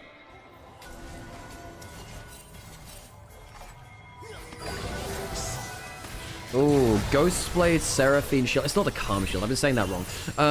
Just because there's a Karma on the field. But like the Seraphine move speed plus Ghostblade looking for the 4th shot is kind of gnarly, actually. Remember Damwon at Worlds 2021 when they played Jhin Zillion?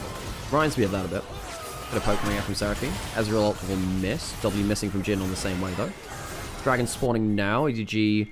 Avari on a flank will be spotted as they head up there, though, eventually. They keep walking in that angle. Teleport coming in from ZDZ. They spot Bulldog now. Here comes the Vi, and Cassiopeia is well out of position. Did have the flash, not in position at the right time. Couldn't survive. Maybe a good Seraphine ult could have saved them, but they weren't positioning well. Good pick. Xiao Hao Vi makes a difference. That should buy them the dragon, importantly so, because they've been struggling around objectives, as we've been saying.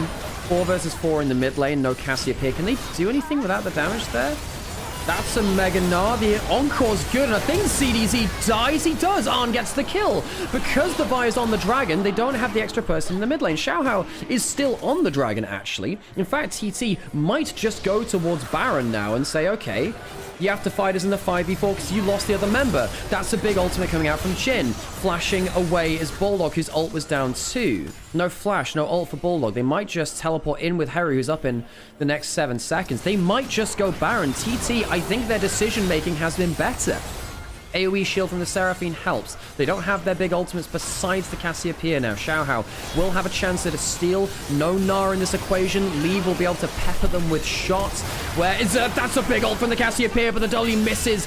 And Bulldog will ult away out of mana. Xiaohao looking for the steal. He can get over the wall. He gets in, but it's the Jhin who secures it. 149 HP on the last shot. TT managed to punish again EDG's poor objective play. They get the pick. You think, wow, okay, finally, that's looking good. But then they stand in a 4v4 mid lane without their ultimates, and they lose the kill and they lose the Baron afterwards. TT, better decision making. They lose the Dragon. That is good for EDG for sure.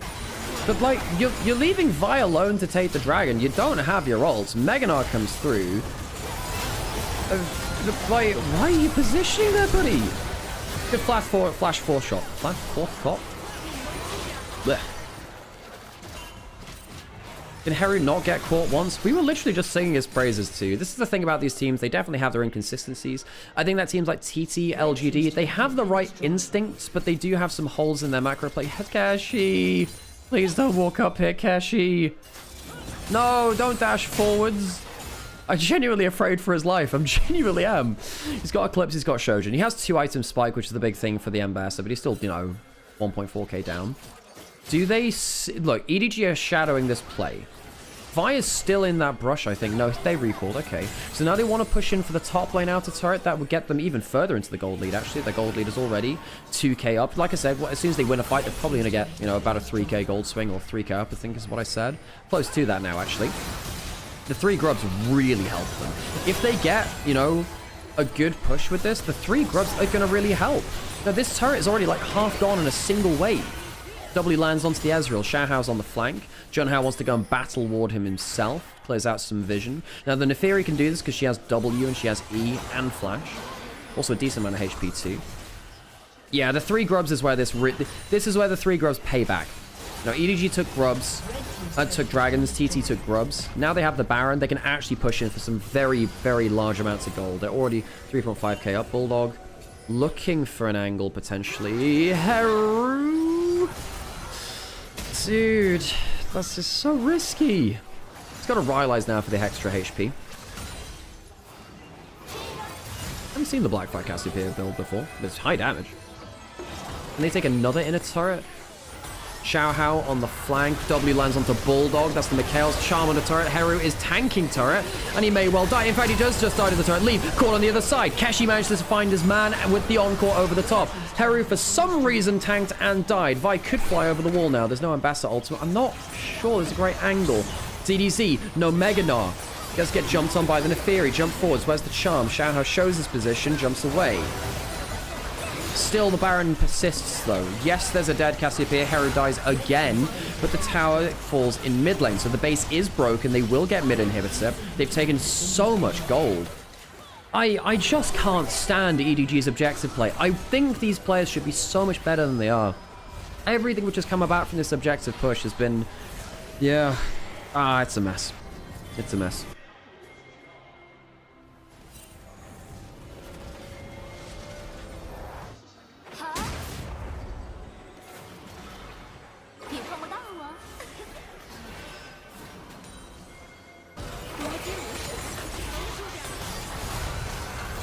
So this is the play on the tower. Heru took aggro, he took charm. He put them... Look, he went forward to put the miasma down, but, like, getting hit by the charm is then... Yeah. Bulldog, in fairness, Bulldog has hit some good charms. He has done... Xiaohao's dead, and EDG are losing around another dragon setup. Xiaohao has flash, he has ult, and he'll die.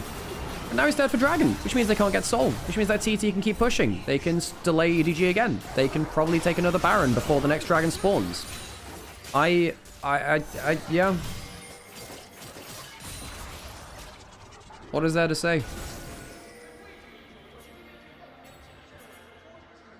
On has 4 items now. Gone for the Lord Dominate's Regards to cut down some of the armor building. Pop force from ZDZ. Use that Mega Gnar. Harry could chase him down though, actually. Uses the wave clear instead. No surprise there, actually, I suppose. Jump away. Protobelt to the side from Bulldog. I should stop calling it Protobelt, because Protobelt was actually good. Rocket Belt kind of sucks. Protobelt, when it's a flat pen item, was so good for Ahri. And the active did so much damage too. I miss high damage Protobelt with flat pen. That's fun as heck. DDZ losing the trade here. So going Mega soon. Dodges the ult. Going into Mega. Goes into Zhonya's. Does Harry? Does it change anything? W out of the wall. Has the Mega. Full CC coming through. Harry is going to get pretty close here. Misses the Q. Gets hopped over. The miasma's in the wrong spot. And Harry's very close to dying. Will manage to get away from the snake, teleport out. I think Harry's quite lucky to, well, quite unlucky to not get the kill there. Missed a couple of key skill shots, but ZDZ was using his move speed and mobility well to dodge them. I think the Zhonya's was bad. Yeah, it was. The Zhonya's was bad. It actually almost got him killed because it got like a guaranteed Gnar W onto him. I completely agree. That was not a good Zhonya's. Harry missed a couple of big skill shots. Wait, is he trying to snipe him at base? He was trying to snipe him at base. He was trying to snipe him at base. That's what Lee was trying to do. You used to see that from Draven and Ezreal every so often. From Global Ults. That's why they were following it with the spectators. It's been a while since I've seen one of them, though. It's a fountain snipe. Okay, so Dragon went to TT. 5k lead to TT as well after the, crazy Baron push. We kind of thought that might happen. Charm, that's good onto Jun Hao. Mikhails comes through, though. The Ahri not allowed to get the full pick this time.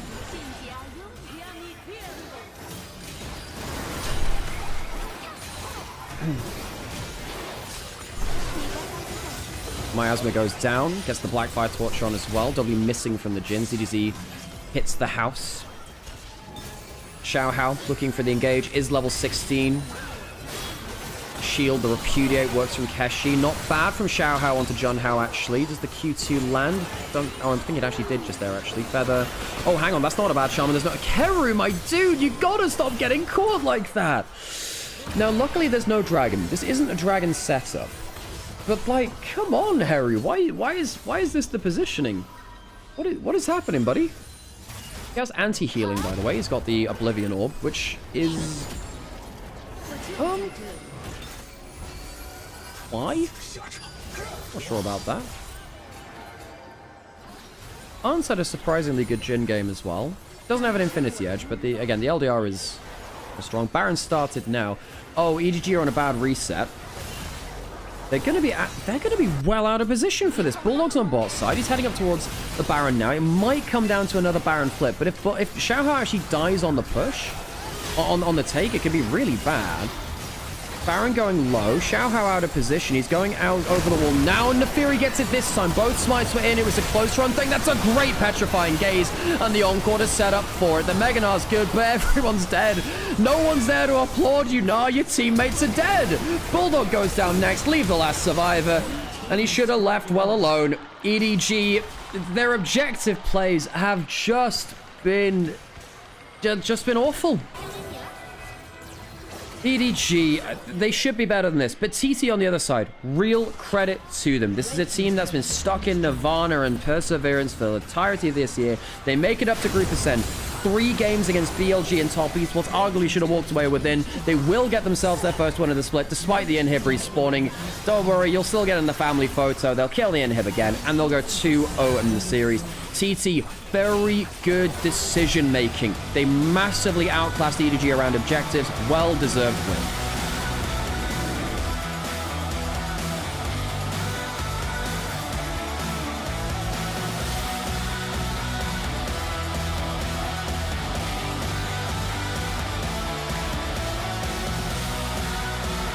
Okay. The most thing about TT is that they somehow got better without 1xn. Yeah. That's a genuinely good point. I mean, I think TT look like they're on the same page much more now. I think that Arn, one thing you can tell about him is that he's a very good leader in teams. I say that he didn't manage to lead EDG to success, sadly for him. But yeah, I think TT even without UCal and 1xN, have managed to become surprisingly okay.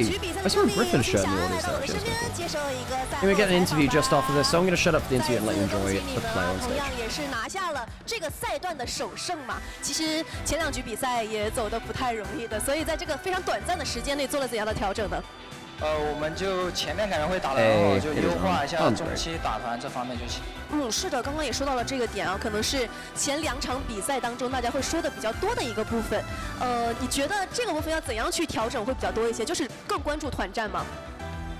就是感觉输还好吧，因为登峰比赛比较多，然后我们队伍都实力也还可以，就是多找问题，多进步就行。是的，心态还是放得比较平稳的，从你们的赛前表情也可以看出来。也是不是因为对手是 EDG 呢？也是非常熟悉了吗？我看你这个赛前好像在后台还跟他们做了一些友好的沟通，是不是？对，因为都是前队友，就是很开心。对，这个比赛今天也是2比0稳稳的拿下了嘛。第1局的时候，前期 EDG 的联动做的还是非常的不错的，但是在第2条小龙的那波团战战局就已经发生了改变。你作为一个 ADC， 直接只身从下路一个人包抄过来，你的底气来自于哪里？底气就是队友想打就只能过来打了，就。也是一个当时的一个判断啊。第2局的时候也是在小龙处有一波非常漂亮，可以说是完美的团战，因为当时你们是落后的一个情况嘛，应该是第3条小龙完成了一个0换2，还记得吗？第1把吗？第2把了。第2把。那里是感觉我们团战技能放得比较好。但是我感觉今天能够赢下第2局能够翻盘，也不算翻盘吧，因为这个经济什么的也没有拉开嘛。关键点就在于你们2波大龙的一个决策，非常果断的去打，并且后续的一个团战处理也非常的漂亮，能给我们复盘一下吗？因为我们一般就是在中路，如果交战就是取到一些血量或者技能上的优势。昨天就是没有处理好，然后今天就觉得大龙逼团这样子画面会好很多，所以今天就这样执行会打得好。刚刚我们也稍稍的提到了，在登峰组你们可能是一个挑战者的姿态嘛，所以也给自己定一个小小的目标吧，或者自己个人的也可以。团队的目标就是前6吧，然后自己的目标就越来越好。好，那也希望后续赛场更加精彩的表现。感谢小安来到我们赛后采访的环节，接下来我们把时间交还给解说席。Well, nice to hear that from Arn. I think Arn's been great. Okay, well, I think Arn was very good today. I think his Jin was good. I really liked his Sivir. I think that he needs to be good. I think that against top esports, I needed to see better from him. They did take a game. They should have won another game if his Kai'Sa was clean. It wasn't clean enough. Now, I think TT are actually starting to make a claim for themselves, though. Now, I know that a lot of teams are not ramped up yet, but TT are not bad. I think their decision-making is good. I think if they can level up Keshi in terms of his consistency or in terms of his teamfight impact, I think this team could go to a decent level, you know? Yeah. EDG, though. I don't know what to do about EDG. Legitimately, what do you do? Do you just break it? I think EDG are now in a position where I think you just explode the roster and you build anew. Hopefully, you just get, like, a promising player to work with. In terms of player of that game, probably Feather. Junhao didn't have that much of an impact. It's not Keshi, it's not Heru. It's Feather. Yeah, and Feather's player of the series, too. Now, Feather, I said this a little while before. I want to just keep on this because, like, it's important to update these things. A couple of days ago, and actually for most of this year, I've been saying that, look, Feather, I've watched Feather for a couple of years. I think he started pretty effectively. He was a good Rakan, good Alistar player. But I didn't feel like he was... I felt like he had reached his cap. I didn't feel like he was getting that much better. I felt like he'd spun his wheels for a while. Feather has actually had a great start to this split. He had a magnificent game in their win versus BLG on Bard. I think that his games today were really good. Real credit to Feather. Like, if someone does go above my expectations, I really want to call that out, and Feather did that today. I think he's done very well in the first few days of play. I know that they're 1-2 in series, but I think they're much better than the 1-2 scoreline. They did have those 2 losses versus BLG top esports. I think Feather and Junhao are really special. I think that Keshi's inconsistent. I think Heru and Arn have their on and off days. I actually think that Junhao Feather are the key part of this team. Arn also played well today. Yeah, he did. Yeah, he did for sure. But today he did. Palki's been awful. He was insane in his first split. Yeah, especially when you consider, like, Feather on the other side, right? Not dissimilar. We've also had players like Nymaera Who else also had a good split and then dipped a little bit? Erho was a little bit like that, obviously bounced back. A lot of supports in LPL, Fungyue even, actually, had like a good first split and then dip a little bit and come back to form. Andy Berry, thanks for the follow, I appreciate you.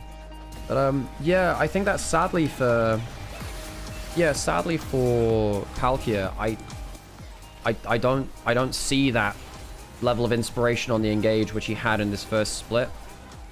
But also, you've got to feel a little bit bad for Palkia because he was randomly benched while he was in good form. Now he's come back and it's a little bit messy. Fayblank, thanks for the follow as well. And yeah, folks, if you are just hanging out and you want to keep watching LPL, we're literally here every day for it. The next 2 days are off, so I get to rest my voice and stuff. Nice. But yeah, if you want to join us for more LPL, there's a Discord, there's my socials as well. Just follow the channel, you know. And if you do want to, so I obviously do this for free. I'm not paid to do this, but if you'd like to give some money over to the channel, you can do that for free by downloading and trying out our projects. You can see that here. Sponsors help keep this stream alive, and of course people who are very kind in terms of gifting subs, subscribing themselves, sticking around, watching the adverts. It does make a difference to us as well, so I appreciate all of you for doing this.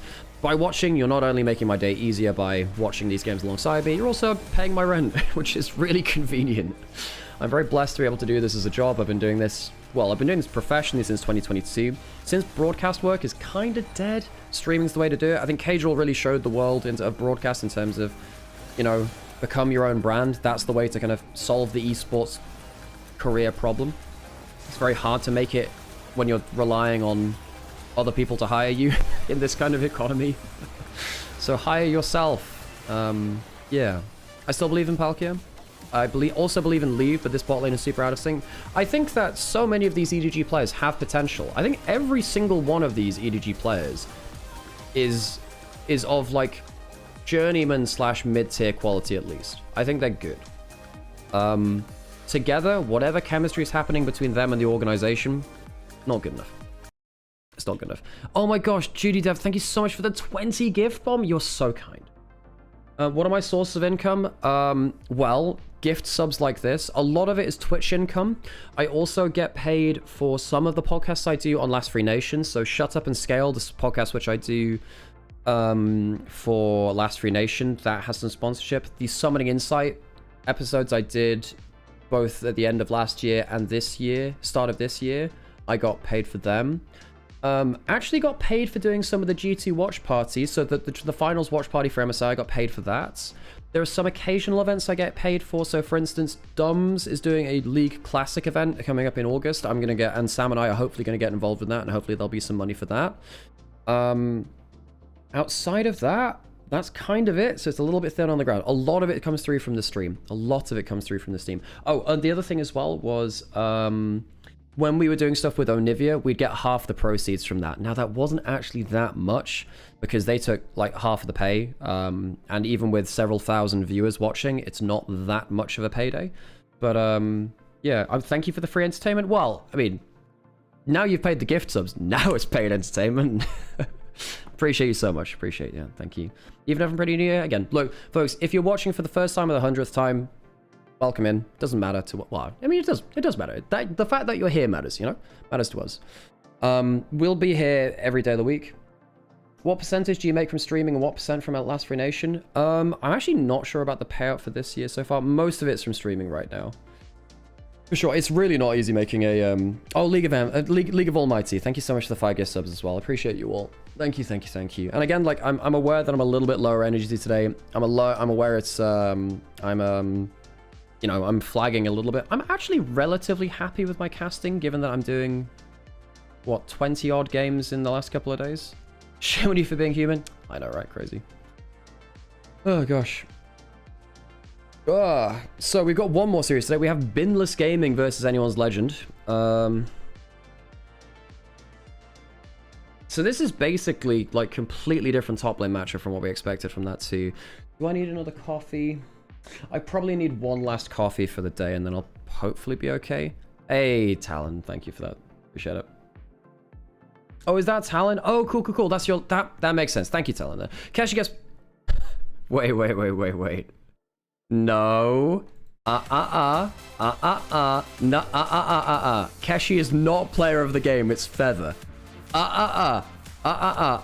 No. if Feather is player of the game. Oh, I did see that, Jenny, as well. Thanks for sending that. I'm sorry. Player of the game is not Keshi. He fucking sprinted it in lane. Apologies for the language. He sprinted it in lane. His team fights were good, but he was hitting ults onto people who'd been encored. Huh? I got here from Trevor's podcast. Oh, cool. The Hopium. Yeah, Trevor's a good friend. You know, the thing with Quickshot and I is that, so when we worked on LEC, you know, I really appreciated him as a casting partner. Like, I'm not gonna lie, towards the end of LEC, it eventually got quite, there was a bit of friction between Quickshot and I, just because of, you know, it's business stuff, right? And obviously I was like getting let go from LEC at that point. I wasn't getting brought back as a guest. Quickshot, I guess, was part of that decision, I guess, at that time, or at least part of the communication of that. So, you know, there was some friction there, obviously, because it was a big change in my life. But I'm really glad that Quickshot and I have managed to kind of like build a good friendship over the years. You know, we've cast together on LPL a little bit. We've worked together on some content. You know, I really appreciate Quickshot. He's one of my real heroes from watching esports growing up with League of Legends. And yeah, I'm very blessed to be able to call him a friend. I hope that him and his kid on the way. I hope his kid on the way gets to, you know, enjoy having wonderful parents of him and Becca as well. Yeah, Quickshot's cool. At some point, by the way, we're going to do some more LPL stuff. It's basically just a question of when Quickshot's free, because he's got a kid on the way. He's got a bunch of other stuff to do. But like, I love Trevor to bits. Trevor's great, and then Becca's very cool too. We hang out, we have food every so often. He's a good bloke. I like him. What's the income of doing a job like this? Is it high income or just around a regular job income? It's below a regular job income. The amount of time I put into stream, it is below minimum wage, I'm pretty sure. I think I reckon I get about $1,000 a month through streaming, maybe a bit more. Podcasts, depends on the podcast. I reckon I get, I reckon this year with no broadcast work, how much am I gonna get? I reckon I get maybe, let me check, okay, well, I can tell you how much I've earned this year. Let me show you how much well, I won't show you on it because I don't want to open up too much special stuff, but let me show you how much I've gained this year. Let's look at the time thing. Where's start of the year?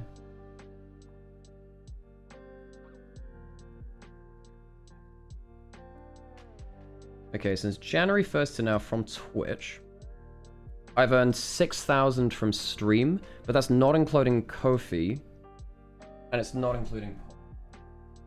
So we're about halfway through the year. I reckon I get about $1,500 a month through. I reckon I get about $1,500 a month through streaming. Now, reminder, that's technically shared between Sam and I as well. So for doing LPL for the whole year, hey Auburn Summer, thank you so much for the follow, by the way. I think for oh, John Howe gets player of the series. I would have given it to Feather. I think through throughout the entire year, I reckon I get I guess I get close to like 15 to 20 grand through streaming and stuff. How high a percentage of your earnings is due to Mecha Fanboy? Legitimately a significant amount of it. I reckon it'd be like between like, I reckon it's about a third of my income probably comes from Mecha. Yeah, I reckon. Legitimately, I wouldn't be able to do this without him. Already, it's, you know, it's pretty, maybe a third or a quarter. Depends on, with the podcast, I reckon I get about 20 grand this year. Now, the height of my earnings when I was on LEC and EMEA Masters and NLC was probably about 50,000 euros in a year, I think. I think I got about 50k, maybe just a bit over it for peak year. I'm trying to remember if that was... And LPL didn't pay too bad for the first year as well. Although when it moved over to European, they dropped the rates because they didn't have the budget for it. Yeah, I think I think 22, 23, maybe I earned like 40k to 50k. Then it dropped down to like maybe 30k, and then it's, well, obviously now it's like much lower than that. I have some savings, but luckily, Sam's earning some stuff as well from various other things. Why live in Berlin right now? Because the cost of moving is so high. It's kind of sunk cost fallacy. We already have things here. We might move back to the UK. Legitimately, one of the backup plans is literally just go live with parents again, basically. Just go stream from home. But just on a mental health level, I like having independence. I like having my own space. It makes me feel like I'm not moving backwards in life, I suppose. So how do you afford living necessities? I have savings, you know. I have savings. Yeah, it's difficult though. It's difficult, yeah. But basically, you know, I would have to pay thousands of euros to move back to the UK, to move PC, to move equipment. In terms of, yeah, I'm gonna get like an extra couple of grand through podcast stuff. So I reckon across all of this year, I reckon I'll get 20 to 25 grand. Yeah. 50k for broadcasting in front of millions makes me sad. It's I think a lot of people don't realize how little broadcasters make. Because also remember that I was the cheapest person on an LEC. I think maybe some of the guests that were only in for 1 or 2 days were paid less. In fact, I know that because I know Sam's rates. Yeah, I was the cheapest person on LEC. And I did get used a lot. The amount of days helped. And actually, a lot of my money came through EMEA Masters. I think once EU Masters died, a lot of money for broadcast went with it, especially in Europe. Because if you think, well, if I got like 20 days on LEC in a year, that's a good chunk of cash. It is. However, what makes up like the extra earnings was like getting 30 days at a lower rate on EMEA Masters. Yeah. And, you know, that's what saved my career, you know, it absolutely did. I think, you know, having LEC and EMEA Masters for like paid work, consistent paid work was really, really good. LPL was good just because there were so many days, but the day rate went down when it left China, as you were saying. But how much did I get for LPL? It wasn't a bad amount of cash, actually. 2023 wasn't bad. I don't think it was a trade, Jenny. Yeah. I mean, I've talked about this on Summoning Insight, but basically, they were happy with my work last year. I had no complaints. I had no negative feedback. I'm going to put an outbreak on, by the way, because I need an outbreak before we hit the next series. Yeah, so I had 0 negative feedback, and then they just didn't decide to go with me. And that's fine, I suppose. They're allowed to go with who they want. You know, I did see that Dagda isn't at the roadshow in Paris. It seems like all of the ex-pro players are, so it looks like they are really favoring the ex-pro players, and obviously that's not something I can go back in time and fix. That's a little bit sad, you know, if I knew it was going to be, you know, ex-pro player meta, and you have to be that, then it's rough, right? But, you know, I mean, like, I'm on good terms with Riot as far as I'm aware. I co-stream all the international events. I would love to work an official Riot broadcast. I'd love to get to an international event at some point. I've never got to cast an international event. I've never done an LEC finals either. No, you know, I had 2 full years on LEC, didn't get to do a finals. That's fine. I mean, I've got a big talent team, but it would have been a nice achievement for me to get. Yeah, and I never did an international event. One day, Nymaera on LCK. I actually didn't apply for LCK last time it was open. Yeah, maybe I should have applied for LCK last time it was open, but yeah, I'm not gonna lie, I didn't feel as though the people deciding for LCK would have believed I was good enough for LCK, basically. Which is, again, I suppose that's fine. I didn't apply, maybe it's just because of my ego and I didn't want to get rejected from it, but yeah, based on some conversations I've had with like some LCK talent team, I'm not sure I would have made it personally. Yeah. Like, I'm relatively friendly with, you know, I'm friends with Wolf, and I vaguely know Chronicler, Walks a bit. But, yeah, from my understanding, I'm not sure I would have fit in on LCK broadcast. Not sure. I would have liked to, but, that's just based, that's me kind of like insinuating things, and, inferring things, inferring things, yeah. Isn't the welfare in UK really good? Can you put just not put this 1k a month on your taxes and collect welfare? No. If you ever got found out by that, you'd be screwed as well. You're too critical for LCK? If I wanted to go onto LCK, well, Monte Cristo got away with it for years, right? I say got away with it. Monte Cristo made a brand out of it. He made himself a villain. I actually think in some ways it's much better to have someone that can be critical. As long as you're, yeah, as long as you're like back things up. I think that the modern era of LCK is much harder to be critical of. I think the fans are much more locked in to that criticism, and they'll pull you up on anything and everything.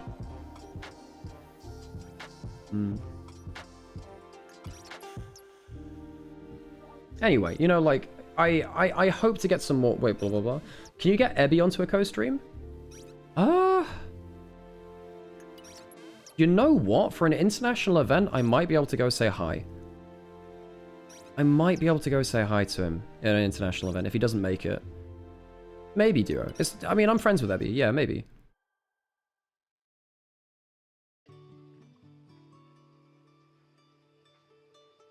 But yeah. Anyway, folks, like, obviously, like, I think I should have applied for LCK and just tried my luck. And I'm not sure I would have made it. I'm not sure.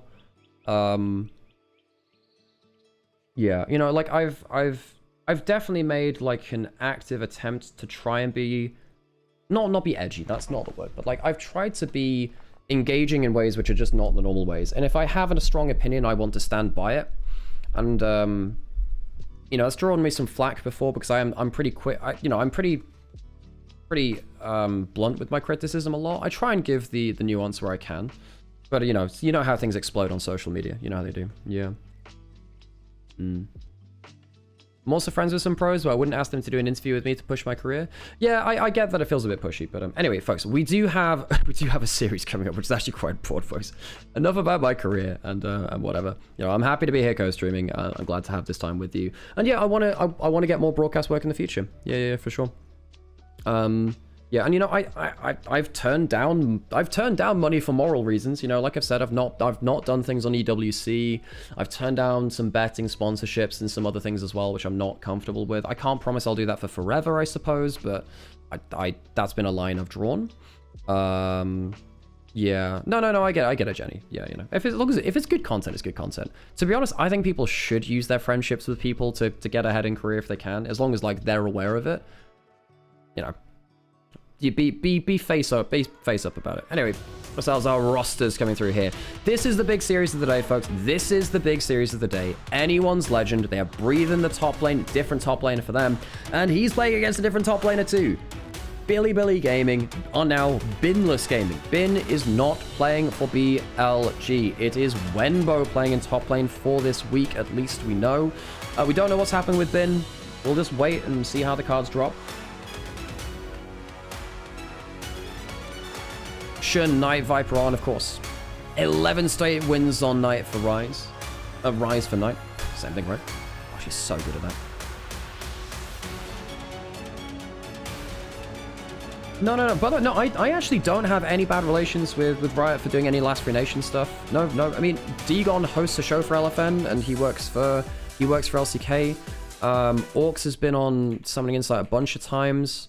Jamada's got relations with Riot, and he's been on Power Spike a lot, where he's constant on Power Spike. Yeah, no, actually, I actually don't think that's affected anything, as far as I'm aware. For sure, yeah. But okay, so let's go into this game now again.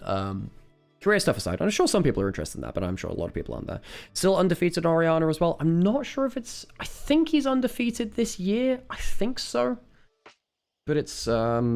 not necessarily... Hang on, let me check. I can go have a check. Where's Knight? What's your stats this year, buddy? Yeah, his Orianna is 10-0 with a 26.7 KDA. Remember when people used to say that Knight was bad at Orianna? People used to say that back in like 2023 or 2024.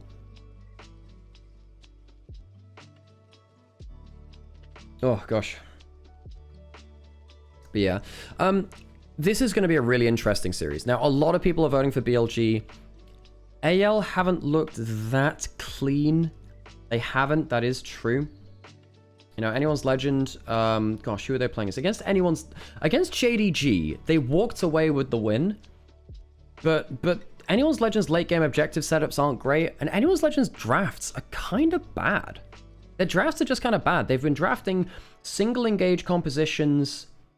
Which leave Anyone's Legend with some really like rough scenarios. They got an interview on a little later. 大家好，我是 AL 普之 K。今天这一场和 BLG 的对局啊，也是一个榜首的卡位战了。双方也是交手过很多次的老对手了嘛。今天觉得会怎样展开呢？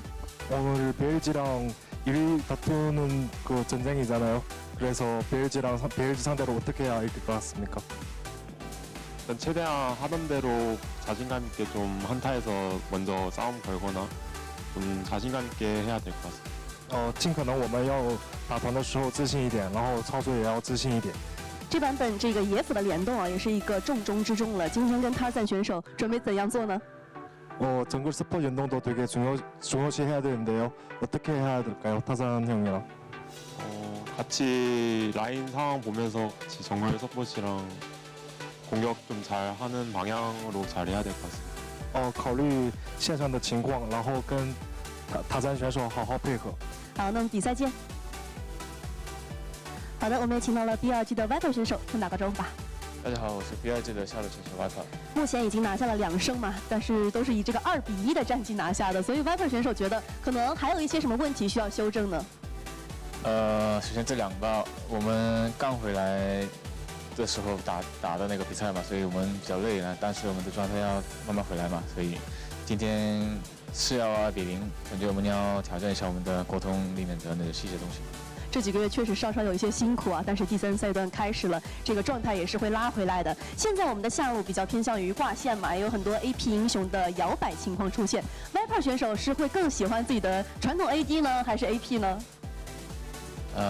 我本来是很喜欢 ADC 嘛，因为后期也是很猛，但是现在这个版本的话，感觉 AP 下路有点猛啊。还是根据这个情况和版本，对吧？对。好，那我们比赛见喽。 Hey, and again, like I like to have it have those interviews on just in case there are some Mandarin speakers, and I don't know, it's just nice to actually hear the voices of the players. I think that what was I gonna say? Yeah, you know, even if you don't understand the language, sometimes it's just nice to just hear their voices. Yeah, I mean, there are obviously other issues with that journey to us, but you know that, right? But yeah, go on.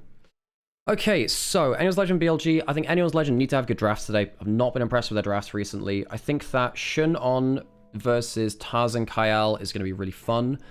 However, Shun's not been on excellent form. I think Shun's been quite disconnected with his team. I think when he's been jumping in on Jarvan, on Vi, it's been a problem. Really, what you need is Knight with agency. Knight is clearly the best player in the world for me. I think that if you give him agency, this guy will do just unreal amounts of damage and unreal amount of things. I think Shanks has been mixed. He's going to have to step up today. Knight can't just get a free run on the map. So, yes, I think that with Shun not looking as solid, I think that AL do have a road to success. I'm sure AL are really gunning for this series. If AL win today, it is a big mark of confidence, and it will give them a really good head of steam heading into the rest of the splits. Obviously, they're integrating a new top laner as well.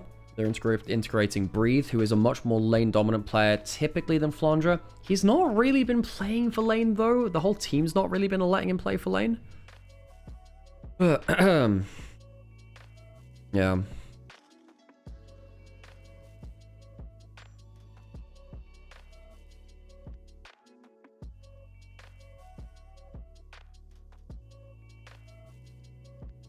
Just playing in chat, I could have said it out loud. Yeah, I mean, like, yeah, there's obviously a lot of nuance to that, but basically, like, one of the problems with women, one of the problems for women in broadcast is actually being taken seriously enough to be allowed to do analysis. A lot of women in broadcast, sorry, just leveraging onto what's happening in Twitch chat. What you'll find a lot of the time is women are kind of like shoehorned into being hosts in broadcasts. Yeah, it's harder to actually be taken seriously as an analyst, and you'll notice that there are just very few women analysts because, one, there's not a history of it, and two, a lot of the time they're not taken seriously or other reasons looked down on. It's a difficult decision. It's obviously very difficult in there, yeah. For sure. Which makes the success stories even more inspiring to see, right? Because they're definitely working against some preconceived notions. Okay.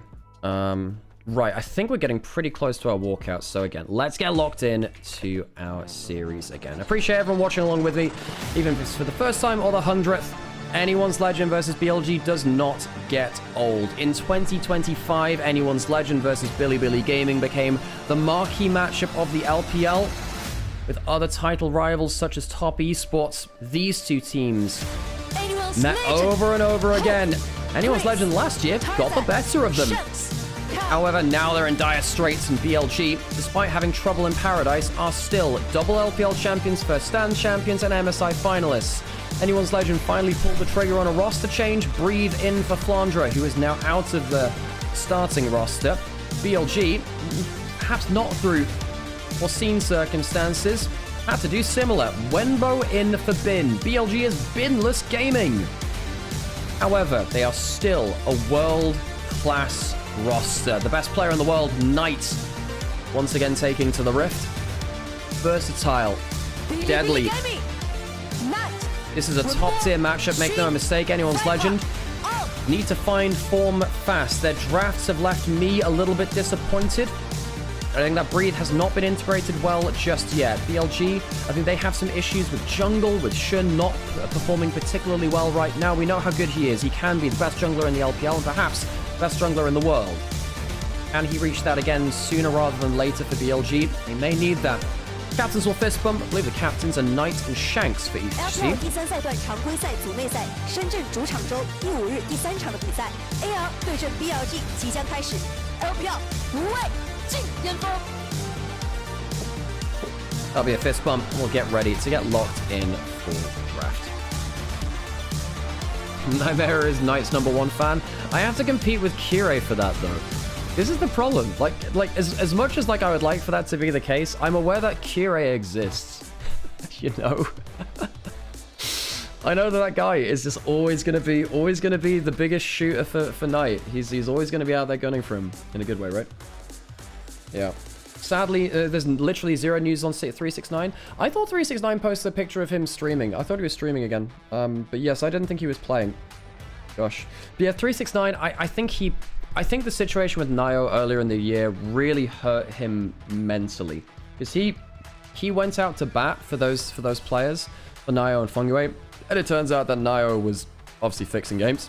So 369 was yeah. And of course, another part of this matchup, just reminded this on screen as well. Anyone's Legend, of course, are coached by BLG's old coach, Bigway. Bigway is a coach with a history, I think, of mismanaging rosters. I don't think he's got a great track record of the level of players that he has had.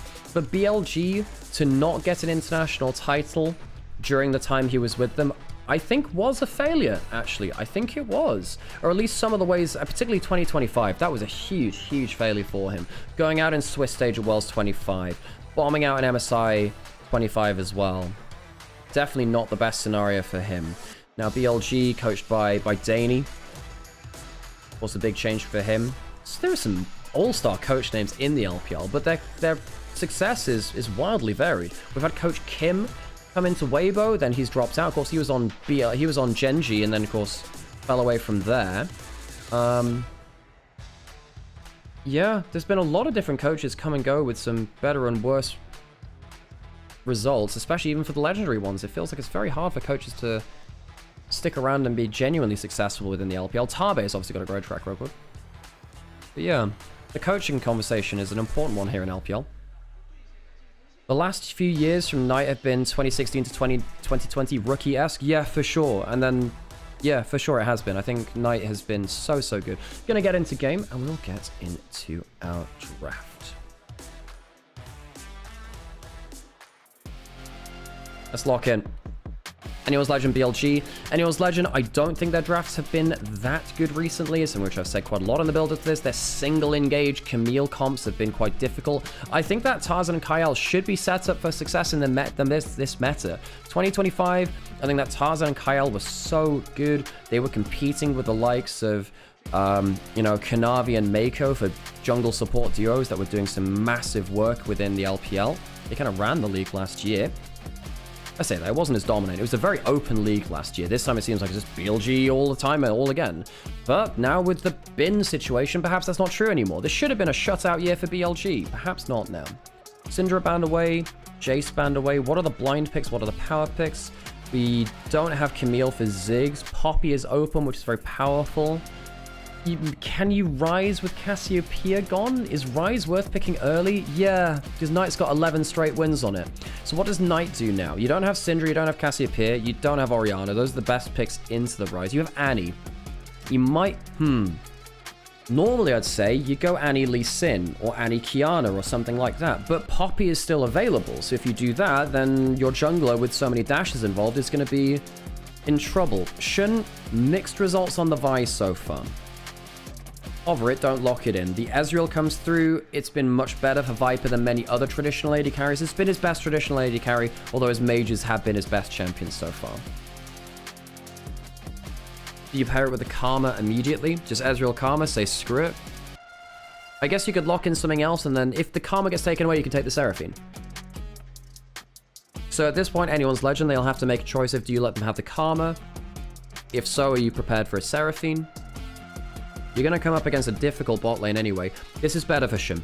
This is better. Now, his Neferi was awesome. He had an 11-1 game on it versus their first opponents. That would have been versus, might have been versus TT, I think that was actually. In the game 3 in that. Now, do you give the Karma? Do you take something like a Seraphine? Lucian Milio's not bad. Yeah, Lucian Milio could be okay. Although it is for Hope.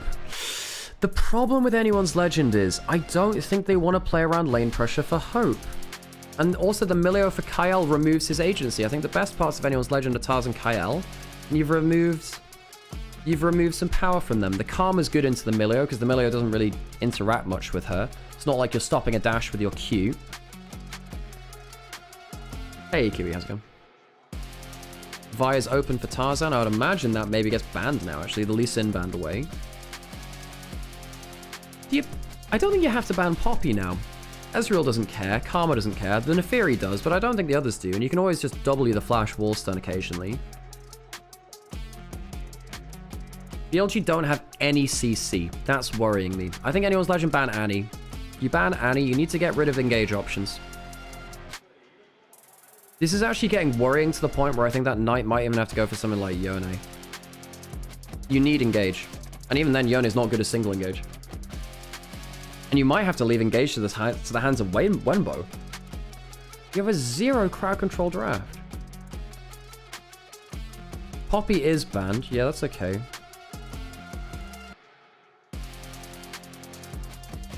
And I think you ban Annie. Just ban Annie. I think that the only way that BLG walk away with an okay draft is like a heavy CC mid laner and an okay CC laner top lane. You ban Vayne. I think you just slam Annie now. Slam Annie for Knight. It's the only thing. Like, I get that it's into the Milio as well. I do understand that. I understand it's into the Milio. But what else are you going to do? Are you actually... Are you now forced into having 0 engage and playing through range and lane pressure? Is that the play? That's not a good situation. You know, BLG's drafts at MSI were great up until finals. I mean, the Lion game is actually okay. The Lion series and then the finals against HLE and finals weren't great. They're going for the Victor. They're going for an outrange draft. They're going to have 0 CC. This is all about lane pressure. Oh, Annie. Oh, the Anivia is locked in. Good versus Ryze, not good versus Lucian. The Lucian often causes trouble because he's too mobile. He can get over your wall. The Culling's big damage into you as well. Fun. Shen top lane potentially coming out of Breathe. Breathe did play a game of Ornn. What can you blind pick here? Because you can't pick the Ambassador blind because there's Renekton. I think Nar's your best bet.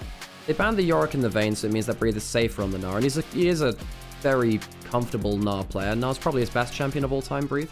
Probably. What's your last pick? You need a jungler here. Do you just go Vi? Go for the heavy dive? You don't have Jarvan. You could Shinzo if you want to play front to back more. The Vi is a weird one here. Because you're okay into Neferi, the W causes you some issues. Mordekaiser is really strong right now, in fairness. Ambassador's locked in, so now at least you have some CC. BLG walk away with a tiny bit of CC. Knight's not played much in Nivea. I think he's only played 1 or 2 games. He lost a game versus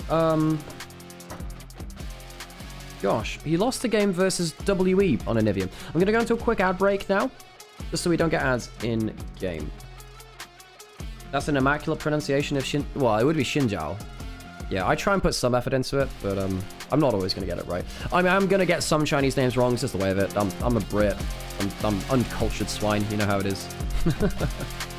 Wenbo plays okay on Ambassador though. Yep, he looked pretty okay on it the other day. Yes, he did. Thank you, David. That's very kind of you to say.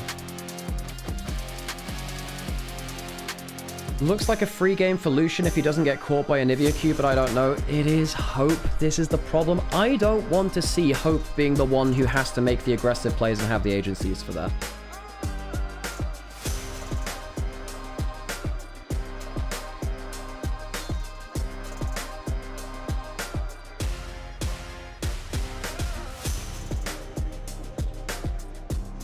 Alright, big game, big series of the day. I don't think BLG walk away with a draft win.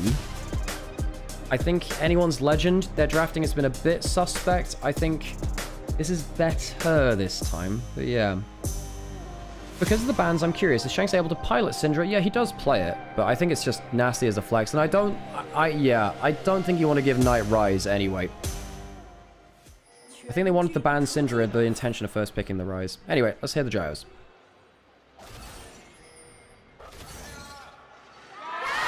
Oh, that's loud. What? We're going to turn that down a bit. Someone's right next to the crowd mic. Yeah. That was really loud. That hurt. There were, like, someone was stood directly next to the crowd mic. That's not nice. Ow. Okay. Yeah, I agree, TFC. I think Shun had to mature over time. I think when you look at 2023 Shun, bits of 2024, I think Shun couldn't handle the pressure. And I think even in MSI finals, you can sometimes see that. Exhaust put down both at level 1, actually. Viper stacking up the lethal tempo. Trade goes very well for Viper and On, actually. Shun going in level 1. The Q does hit. That's not bad at all from Tarzan, actually. Typically, Vi does not do very well at level 1 and level 2. You kind of need the level 3. This is an invade coming through.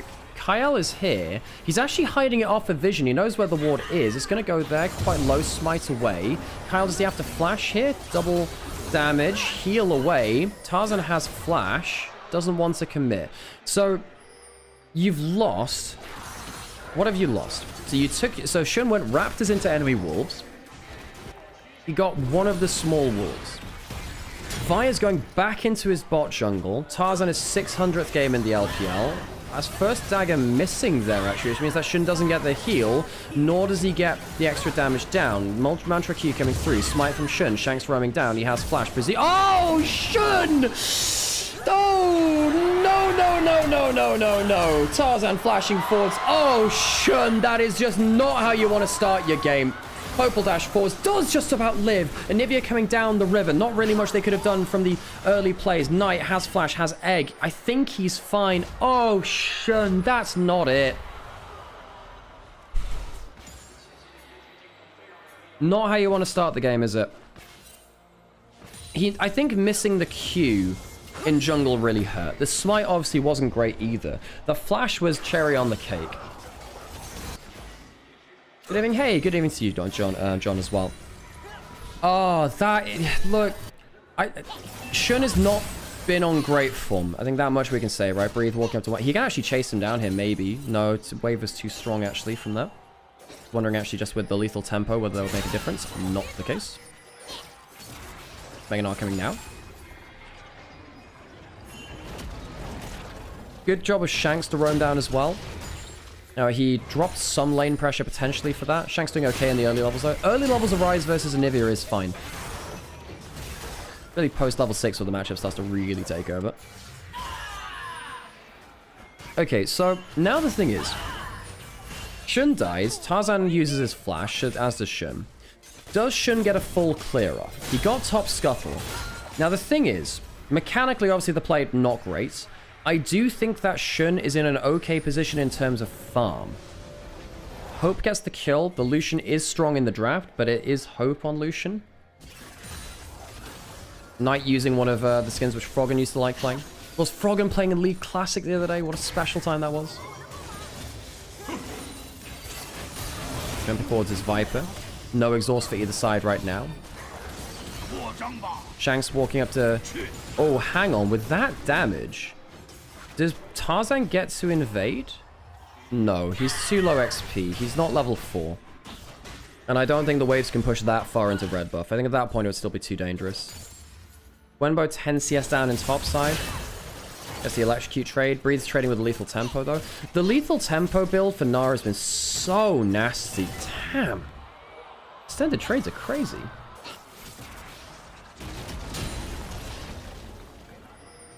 So Shun is actually very far ahead in terms of farm. He's a full level up. Look, mechanically the early level wasn't great. However, he can wrap around the back. This is good. Good from Shun to say, okay, we can make something happen. The root does land here. Here comes Shun. There's a flash from Hope. Do they go for Kyle instead because he's got less mobility? No threat there. The Q's not landing. Good damage back onto On and Viper.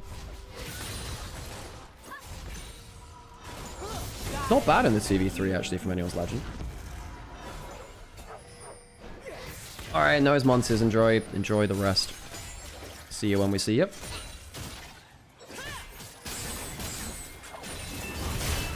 Shun goes back, has a pickaxe and a longsword. Tarzan has the tunneler, so they're on similar items, but again, Shun's going to be higher XP. What that means is that the Vi level 6 is going to be a little bit harder to come to.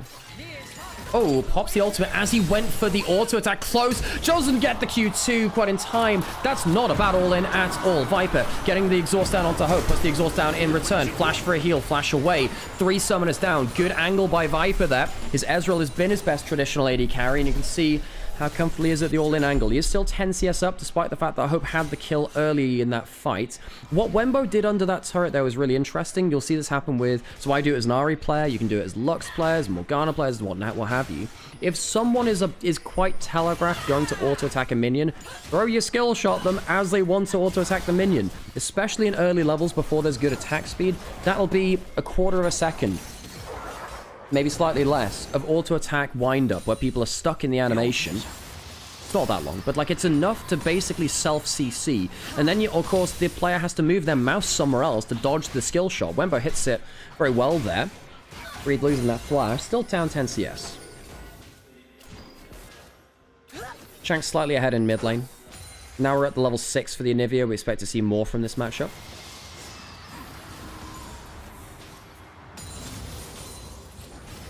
Tarzan, not near the level 6 at all here, actually. You see that the jungle support from anyone's legend really just piling on this lane at the level 6 mark. Q missing there both times from Shun. The second Q hitting from Nefiri is so crucial. Now, level 6 is hit by Tarzan. Of course it is. Very powerful there because of it. Dragon is available. Fighting over the Scuttle Crab here.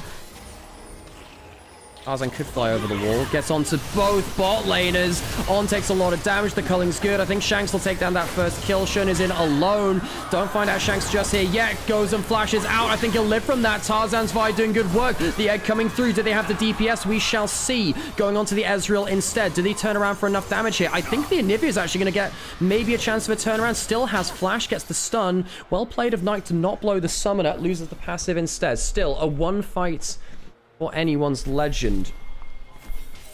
Tarzan hitting the clump there. You shouldn't be stacking up against the Vi out of Fog of War. Gets a great Q. Now, Tarzan's Vi has been very powerful. They stack up for the knock-up. And there's this instant death for On.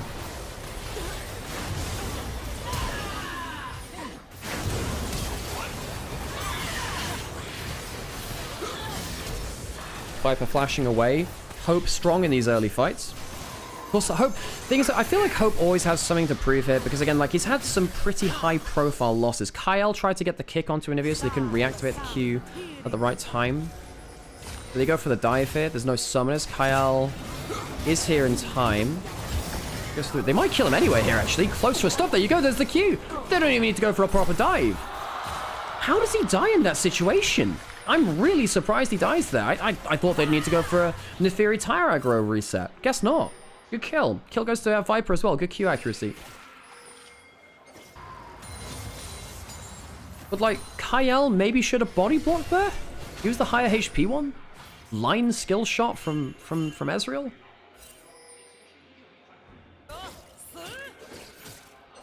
Top lane 10 CS lead still there from Breeze. Hasn't grown anymore. Oh, misses that Q, so he doesn't have the Q2. For those of you that don't know, you actually need to hit a target with your Q1, the semicircle slash, to get your Q2 on Ambassador. So one of the best things you can do against Ambassador is like flash her Q if you predict it well enough, so she doesn't get the Q2. Oh, Shanks walks forwards, gets the slow on him. Doesn't have flash. Shanks doing quite well on the rise so far. You know, using those early fights well. If you're fighting all the time early and Nivea doesn't feel great, there is... Ooh, I'm trying to body block the cannon minion there. Just a wall on him. There you go. That's the better trade. There you go. That's where the rise feels not so good. Exhaust onto On. He's in a 1v2. Not great there from On, actually. Almost died. In fact, he might just die. That is close as hell. Please don't walk up to that. Very, very close. Only start trading back there now. It's the Gromp.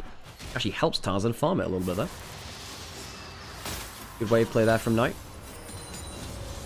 Teleport available from Shanks, though. There you go. Slight... Well, the lead that Shanks had briefly. Somewhat neutralized now.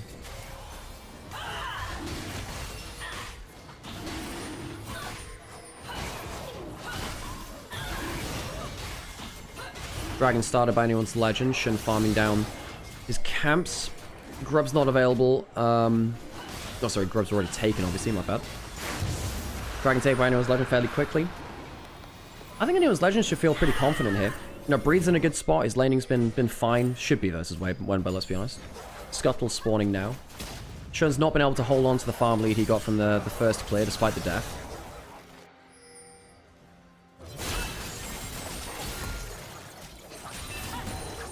But trading okay there, actually. About to get himself his Eclipse. Oh, good Q accuracy. Nice. Yeah, he's hitting a lot here, man. How does he hit that one? Doesn't even take the tower shot. That's really good from Viper. Gets the Karma Shield as well there to block off that last tower shot. As Ezreal ults up, he'll cancel a recall here, presumably. Yeah, he does. He's just hit like 5 or 6 skill shots in a row. That's some like Piglet 2013 vibes. Crazy stuff from Viper. That was genuinely very good. You know, there's been a lot of criticism of Viper and his individual mechanics and play. I think Wembo's probably just dead here. It might even be in a solo kill, actually. Repudiates down, tries to ult onto Tarzan, can't get to him. He has the Q, flash, and ult. There's almost no way he escapes out of this one, really. Wembo, too far up on this side, trying to push up and to get the wave if he can. Gives a kill over to Tarzan, only gets the single minion in there. And now the problem is...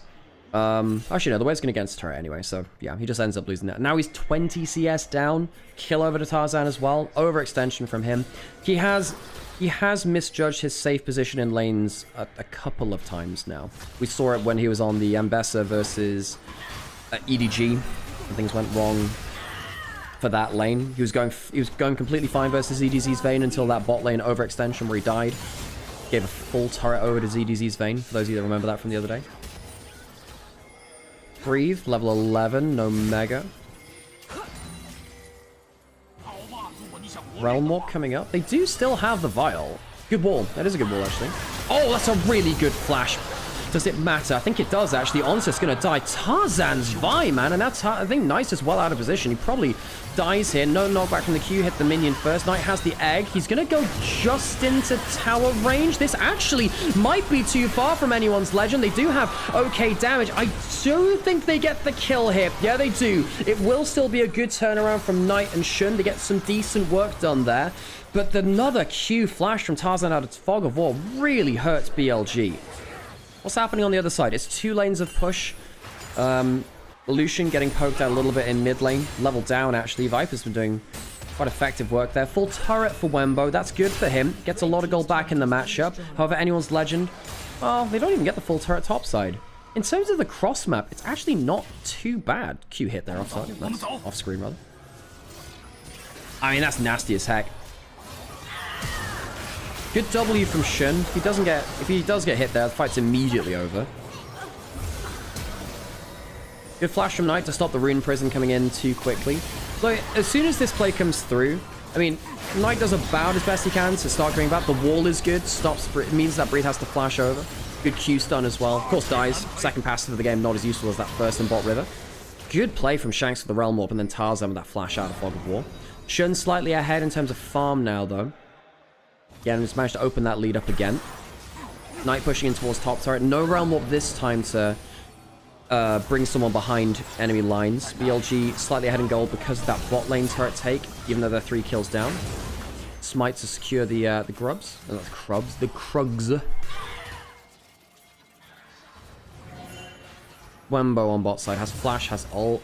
900 gold down, Meganar coming through. Tries to get away from terrain so he doesn't get Meganar for free. It's not bad from Wembo. You don't want to stand too close to the wall against this kind of champion. Shanks is getting zoned off of a ton here. Now, we saw this from Xiaohu as well, where you can just play for, like, hyper side lane Anivia, where you just, like, group up around the Anivia and just force someone to be in a really bad spot. Denies a minion hit. Knight now opens up a lead here, 10 CS lead. He equalized somewhat by the wave coming in. Gets himself a lot of tower play. Shanks has been playmaking well, though. Roamed out of lane early. Then made that big play top lane. Tarzan is on the top side of the map. Can't really do much to Knight here, though. It's got pen boots, Knight. Not going for some, like, Swifties. Wants the big damage. I think that makes some sense. He might go Malignance this game. Go pen boots plus Malignance for, like, really good anti-squishy damage as the soul damage source. The magic damage source. Teleport in for... He's okay. I was wondering if that was a bad teleport. It was okay. Ends up being okay. Yeah, he's going for a Malignant second, looks like.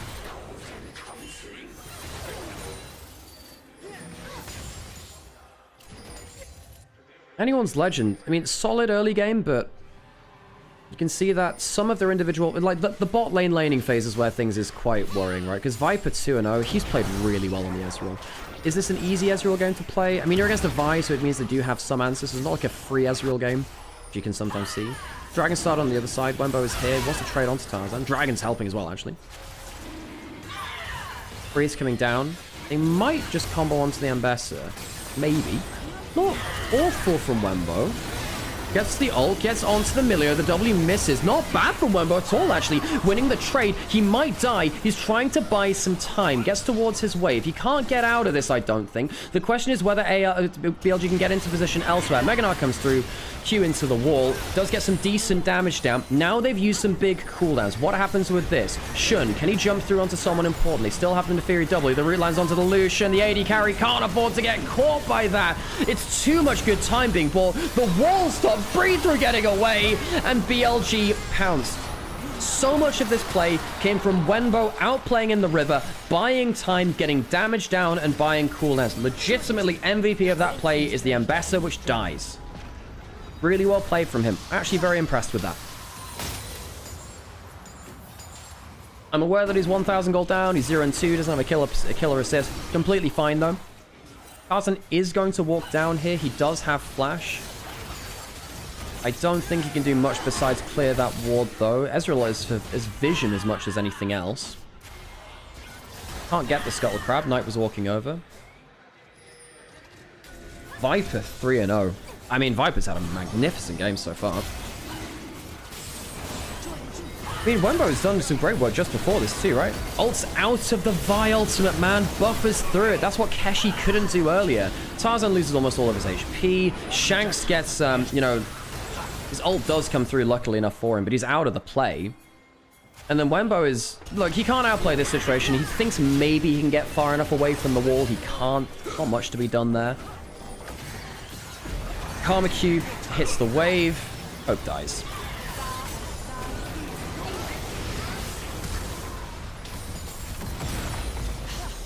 Wall is good there. Breathe can't make it out. Nice from Knight.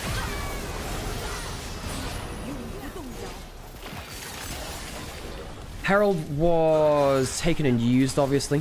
We saw that in bot lane. Oh, ult through the W. Breathe goes into mini Gnar. Wembo's losing a bit of the trade through the hyperprocs, but he does get a good chunk out of the Gnar. I'm not sure they can play strong side, top side now, because the Gnar's too low for that. Yeah, Gnar's have to back all the way off, because they're a bit afraid of the Neferi jumping in. Culling's cancelled by a wall. Good by Knight. And now I'm remembering, actually, the Tarzan... It was a game 2 versus JDG, where Hope was playing the Lucian and very nearly lost that game, because he was like... he got his ult cancelled by Honky's Victor. Yeah. Victor had a really good... had to just cancel it with the ult because Hope went way too close into Chaos Storm range around that one dragon fight where he's isolated. Hope's Lucian has left a lot to be desired. I'm not going to lie, chat. I mean, I don't want to dunk too much on Hope. I mean, look, Hope was a 22 summer champion playing hyper carry 80 carries like the Sivir, the Jinx, the Zeri. He was good at them. Well, Sivir particularly, that was his calling card. I think Hope's been sometimes over-criticized. I think in this current run of form and in this year, I think the criticism is valid. So there is a balance to this. Again, understand the nuance. I also think that Hope is probably the biggest problem point on Anyone's Legend. Personally, if I were making changes to Anyone's Legend, I would have replaced Hope, not Flandre, because I think that Flandre is very good outside of lane impact, and then that Hope just doesn't really do enough with the resources you give him. I'm just not sure that'll happen, though. I think if they were going to replace Hope, I don't know whether it would have happened by now. Because if we can see these things and the team disagrees... Like freezing the wave up here. I like that. I like that. Of course, Anivia can do that quite well with Crystallize as well, the W. And freeze your own wave, actually. Drag it back close towards tower. In fact, actually, it wouldn't surprise me if he W'd his own wave, froze it just outside, delayed the wave from coming in, and then kept himself safe on top side. That's nice from Knight, actually.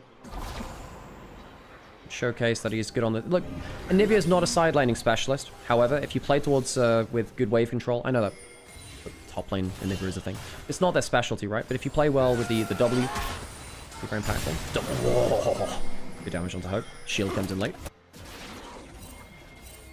Oh, is that T1 now? I think that's T1 now, right? This is Zeus' now skin. Hope for Elk would make AL title contenders. That is a fair shout. Yeah. I think Elk should be on a better team. I agree. I think Elk would improve almost every team he'd go to. Almost all of them. Blue buff stolen away by Shun. Gets the smite. Oh, so Knight teleported bot side because he thought a play might come in. But now Shanks is going top side to try and get the last of this tower. Can he stay that long? I think he can with Realm Warp. He's teleported up there. AL, are they ready to fight topside? I don't think they are, actually. Shanks thought he could get a quick turret. He can't. So he uses the teleport. Doesn't get that much done, actually. And now Anivia can go back to wave clearing. They get a blue buff steal. Shin is also 1,000 gold ahead. You can see how intricate this is, right? I need to stop saying right. Right has become my catchphrase. It's because Peter Dunn says it, and it does sound very convincing.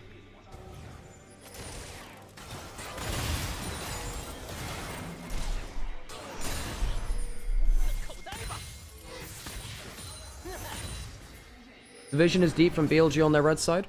It is. Yeah, it is. And that's why BLG were maybe thinking they were angling for a fight. I think that Knight teleporting in, seeing the groups from AL, thought maybe there was a play coming. Dragon in 10 seconds. Will be second dragon for either team. AL's objective setups have been messy. Q onto Shanks there. Some decent damage. Wembo positioning for the flank. All 5 members around the dragon. Looks like we are set up for a contest.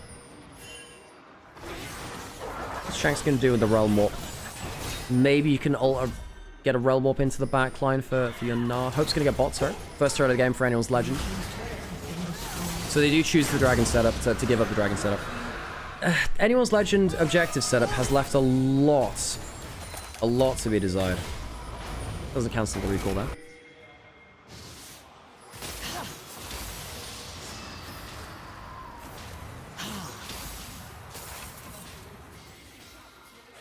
Ooh, trying to take the skeleton time. I mean, he does get it, alright. Might guess that in time. Fast farming from Anivia. Has that Malignance, as we were talking about earlier for the Anivia build. Lots of flat penetration. Has the upgraded Sorcerer's Shoes. The Spellslinger's Shoes is what they're called now. Gives you some percent penetration. Gives you some more flat pen. Then the Malignance gives you some flat pen when your ult's down, which as Anivia will always be there. Also, the interesting thing for this one as well, is particularly when it gets to like Gnar, Vi, Rise move speed, Lucian. It allows you to reposition your ult quite effectively. You don't often think of Anivia cooldown on her ult being a big thing, and most of the time it's not. But in early levels, I think it's like a 3-second cooldown. I think when you get Malignance and a bit of cooldown, well, once you get Malignance level 2, it's like, you know, it's like a 1-second cooldown instead, effectively, at that point. It means that you can put down your ult for the start of a fight and very quickly change where it is based on the mobility of the enemy team.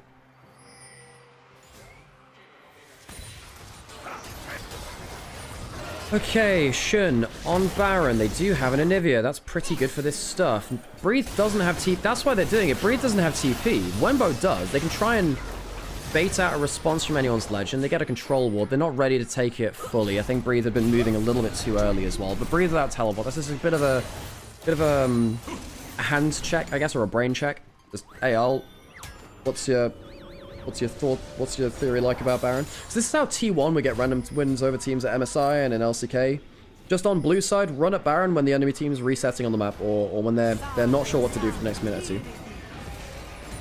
And I think actually T1 started picking blue side over first pick or second pick because they were really confident in their ability to screw over people around Baron. That's someone out of vision. I don't think you do much against. I mean, the thing is, with the Vi flying in, the exhaust is really valuable here. I actually really like the exhaust for Viper and for Ho over the barrier, because now you've got to this point, you're really happy to just be like, well, I can exhaust the engaged jungler, and that'll do more work than the barrier would have done anyway. That's the Shojin in for Viper. 3 items. Hope is quite far behind, so he's not close to Infinity Edge. Viper has the healing boots, by the way. I'm not sure if he's stacked them. I don't see any stacks on them.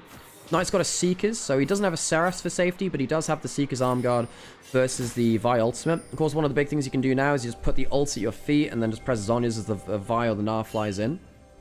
Can be very nasty. I remember when it used to be called the EDG Baron. Yeah. For a little bit. Yeah. And then look, so many people have done this over time. It used to be that, then there was like, obviously T1 Baron was both bad and then good. It became it was one of their biggest weakest, then one of the weaknesses, then one of their biggest strengths.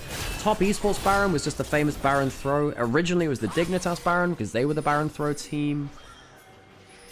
Let's be honest, we had 16 years of history now in LoL Esports. It's pretty easy to have something known after an objective. Tarzan, maybe angling for an engage. Wembo over the wall. Don't get the blue buff steal here, it doesn't look like. Yeah, close enough. Welcome in, Shield, by the way. Thanks for the message. Welcome to chat.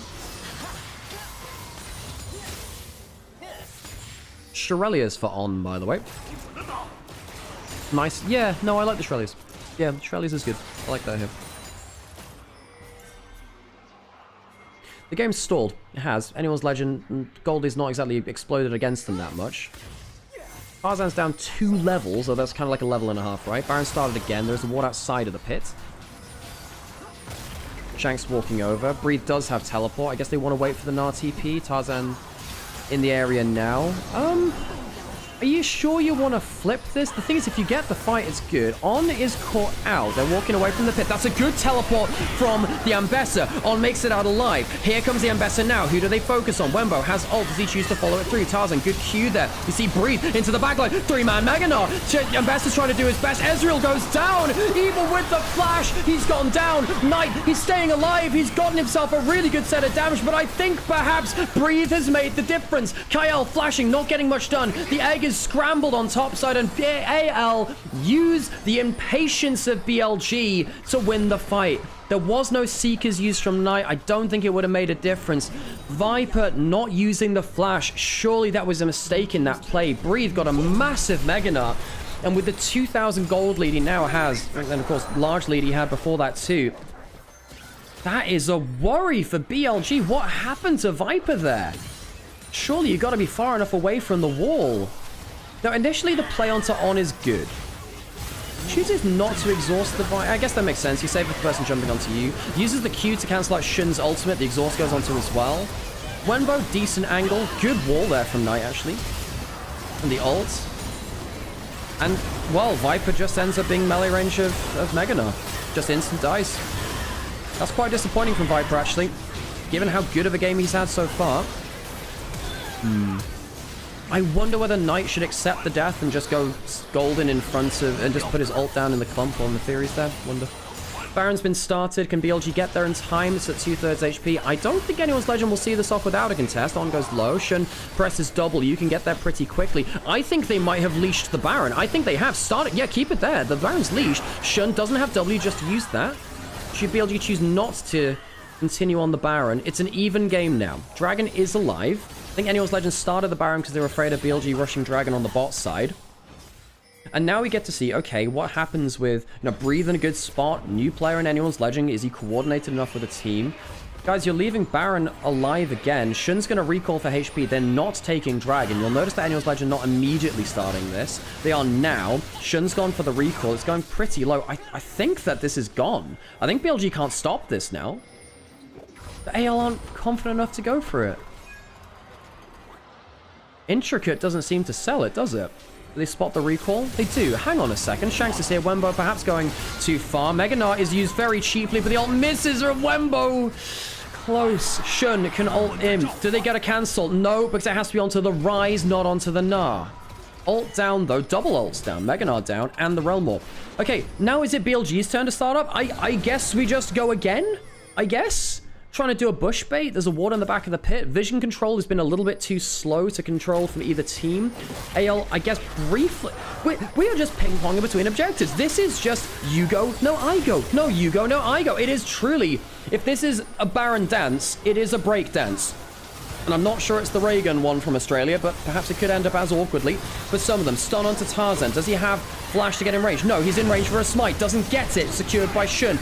On's going low. The absurd Karma getting very low, actually. Shun going in for the ult. Shanks going golden. Tarzan doesn't get value on the other side, and Shanks just can't do enough. Goes in, goes down, and BLG are the ones who come out top in the tango. Anyone's legend.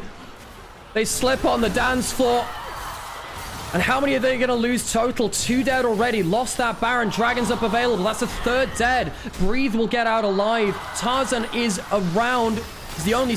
Well, I suppose Tarzan and Breathe the only 2 which can really just sit and cry, farming out from the enemy jungle. They don't even go back for the Dragon. They want to break the base. Why not? Shanks, his first death of the game is a bad one there. You know, the top lane losing the Realm Warp really hurt. I think if there was a Realm Warp, BLG would have to be a lot less brazen around the Baron. Goes forwards, though, dies. Baron's gone. They take a mid-inhib. Now, AL could revenge Dragon, maybe. BLG choose not to reset, though. I was wondering whether that'd be the case with the gold they've just earned. But AL can't get onto the map quickly enough. No teleport on Rise. Breathe not in position. Does have the teleport anyway, but I don't think it would have mattered. So what happens here? Very good warm. The Anivia disengage is good. Tarzan ends up kind of going in alone. It's very close. 100 HP. Very, very close, actually. Shanks using his Realm Warp onto... Rune Prison onto On. Hope gets put on Wild Goose Chase by Wenbo. Wenbo's actually... You know what? Wenbo's actually played the team fights really well. Credit to him. No, credit to him. Wenbo is not meant to be here. He's had some bad games. We won't cover for him that much. But I think Wenbo's played the team fights pretty well, actually. And good call out there as well. On has eaten like 3 cullings and not died to them pretty much this game. It's been a solid game from Viper, besides that one mistake in top river, which led to the almost comeback from anyone's legend. I think Knights and Nivea has been very disruptive. It's not been like a slam dunk Nivea game. It's not been shutting down the Rise. No, Rise has actually been pretty good at getting resources.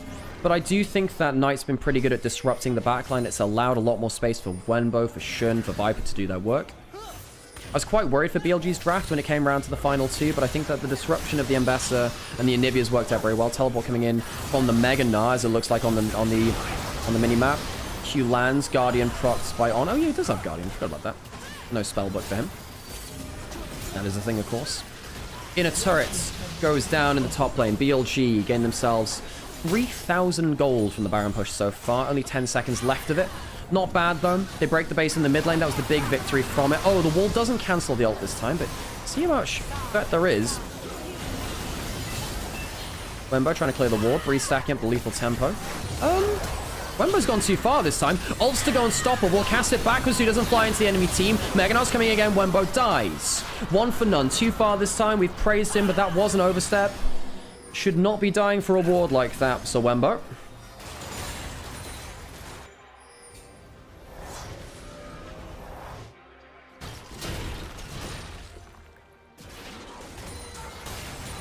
Anyone's legend are losing a game in which they're up 3 kills.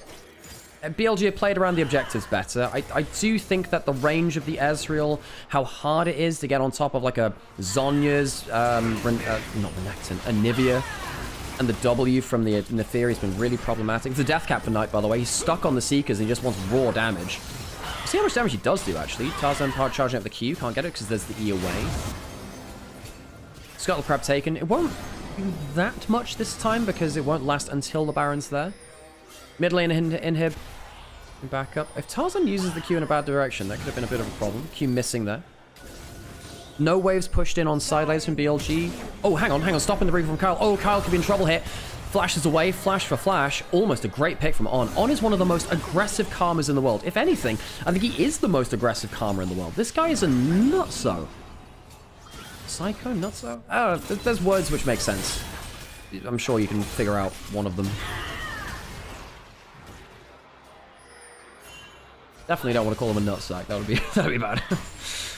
I love how you've nicknamed BLG Binless Gaming. Well, this is one of the secret to broadcast is making something cringe or funny or weird enough that people remember it. It's why sometimes some of the cringe stuff you complain about on various broadcasts is actually really good because you remember it. Sam JG, by the way, but that's Sam Jungle. Thanks for the follow, appreciate it. I used to cast someone in the UK called Sammy Jungles. He was a university and a UK amateur player, Sam Jungle. Has BLG been 45 every game? So first off, I think that the scoreline from Wembo this game is a bit of a... Well, he's been okay in team fights. Wembo was very, very good on his Yorick game. He had a quadra kill on his Yorick game. He actually had a player of the series versus... Gosh, who was it versus? Anyway, he had a player of the series in their second series out, I think it was. Not versus EDG. Oh, no, it might have been versus EDG, actually. Yeah. Yeah, he had a Yorick game, which is really good, and his Renekton game was really good. Got a quadra kill on that Yorick.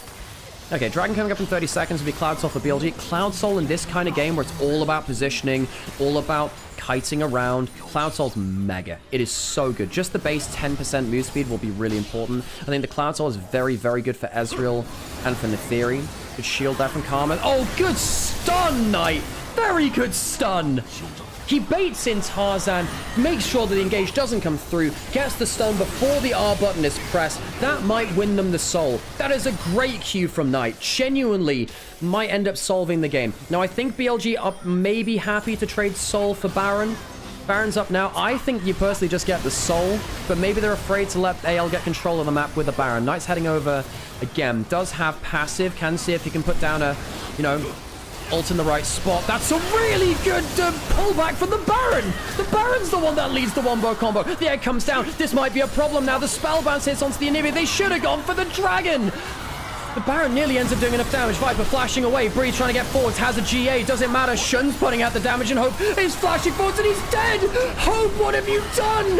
Megadar goes into the wall. Hope's dead, though. I think the Neferi carries, even though the Ezreal's down. Disaster for anyone's legend. BLG, even though they get shredded by Shanks with his level 16 rise, will not go down.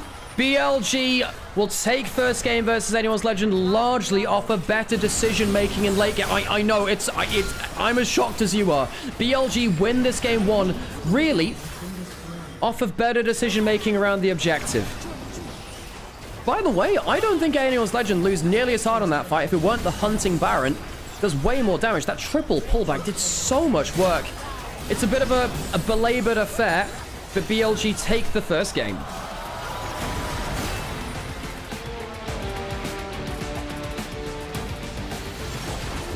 I'm a little hesitant as to how Wembo will perform internationally if things don't work out with Bin. I don't think that we will see Wembo internationally. What a shit game. That was a little painful to watch as a Tarzan fan and as someone that wants to see the best possible League of Legends. I think that Hope didn't use the Lucian very well. I think that Shanks had some good moments, but it wasn't enough. Breathe had one good Mega Nut. Realistically, though, I just think that BLG out-macroed. I think they were better around the objectives. I think they were better around the big moments. And I don't think Hope with the gold did enough, really. Yeah. I suppose I guess the thing is, what anyone's legend wanted to do, I think as soon as you kill the Anivia, I understand going for the fight once the Anivia is dead for free. Not for free. He did do some decent damage. But, yeah. Viper had a good game besides that one death around Baron, and even then, melee range of a Gnar, quite hard to outplay. I think, in terms of player of the game, yeah, it's Viper. I think Viper has the player of the game there. Very, very good skill shot accuracy. Like, one mistake in that one team fight, sure, it was quite impactful, but I don't think it was quite hard to outplay. Viper probably the MVP, though. Yeah. Oh, gosh. We don't know if BLG signed Hoya, by the way. We're not sure. Hoya actually played earlier today. We're not entirely... There's a dead pixel on the screen, by the way. You see that green pixel at the top of the screen? There's a dead pixel on the screen behind them. wait, let me show you. What is this? Oh, there was like one up here. Okay, right, I'm gonna have to go... That's a lot of damage from Viper. 1,000 damage a minute? Hell yeah. Really good game from Viper. Viper's player of the game. He had some really good skill shot accuracy. Again, we called him out for that one play around Baron. That was really good for him. It is his best traditional AD carry. I am going to get myself a coffee. I'm gonna just leave you the player of the game stuff. What's the pre-roll looking like? I got a little while, so I'll leave it on a little longer. Yeah, I think Hope really, really struggled there.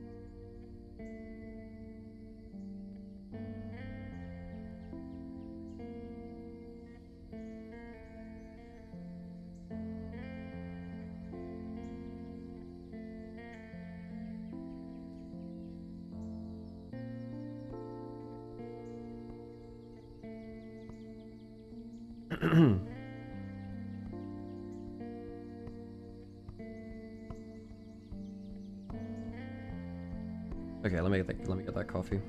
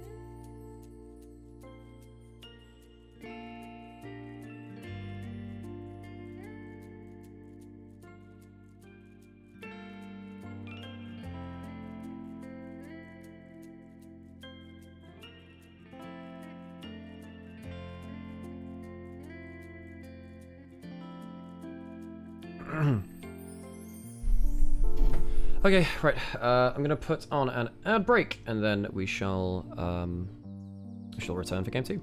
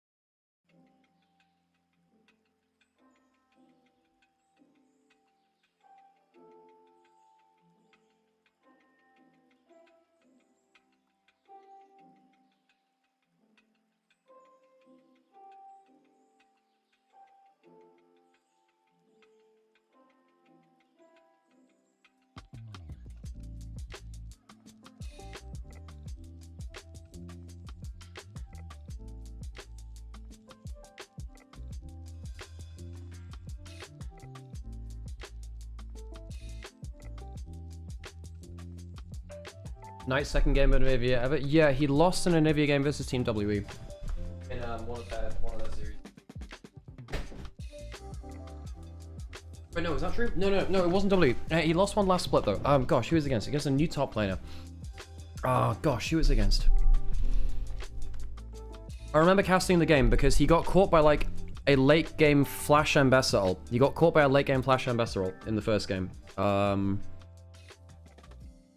Against like a new top laner. Gosh, who was it? Can anyone remember? Let me check.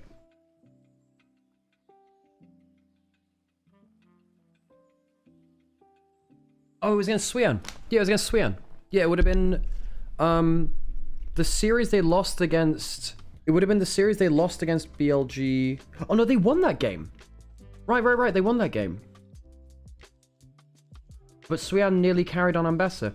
Yeah, I think they lost that series. Was it 2? That was... No, they won that. Huh, they won that series, but like, huh. Okay, right, let me listen to the crowd thingy.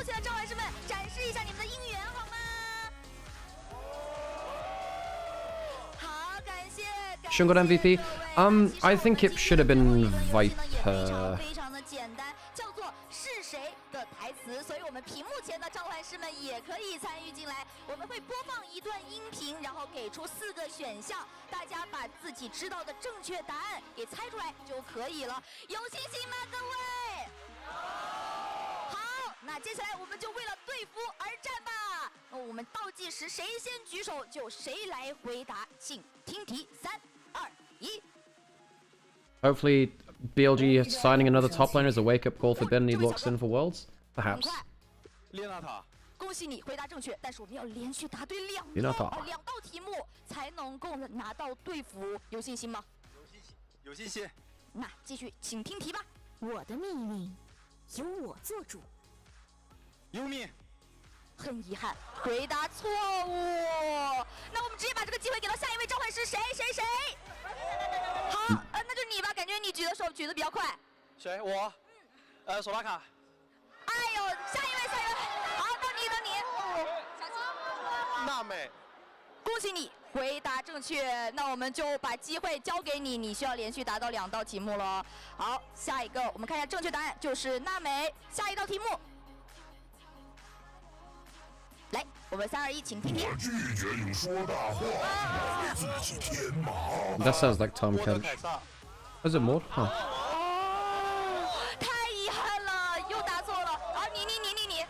塔姆，恭喜你回答正确。那接下来呢？由于我们这是第3道题了嘛，所以说我们还剩下最后1道题，我们就直接先送给你1套队服，好不好？那也是感谢李宁为我们提供的 AL 队服1件，恭喜你！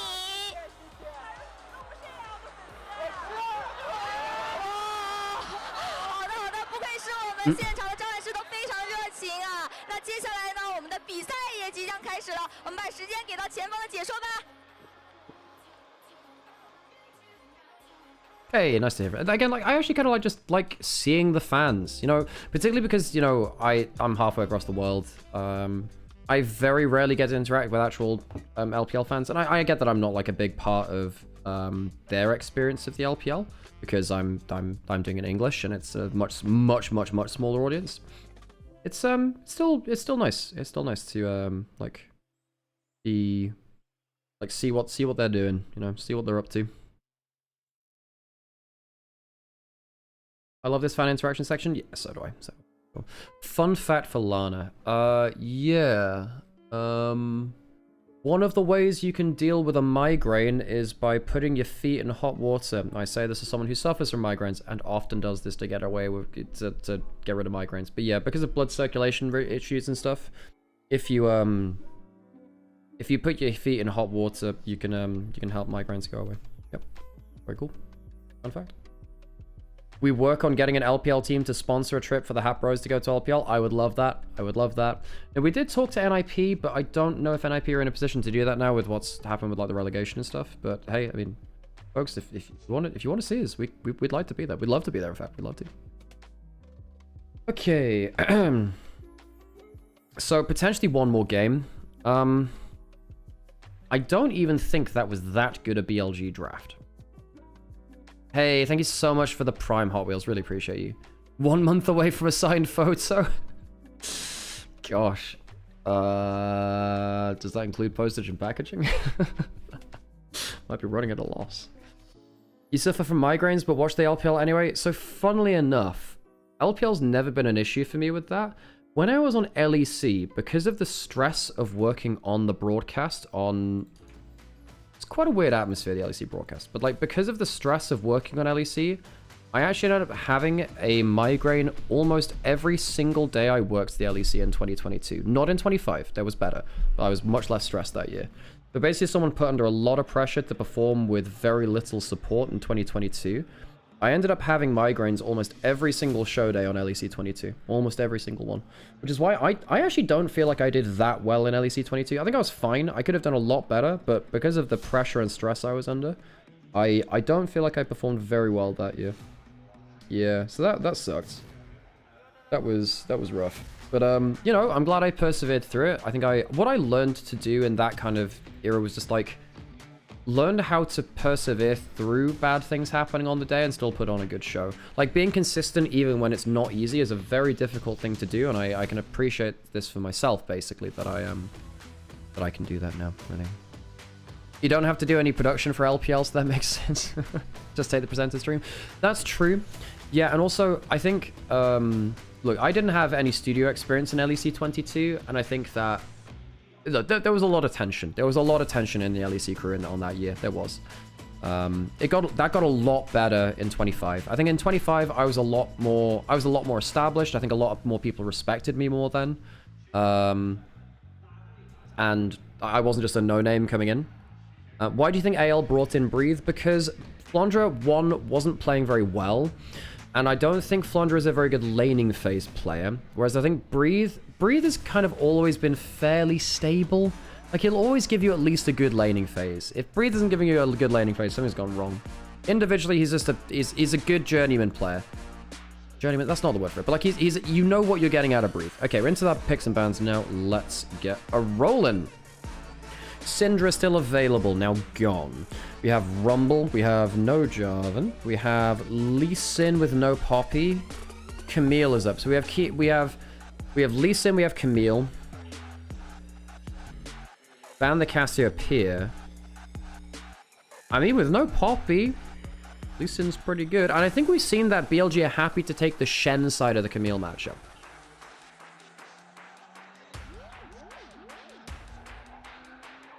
Put hope on Malzahar bot. Oh, the meta going the way it is. So what do AL do? Do you take the Camille? Do you look at something like a Rumble? You're quite worried about Annie now, actually. Annie feels really nasty. Skarner is good at tanking the Lee Sin. Lee Sin rarely gets to do much to Skarner. Skarner is too tanky for Lee Sin to do much to him. So you've got a tanky jungler. I think you expect Annie out of Knight. Do you take Annie away? Victor's okay. Victor's actually fine here. Yeah. Victor's okay into Annie. You can also build fairly defensive with stuff like Zhonya's. It can be quite rough. You might get one shot by Annie Lee Sin. You can also Silas from Knight as well if you want to play a bit more aggro 1v1 but have less consistent setup in the 2v2. That's the trade-off. Yeah, they're talking about what Knight wants to lock in there. Annie would have been fine into all-comers. I don't think you have to pick Annie now. Yo, they're giving Wembo Jace? Oh, okay. Vote of confidence. And Jace Akali? Hell, alright. So that's not the CC mid laner. This is now just all skirmish all the time. This is not great for 5v5. It's not great for consistency. You gotta hit your stuff a lot, and there's no point in clicking there now. Oh, Glamorous Jungle, by the way. Thanks for the follow. Did I say that? But thanks for the follow. Appreciate you. What makes Skarner a good answer into Lee? Skarner's just really tanky. Lee Sin never bursts him out. If you go melee range with a Skarner, you just don't feel very good. They do lock the Shen, so they'll have one of the roaming supports. AL can now ban out Camille. I really like the Shen lock-in for AL. Because now you're going to have You know, Shenalt keeping someone alive, and that maybe buys time for Skarner to get into the play. Camille's banned away. What else would you ban here in terms of engaged supports? Do you care about Leona getting through? Shen's not bad into Leona because he blocked the Q. It can also be a top lane Shen as well, although I doubt you do that into Jace. I think Shen into Jace top lane is asking for death, really. What do you ban away from Hope or Breathe? Ambassador's gone. Ziggs is a fine ban. Yeah, Ziggs is a fine ban. Yep. Skarner Ziggs is actually weirdly quite good for a jungle AD carry. Drag people back into the sweet spot of the ult for Ziggs. Ziggs ult.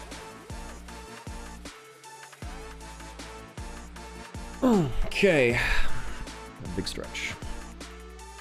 Yeah, we've seen a bit of Skarner Ziggs over the last couple of years. Not much, but a little bit. Bard banned away from ult. Yep, that's fair. Yeah.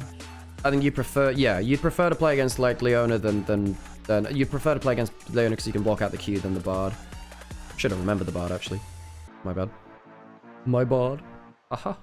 You're so funny, you say in Twitch chat. Sivir banned away from Hope. It's one of his better hyper carries. Would have been a really nasty set of duo carries in the backline. You play the Victor bot lane? Wait. Hang on. Is there a chance that Viper plays Viper plays Akali bot lane? like we saw in LEC the other day? Is there a chance? Think about the Jace or the Yorick there. Oh my god. Are we actually... Legitimately, are we going to see a Jace bot lane to try and avoid this matchup? Because, like, we could see that. We could actually see that. If you've been watching LEC or an LCS, you've seen a Akali bot lane, you've seen Jace bot lane. I'm just putting that out there. I don't like the fact that that exists. Actually, I do kind of a little bit. I'm lying to you. I sort of like the fact that that exists, but, you know. Pretty tanky team from AL. Double picks left for BLG. Nautilus gives you the more consistent setup for Jace, Lee Sin, and for the Akali. So is the Jace going top lane? Oh, Viper Kaiser. Haven't seen him play that one for a while. Has he played that on BLG this year? Actually, not sure he has. Go on, do Jace bot lane. Come on, do Jace bot lane. Come on, please. Do Jace bot lane and do Gwen top. Oh my god, we're getting Jace bot lane. It's so hyper cursed, man. It's so cursed. I'm telling you. It's gonna be like Gwen top into the Yorick, which is a bad matchup for the Yorick, and then we're gonna get Jace bot lane. Wait, is it gonna be Victor bot lane now? They're gonna put Galio mid, Victor bot lane. BLG, you've done this to yourselves. You showed everyone what can happen at MSI. I'm just saying. It's gonna... Wait. Hang on. You know what the real Kino thing is now? You go Jace mid into the Galio, Akali bot lane, Gwen top. That's the real funny scenario. That's the real funny scenario. What is happening? Please switch to your champions. So that I think AL are actually switching their champion. They'll switch at the last minute. They're switching things around. It's gonna be Victor bot lane. They're playing. Wait, they're gonna play the Akali bot. They're gonna play Akali bot with the Jace mid. They just want the Jace versus the Galio. And what they'll do, they'll wait until the last possible second just to see if it's there. All right, okay. They have no idea what they're playing against. I think there you go. And I'm just saying. I'm sad that I put that into your ears. I'm sad that that happened. However, it is a thing that we've seen. This is absolutely not so. Now, what did they actually end up on? It is Jason to Galio mid. Hang on, isn't that really awful for Galio? Knight is an incredible... We're getting to see Viper Akali. That is absurd. We get to see Viper Akali. Even with Knight, that shows that, like, I mean, Knight is one of the best Jaces in the LPL too. He is the best mid lane Jace here. It is absurd.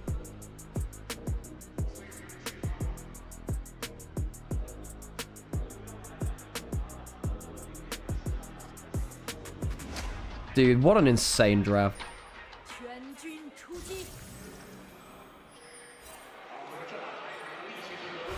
Just, look, folks, tell your friends to get in here. We're seeing Viper Akali, man. Oh, that's really loud. Oh, my God. I'm going to have to turn the volume down. That's just way too loud. Oh, my God. That is crazy. Okay, flash away. Flash in. Wait, hang on. So Knight did flash away from the taunt. That's fair. You kind of need to do that. This is something that Camille does. I'm going to have to post about this, folks. So give me 1 second to make a social post about this.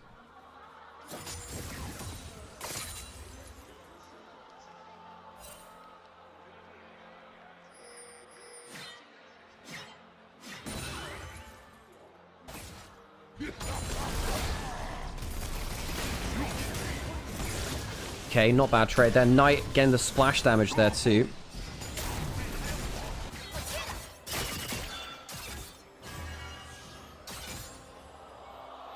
Good trade in top lane there. The real... Okay, so the real winners of the solo... Well, I think just BLG just walk away in general very happy.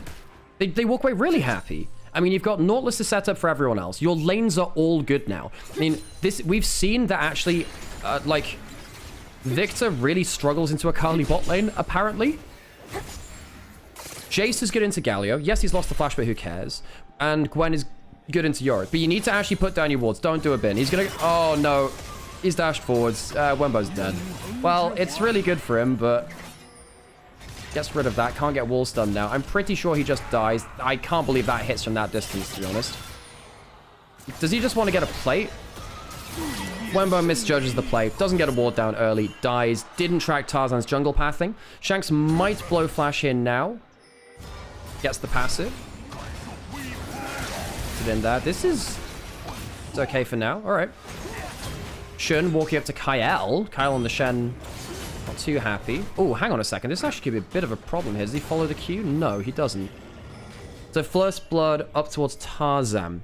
Good gang from him. They really needed to spot what was happening with Wembo. He's got the Ignite teleport, so he does get to teleport back to lane. On is still in Fog of War.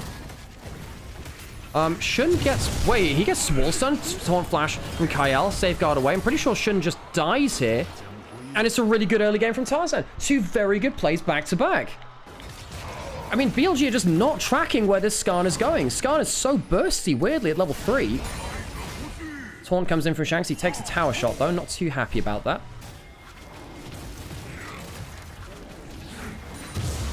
Don't know why you're so surprised that the gyros are so loud. It's because of where they put the crowd mics. In some arenas, they put them, like, right next to people, and it means that they're, like, artificially louder than they should be, even though they're really loud anyway.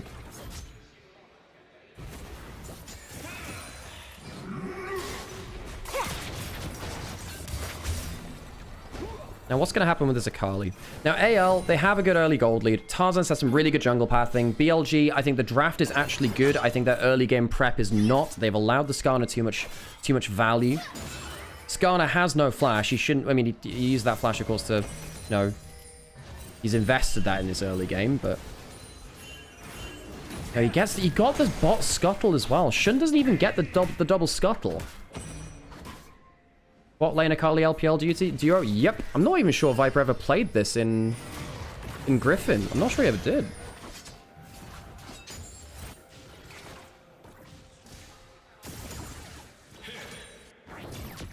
Hope playing the Victor. 10 CS down, worth noting, actually.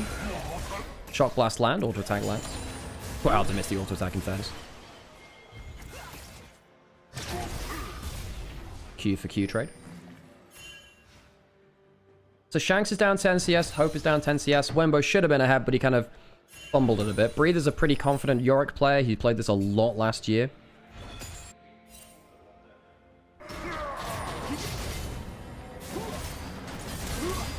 Supportal combat.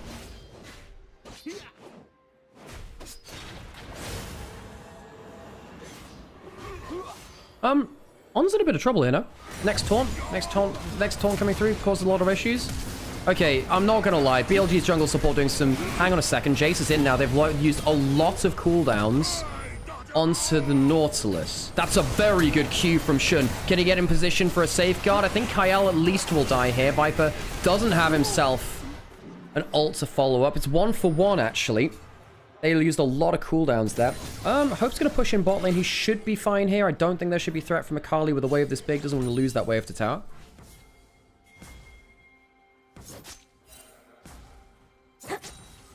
He is ahead. A good, solid 10 CS, isn't he? I expect that from this bot lane matchup. Maybe it is just good.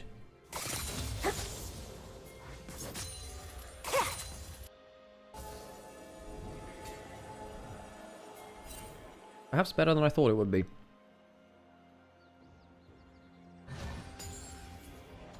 These drafts are kind of a bit ridiculous, but it's so fun to watch. The thing is, like, yeah, I actually really agree with what Jamada's saying in terms of, you know, if you wanted Fearless Draft, and you were really happy about Fearless Draft, you cannot complain about this meta, as it is a kind of result of Fearless Draft. You know, there are more traditional bot lanes, like the Jin Seraphine we saw earlier, or the Ezreal Karma. You'll see more of them in a standard draft. Reed's got level 6. You don't want to stick around there as on level 3 Nautilus. Yeah, you would actually die there. Especially with no flash on the Nautilus. Is a bit of an issue that Wambo's not ahead. That is an issue. Wambo is a big Gwen player. Played a lot on BLG Junior. Tarzan going towards the top scuttle. 3 kills in the early game for the all-star jungler of anyone's legend. He is a superstar, isn't he, Tarzan? Tarzan is like, if you had like one of those FIFA player cards, you know, the sports cards, he would be like one of the real rare pulls. He'd be well up there.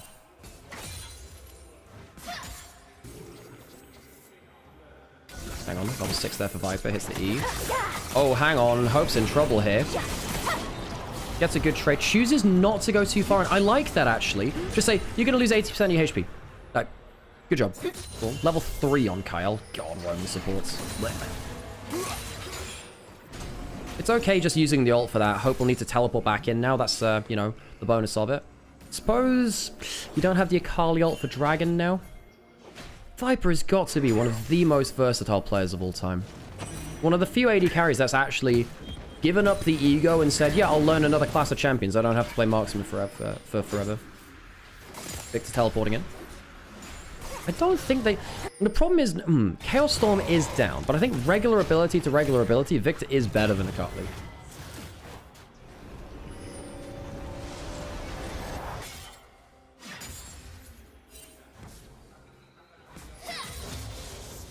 I thought that Jace would be a flex pick. As soon as I saw it locked in, I'm like, surely, surely something is not quite, you know, not quite right there.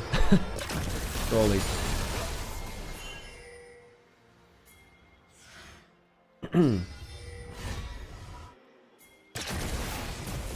Knight doing fairly effective work in mid lane as well. Did have that flash blown earlier. He's trying to walk away from the wall. That's a good knockback. You'd have to flash now to get in range for this. He probably needs to flash away. Yeah. Good angle from Tarzan Kyle. Get the flash out of Knight. I'll take this over lane swap any day of the week. I don't mind lane swap. Again, I don't mind them in moderation. It's just, you know, when it's the only thing you see in meta, it gets a bit rough.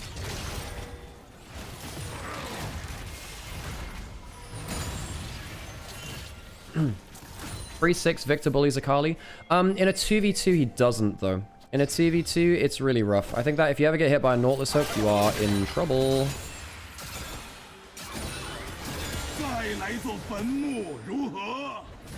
Skarner on top side has Heartsteel. Gone for the Heartsteel, not something like the Protoplasm Heart. He actually wants to do more damage. And I guess he is against 4 melee champions, so I guess Heartsteel is more easy to proc. Shanks' side lane versus the Akali. Doesn't choose to follow the E back in.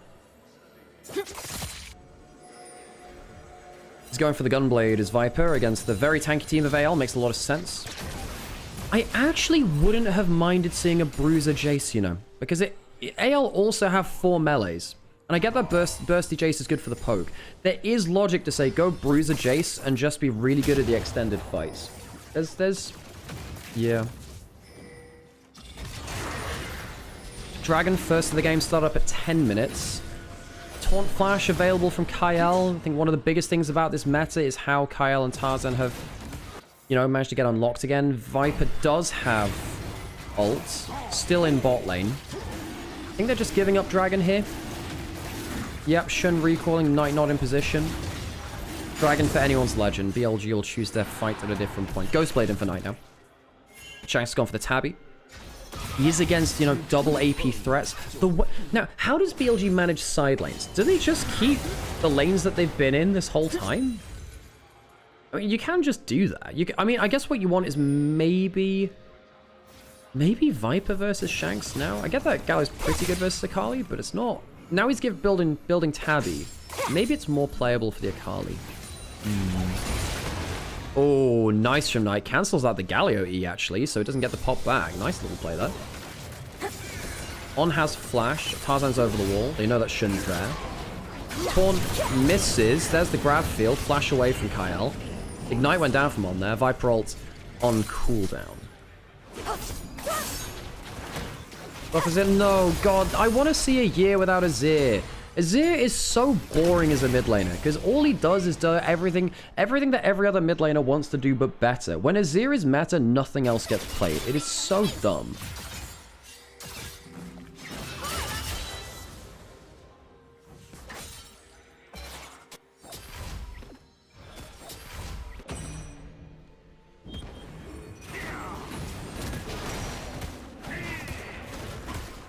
Yeah, I'm not a fan of Azir. I think that Azir, like, I don't mind the big playmaking, but until Azir becomes like a situational pick and not just the de facto best pick in any given meta, it's just I'm done with that champion, you know.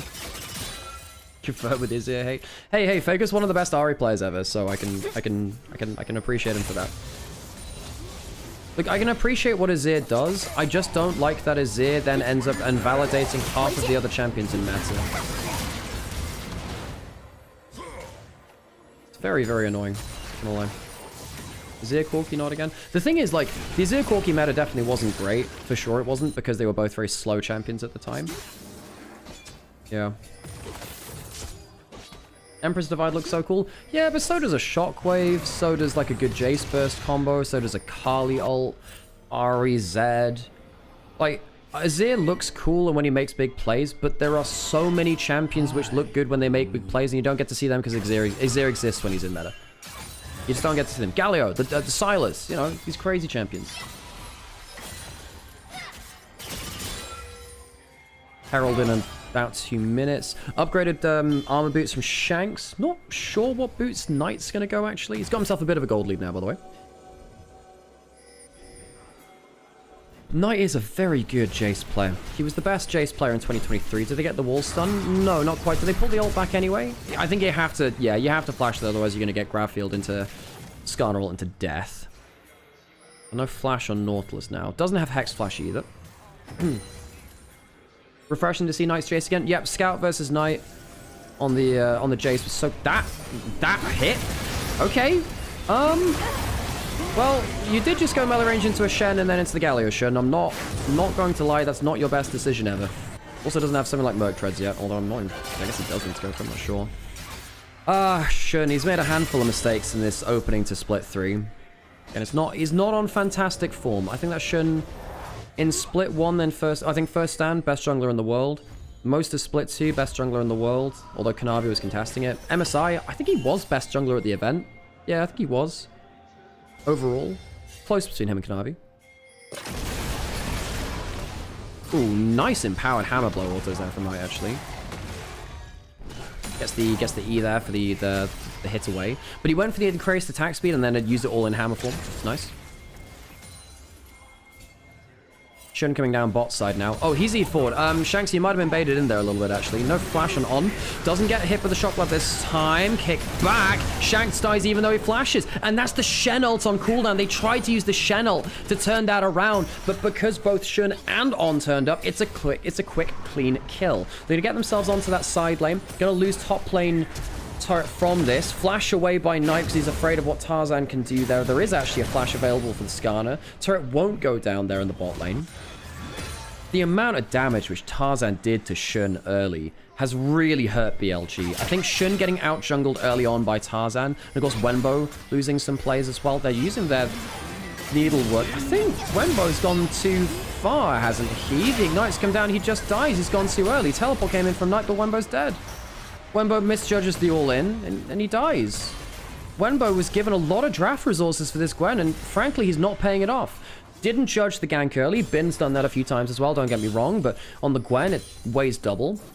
That's a bad play there. Just gets hit by the Dark Procession, goes in too far, dies, misuses Knight's... That means that Knight's teleport is now useless, right?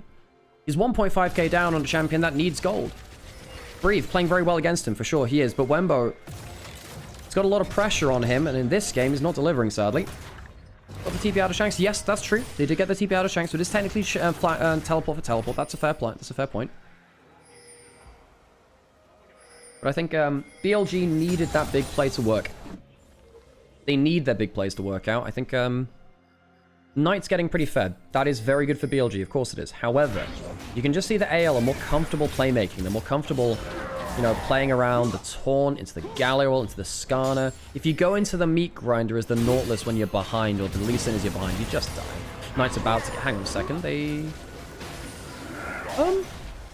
That's around the wall there. That's a big investment. I'm not sure about that one on.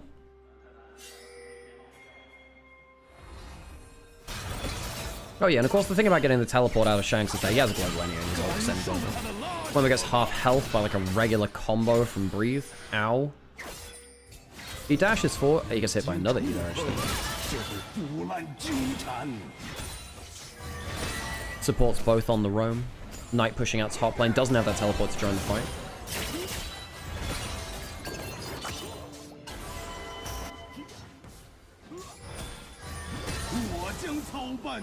I don't think, look, I think given the situation, Wenbo's done quite well in the first few series comparative to what I would expect, which is him kind of just getting blown out every game. He's done alright, but yeah, this game's obviously not a great look. I think game 1, he did better in team fights, but not great in lane. Ooh, missed E there from Shanks.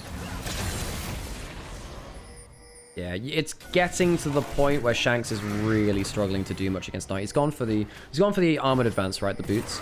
But he's got the Abyssal Mask, which is... I mean... Not sure I love it, actually. I don't feel like it's that valuable. On's now having to lane with Wenbo to help him against Breathe, to stop Breathe from just hitting the turret for free. Breathe's trying to walk up and maybe Q someone. Oh, that's nasty. Hang on, that Q actually means they might win the trade under time. I think they can actually dive here. Yeah, I mean, Tarzan's pretty strong. He's got 2 items too. On has ult, he has Ignite. They stop the recall again. Is there another teleport to bring in? There's Viper, I guess. Yeah, Viper's coming in. Shen's come in now too. Shen's around. But Shen ult for Viper TP. But that means that no one's wave clearing mid lane, so AL still gain an advantage out of that. This game's not been about Hope, which I suppose is good for anyone's Legend, because he's struggled on that front a little bit. Viper alone here now. Does he have W? Gets hit by the E for the slow. E's out. Good flash, actually. Fair play to him. Shanks is getting blasted by Knight 1v1. Whoa! Solar kill. Not even just blasted. Knight just destroys him. Knight, the best Jace in the LPL, at least in the mid lane pool. Had to deal with a bit of a weird flex in this game, but he's paying it off. Shanks on the Galio. This is why you picked this matchup. This is why you flexed the Akali bot and gave Knight the Jace. You can do stuff like that. Nice.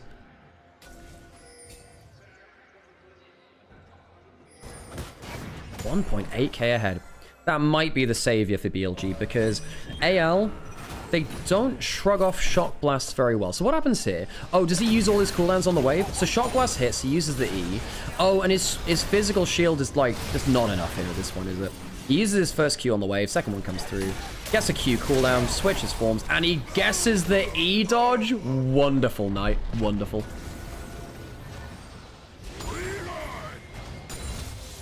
Weird flex, but okay. Yeah. Yeah. Weird flex, but okay. I like that. Knight's going towards Cyrilda's next. He really wants to be very bursty, get through the armor. You do have a Lee Sin that's going to struggle to be useful. I think as soon as Shun lost early game, this was going to be difficult for BLG. I think AL did really well to get Tarzan ahead. Oh, Tarzan did really well. Tarzan was very, very good in the early game this game. It's given anyone's Legend a much stronger chance of success. Viper's almost 30 CS up. He's got Protobelt and he's got the Gunblades. He's got a bit more mobility. Art Seal, yeah, he's also got zero. Now the thing is, initially I thought, well, if Tarzan's against 4 melee champions, surely that'll be easy to stack. Yeah, but it's pro play. Just go Protoplasm Harness. Kyle's coming top side. Knight does have flash. I think he's safe. Nautilus is on the roam here. He actually takes the ward before Kyle takes the control ward. Viper heading towards Hope. Puts the control ward. The Chaos wasn't a thing. The gravity field. Puts that down. Yeah. Chaos Storm out for free. On. Gotta be a little careful here. There's no Chaos Storm anymore, though. Does he look for the big play? Why are you so dramatic? Why are you so dramatic? God.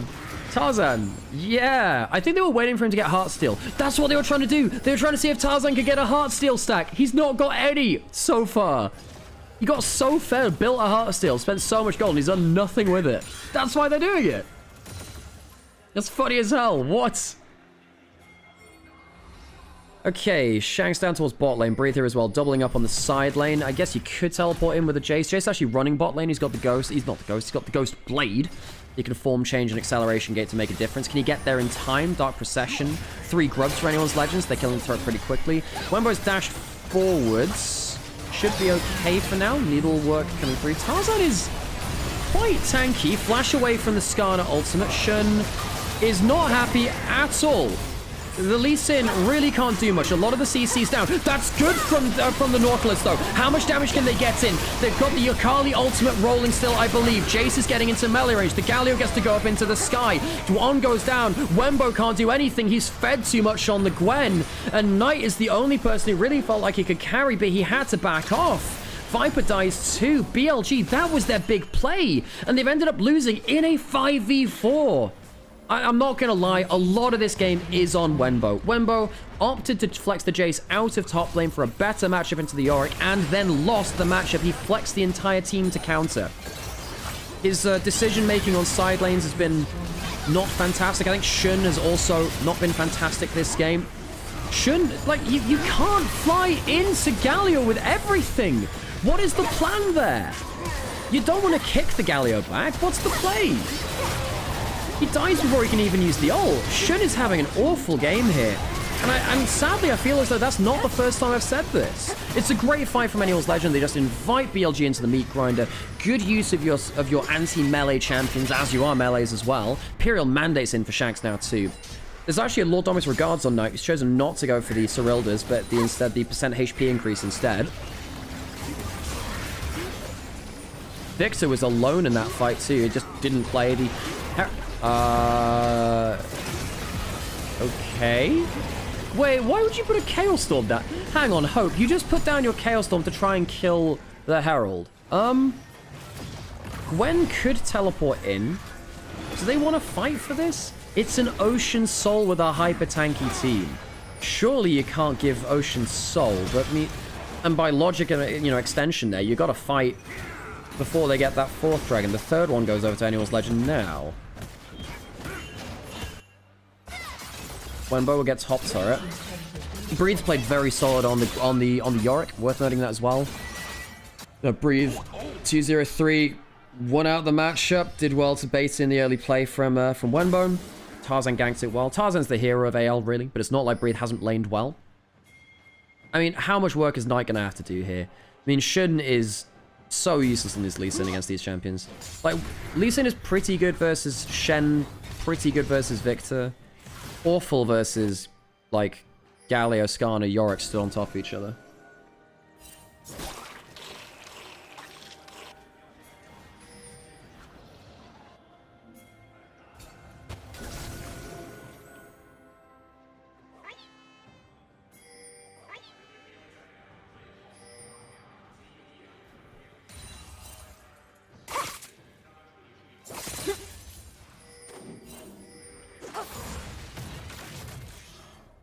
Tarzan going in towards top side, just resting my voice very briefly. AL, gold lead, dragon lead. Haven't really felt emboldened to go towards Baron. They don't really have Baron DPS. Victor is the only person that does significant damage towards Baron. That might be a saving grace for BLG. Does BLG know that they're likely not going to get Baron rushed against them? Maybe they can play around side lanes, but then playing around side lanes means you have a Gwen. You do have a Galio Shen to ult side lanes. Maybe I should have been more clear about the globals before, right? But Shen Galio just being on cooldown to just smack your head in on the side lane is a problem. That's why Knight getting stuff like solo kills against the Galio has been really important. It kind of opens up BLG to actually make plays elsewhere.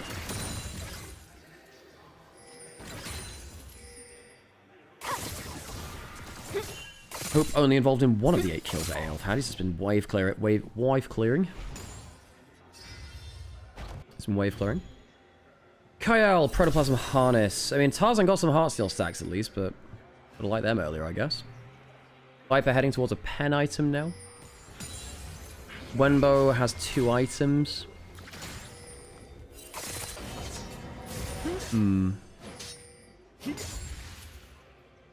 It's not been a great game from Shun and On. I mean, On, okay, engaging bot side, but if you think about the early game when things fell apart, it was Shun, then On, getting caught in the river, not respecting where Tarzan was, not scouting where Tarzan was, dying over that scuttle crab for Shun was a particularly bleak moment for him.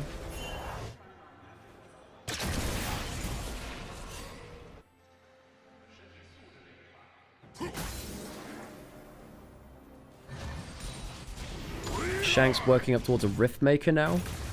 Shanks is... Look, I know he's 2k behind, and Knight is obviously stronger.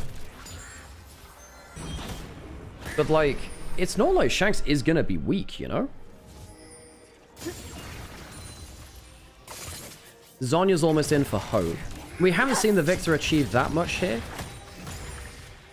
But, yeah, we haven't seen him achieve that much. But he is sitting on okay items. Blackfire, Protobelt, Zonya's. It's gonna be quite hard to take out. Dragon in 2 minutes. Breathe's got a full Maw, so then it's really on Knight to kill him. I don't think Shun can do it. Shun's got Executioners, so he's got a little bit of anti-heal. What does Knight go as his next item? Serpent's Fang, maybe? I don't know. What is there big enough shields to bother with that? I guess there's a shield from Skarner, a little bit from Shen. Maybe Serpent's Fang.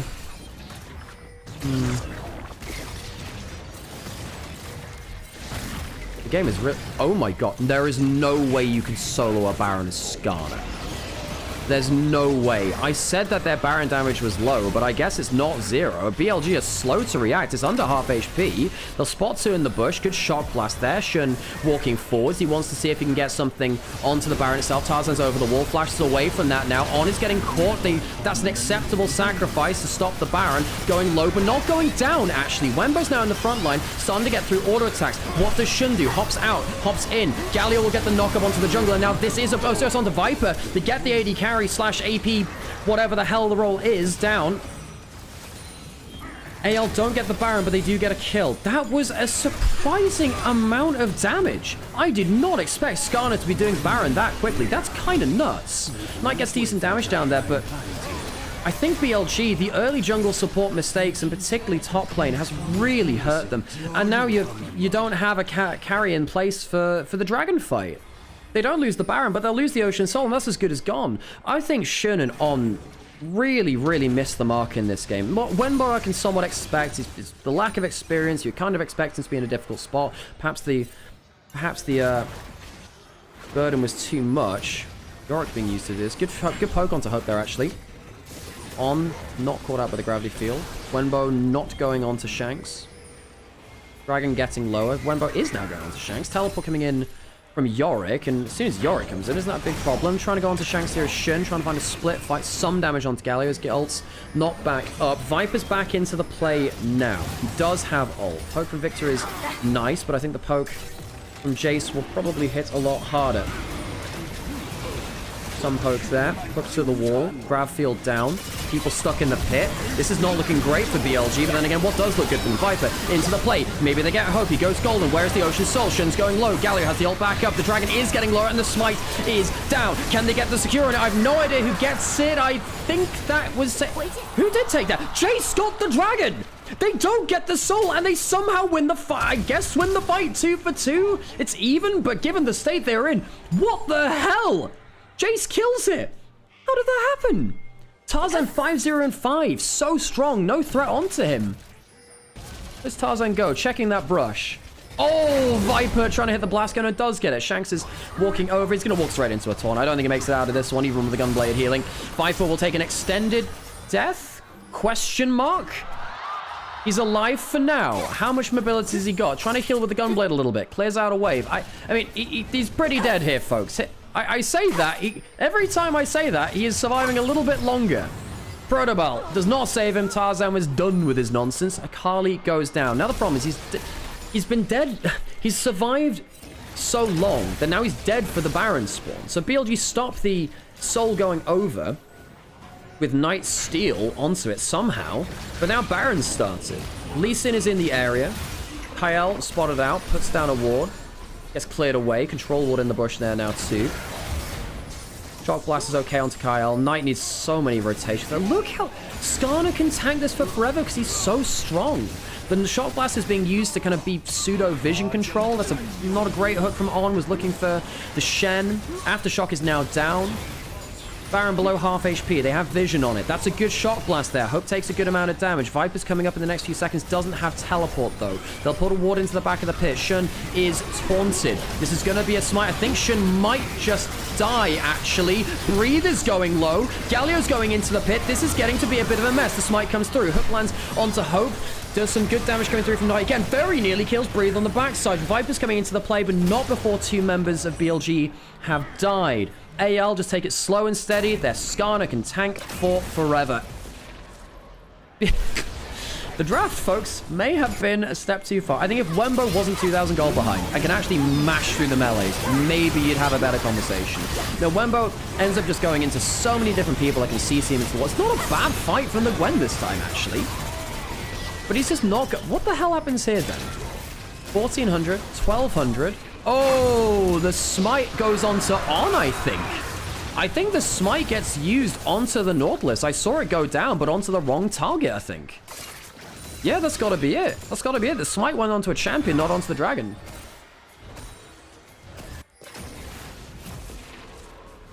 Not sure how that happened. God, you got to feel bad for Knight. Knight is 302. He's 2k up.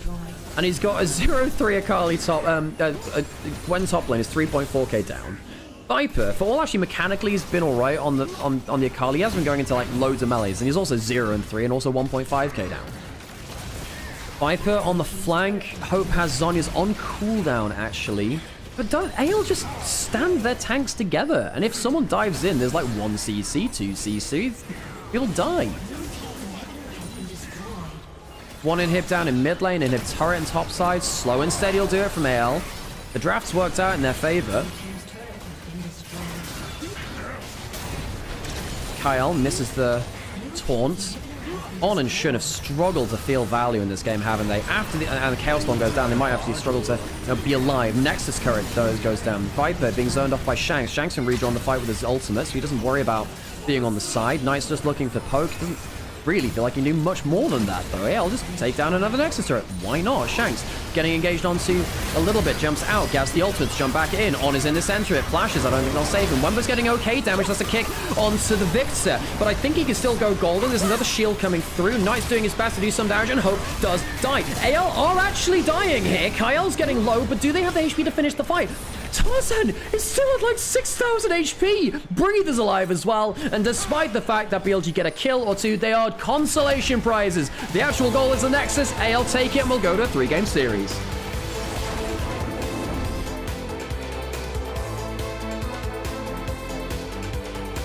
Dude, what a dumb game. What a dumb game of League of Legends. Fun as heck, but what a dumb game. Welcome back, everyone. Welcome back. Of course we couldn't have a short day today, could we? We couldn't have a short day. It's just not in the cards. It's not in the water. It's not.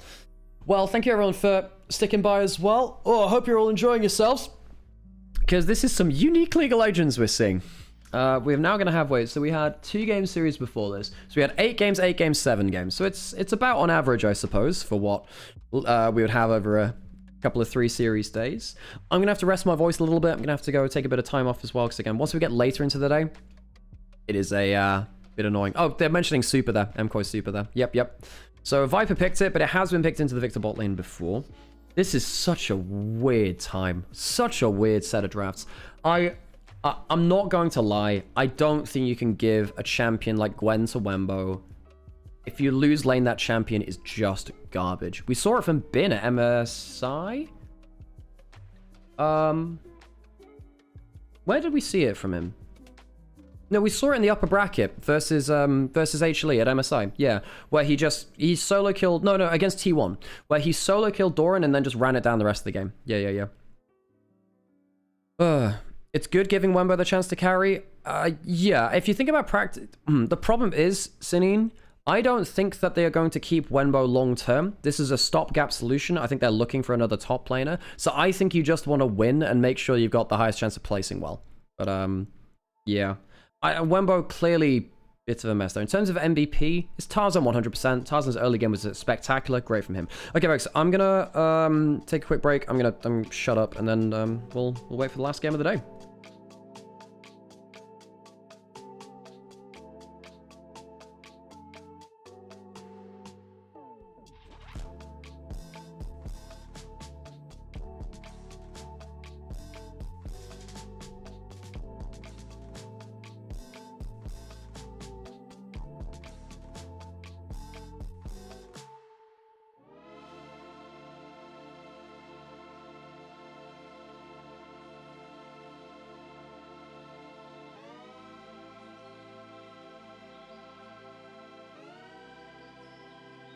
BLG knows bin is available, right? Is he? Is he for them?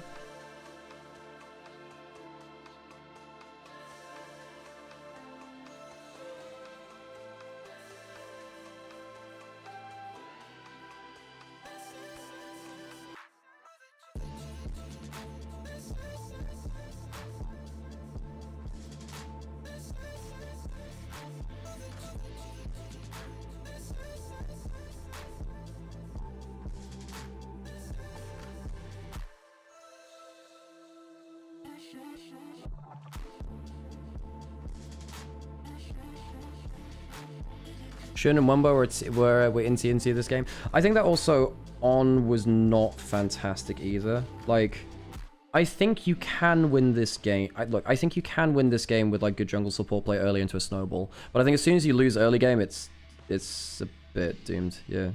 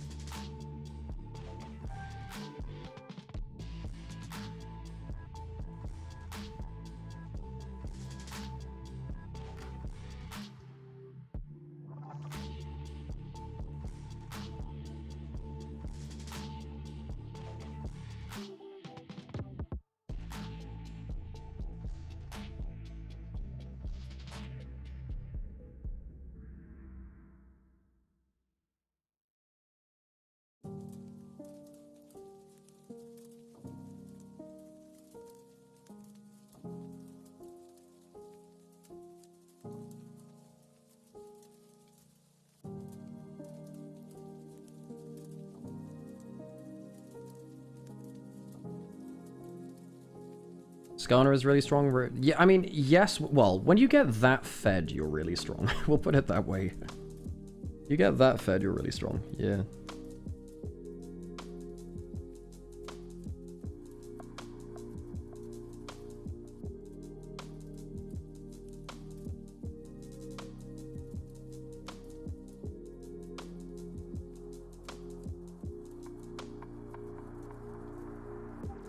I just want to see. I want to see AL just keep running this comp. This is working too well. It's definitely. Yeah, it's definitely better in some ways, right? Because you like you don't have to rely on hope as much to carry, which I think has been a problem for them. Okay.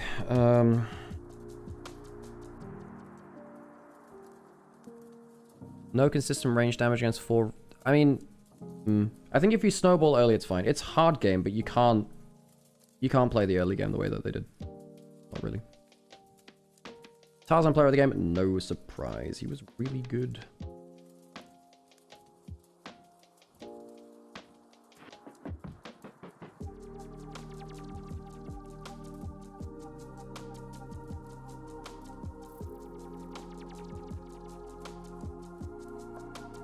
Oh, Shinara, by the way, thanks for the follow. Sorry about not calling that out earlier.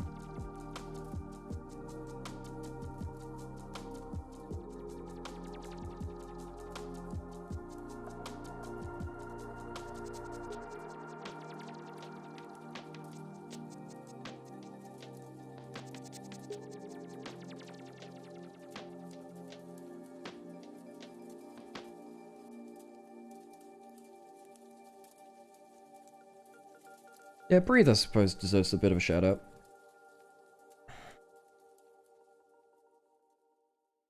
BLG 2025 Jungle Honeymoon, BLG 2026 Honeymoon. I don't think this is anything close to a honeymoon is the problem, right? Well, that's not what you're suggesting, but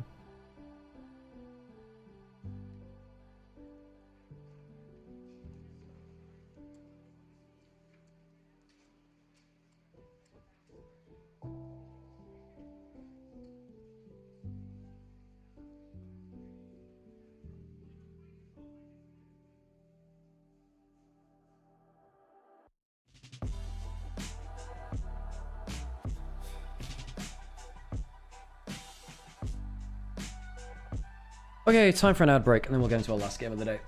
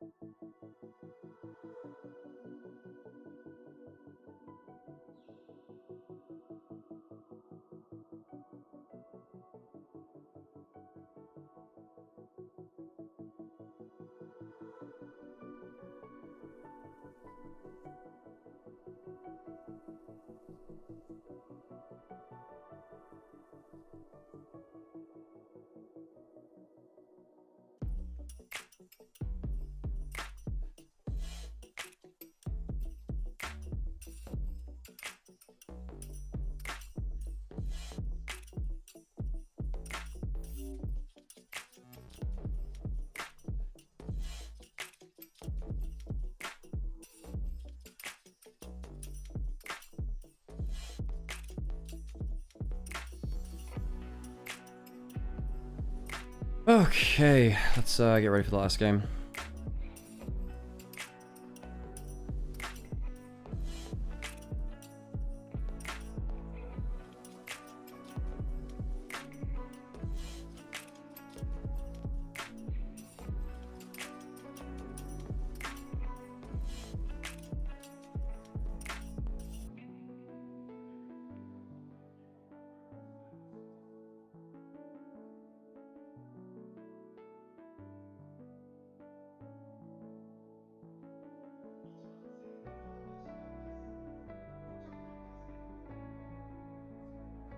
Oh, there's a fan interaction thing, so we'll leave that on.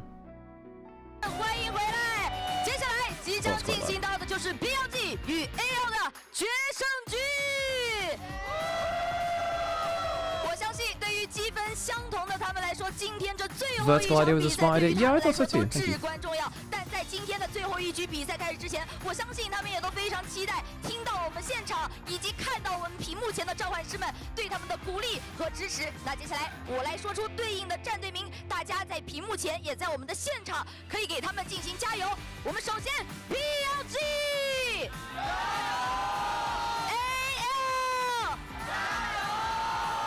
好的，非常感谢我们现场的召唤师们以及我们屏幕前的召唤师们，给我们的2支战队们加油以及打气。相信他们在后台也已经感受到了我们的热情，我们也希望接下来他们能够为我们贡献一场激动人心的对局。那接下来话不多说，谁能够拿下今天这场比赛的胜利，让我们一起拭目以待。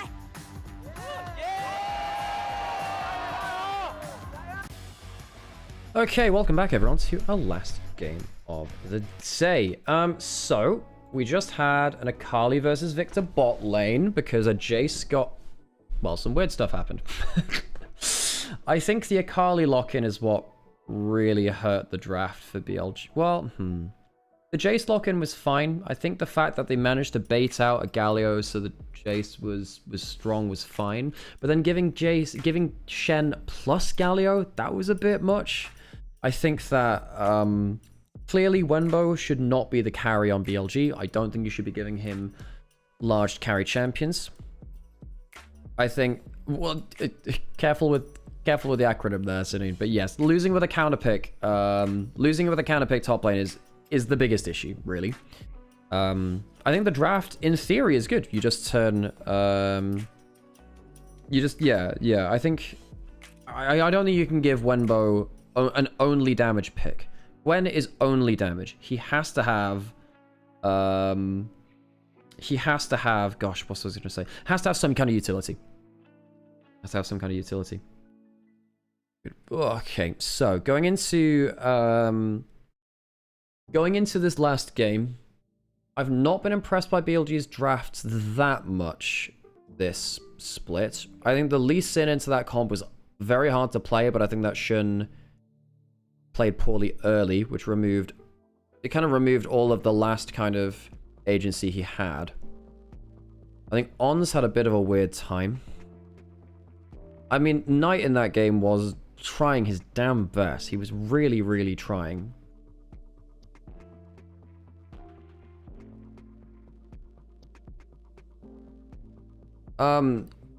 Sure, but yeah.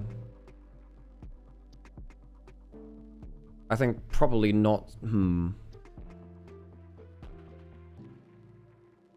Anyway, whatever. New topic. But yeah, I think anyone's legend, I think they did a good job in making sure that Hope kind of wasn't. I mean, because put it this way, right? I think BLG need Wenbo to not be.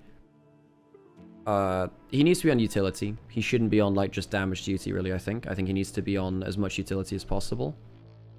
7 hours, hope you're okay. Yeah, it's mainly it's just like it's the 3rd day in a row of this. That's when it starts to drag on me. We've got 2 days off in the next few days, so it should be okay. But what was I gonna say? I think that AL need Hope to be on utility, and I think BLG need Wenbo to be on utility. I think that Shun has not had a great series. I think that, well, the Nefarious, well, the early game on Nefari wasn't great. Yeah, Shun hasn't had a great series, and it's not been a great. He's not been great in the start of this split, and I know how good he can be. We hold him to high standards. That'd be the big thing there. Tarzan is a better jungler at best. Yes and no. I think that Shin was best jungler in the world at first stand. Tarzan at his best is absolutely top 3 in the world minimum. But I think that Shin should also be someone that, particularly in a meta like this, which is so heavy on skirmishes, and so much about these kind of like quick-paced fights, I actually think Shin deserves a lot of respect. I actually think if both are playing, I will hydrate, yeah. I think if both are playing at best in this kind of meta, I actually think that Shin's got a good chance to take it to Tarzan. You know, even though historically Tarzan's been best jungler in the world, yeah. Think Shun was best jungler at MSI 2? Yes, I would agree with that. I think that on the average, I think finals, he definitely struggled. But then again, it's not like Kanavi didn't.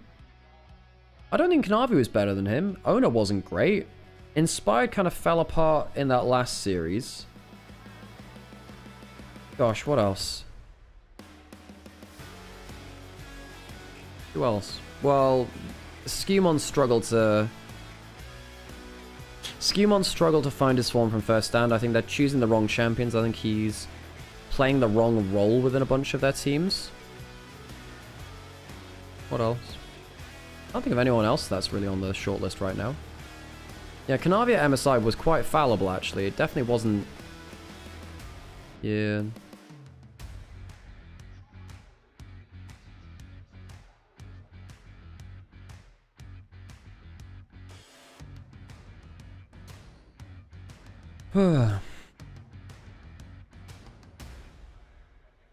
Top comment on the game is LPL is never winning worlds again, dude. And I'm like...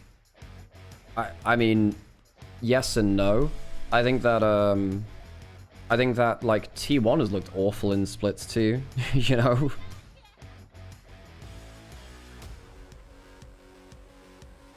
Bin will be back in Avengers Doomsday, perhaps. Gosh. It's crazy how bad Kanavi's MSI was. For sure, I think it's kind of crazy how bad he played and still got the title, considering. That's true, actually, Team yeah. Okay, right. Let's get into game. Into draft. Game 3. BLG, I think if they had been, probably fine draft. I think because they have Wenbo, probably not fine draft. I wouldn't say it's like... Well, you are still playing like Lee Sin into 4 hyper tanky melee champions. Maybe don't do that. Varus Vayne banned away from Breathe.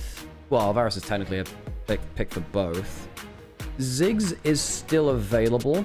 Camille is still available. What else? Rumble. Cassiopeia.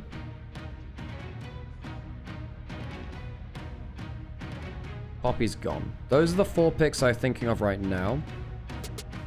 Anything else? Those are the 4 which stand out to me. Yeah, Cassiopeia is the easy one. That's a flex. Now, what do you do into it? You don't...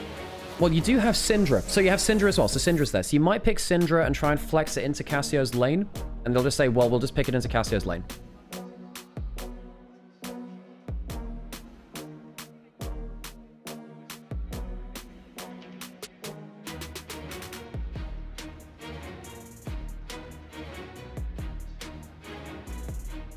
Syndra's the easy one. What else do you lock in? Do you want something like a Kiana? Is Kiana worth playing at this point? There is that Camille. No, the Camille's gone. Camille's gone. Kiana feels pretty strong for these 2 players. Tarzan's good at it. Shin's good at it. Stuff like the Shinzo as well. Bard is good takeaway from On. Kyle likes it too. Good roaming support. No Camille into it. No Shen into it. You can rel. BLG can rel into Bard, maybe. That we've seen a bit of that. I was not awful into Syndra either. BLG lost to Is that an actual lock-in? Because remember BLG lost to Mundo in Game 5 MSI Finals. Shin hovering over that. I wonder if there's... I wonder if that's just a hover, or if that's got, you know, extra meaning, you know? Trundle locked in. Trundle, good level 1. Strong ability to displace the Syndra with the Pillar. If you lock in the Cassandra, it means that you're protected from a Trundle counterpick. If you lock Cassandra and you get Trundled, feels awful being a tank. You've already locked in the Bard. Okay, I think I see the depth of this now. Now, you've already picked Bard as the support. That can't be flexed out as support. Now, the champions which can still be a tank while Trundle is around is Cassandra. Cassandra can be safer than most tanks against him. And the other one would be Alistair. Alistair's not available because the Bard's been locked in, and you've locked the Cassandra yourself. So now AL don't really have a front line that can perform well. Even the other one would be like Braum, who's barely played anyway, but the shield can sometimes make you tanky. Caitlyn locked in for Caitlyn Bard. I don't love Hope being put on lane pressure. I don't love him being given this much... I don't love him having to output so much damage and position so carefully against a Trundle pillar. I guess the lane prio helps. I don't think you can pick the Cassio bot lane now. I don't think you can flex that around. That's also one of the reasons for the Caitlyn. I guess it's better for the draft in terms of you're now probably going to have Syndra into Cassio mid lane. I don't think the Cassio can go bot lane into Caitlyn. It's too hard of a matchup, I think. Maybe Viper takes it anyway. Ziggs banned. Yeah, they're going to try and ban our bot lane champions. I wonder if Viper takes it bot lane anyway. I wonder.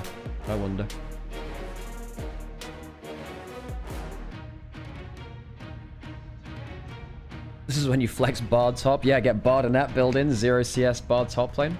Can Breathe play Swain? I haven't seen him play it for many years if he has played it. Kiana banned away from Tarzan. We highlighted that already. What else would you pick here? You don't want to pick Shinzo.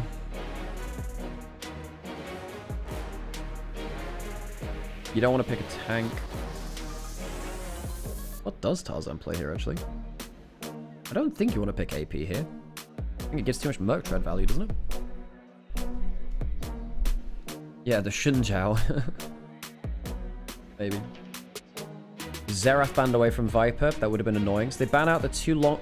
Does he have another artillery pick? Pantheon away from Tarzan. That's fine. Yeah, Pantheon would have been okay. Use global pressure. Maybe he Wukongs? Just tries to play around clone. Wukong might be okay. Ornn into Trundle Cassante sounds awful. I don't think Olaf sounds good either, actually. I actually think Olaf Cassante is a bit of a weird matchup. I think you go jungle Wukong. That one's fine. I don't actually love Nasus here, by the way. Are they locking it? We get a first Nasus in LPL. We haven't seen this in LPL. There we go. The dog champ's in. Now, it's pretty good versus Trundle. It's pretty awful versus Cassiopeia. And I don't think you like Cassante either. I think it's good versus Trundle. Well, no, okay. But the problem is now you need to get to level 6 and get to first item before you're useful. Ashe Seraphine now sounds legit very good for BLG. Ashe Seraphine seems very good for them, actually. I don't think Nasus can play against that, can he? You just rooted him. I think that Nasus is picked too early in the draft. I think you should have gone Wukong. I think you should have really gone Wukong. So now you got to pick your top laner for AL into the Cassante. What do you do into Cassante? Zarhen is fine. Olaf's okay into Ashe Seraphine. You might have to go Olaf now. But you don't have an enchanter to speed you up. You might get Trundle ulted and die. I think BLG outdraft here. I think AL overcooks it with the Nasus. I don't like it. It's good into the Trundle. It's good enough into the Trundle, but I think that the Trundle only... I think the Nasus only cares about dealing with the Trundle. Gonna go into an ad break, folks. Back out. Yes, thank you, you lovely audience, you! Thank you for enjoying LPL with me today. It has been a very fun experience watching whatever the hell is happening with these drafts. We actually have 80 carries now. Nice. Maybe they picked Nasus to bait BLG into Ashe Seraphine. If you had a Sylas, then I'd agree, but you don't have a Sylas. And even then, you wouldn't want that into the Cassiopeia. So I think BLG, they have Ashe Arrow to engage. They have Seraphine to engage. They have the Trundle Pillar to make it better. The one worry is mid and top lane are a bit sketchy in individual lane. They're a bit sketchy.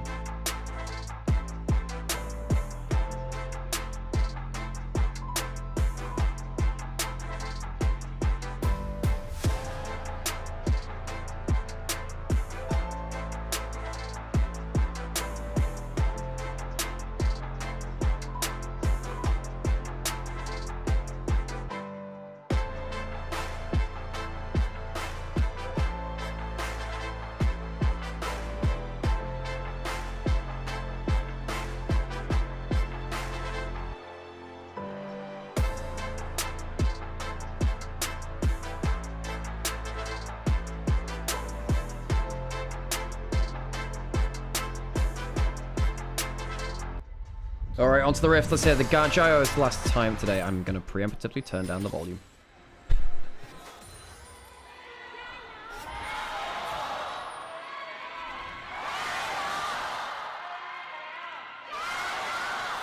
Someone is sat right next to the microphone. Oh my, what?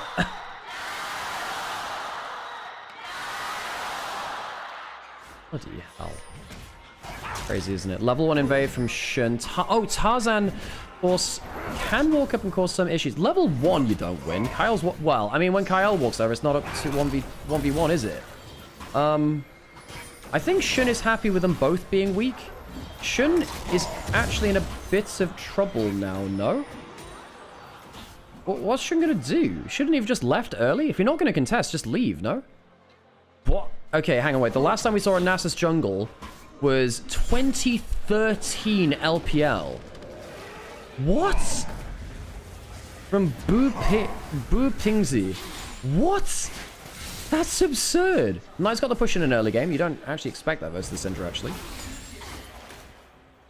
What Shanks is doing... Oh, wait, he was holding on to the Q for a while. The W for a while.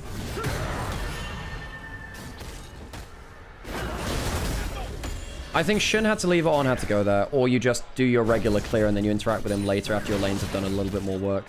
I think Shun would have been happy with them both being delayed, but now Tarzan gets a free ride through first clear. I don't think you can interact with him again on this kind of HP and the amount that you've invested into this. You've lost too much time now. Nasus' first clear, not the strongest, but hey. Viper's been very good at like playing around the very edge of tower aggro range. He's pretty good in laning phase today. Gonna spot Tarzan, so they know that he's on red buff after going Raptors, Krugs red, so he's gonna be doing a reverse clear. Does Tarzan interact with him? I don't think he does. I think not. Once you get Wither, I don't think Trundle can beat Nasus. You need someone else to come over. So now you're gonna need lanes to interact with the Nasus. I do think that Nasus is bad into this comp on the whole. Oh, Q lands there. Doesn't get the empowered either. Level 4. Knight's actually doing very well for this early lane. You don't expect this at all. He's not going to get to... Now, does he expect... He has Wither. He's leveled up Wither. He didn't expect him to level up Wither. He would have wanted him to go towards the second point of the Soul Flare instead. Flash away. Tarzan's going over. Can Knight flash in for damage? He's getting pretty close, actually. Doesn't land the stun. Shun will make it out alive. Knight walks over. Can't get that much done. Wembo fighting with Breathe. Breathe throws the axe the wrong way. Shun is playing with fire, chat. I don't love what Shun is doing. He's going to go... He does get the top scuttle. He's going to go to his top camps now. Presumably, Nasus can go down to his bot camps. Wembo's getting very, very low. Breathe pops the ghost, gets the flash. So close. One axe will do it. He's waiting for the last cast of it. Doesn't get it on target. Takes the tower shot, actually. I mean, it's very nearly kill him off as well. Shin spotted on the red buff. Kyle is going to walk over. Doesn't have Ignite. Nasus isn't coming. Shun... If he gets hit by enough, can legitimately die here. This is actually quite scary. No Ignite on Kyle, though, on walking over.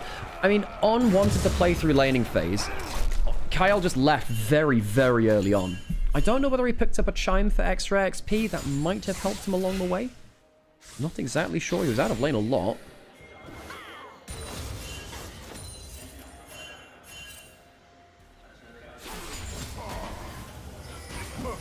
Tarzan just happily cleaning through camps. 75 stacks. The gold standard, I believe, is 420, or is it 620? It was 400 plus at 20, something like that. From jungle, it's a little bit different than lane, because you actually get to use your Q on cooldown a lot. It's pretty nice. Viper's actually... okay.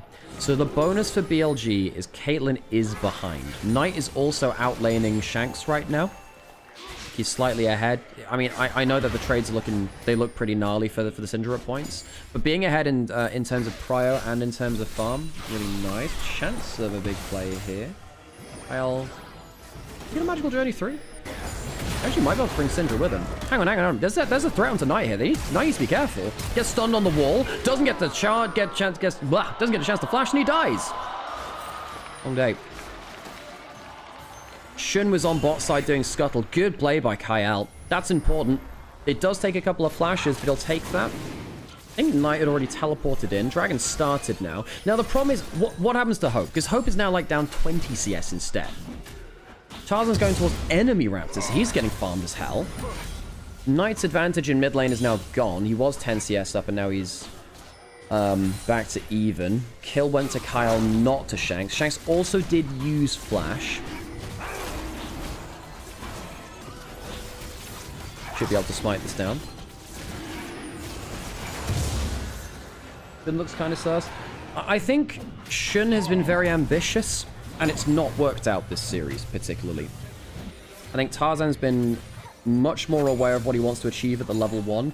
One of the things I noticed at MSI Finals as well was that the level 1 planning from Shun was also not fantastic. I think one of the biggest reasons why BLG lost Finals to HLE was because in multiple games, particularly that game 5 actually, Shun's level 1 was very poor, and it meant that Knight had to go and assist him when he wouldn't normally have to, because Kanavi was invading him, they weren't prepared for the invades.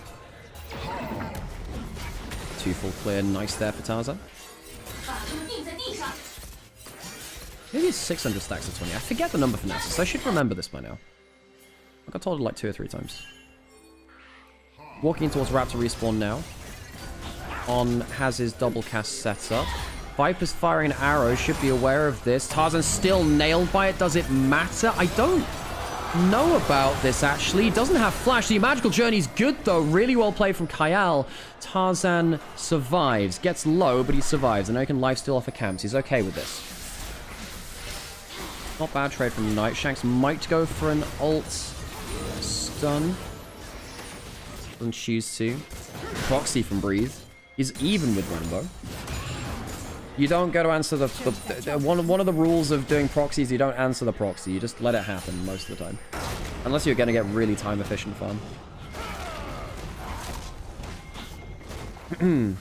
Like the BF sword buy from Viper, I hope it's Stormraiser. Yeah, we've seen... Now, I think that... Oh gosh, who was it? There's been a couple of people who've been talking about Ashe builds and how, look, Kraken Slayer PD is just a little too low damage, and if you want high movement speed, I know the items of Kraken Slayer PD give you good movement speed. Stormraiser's auto attack gives you a lot.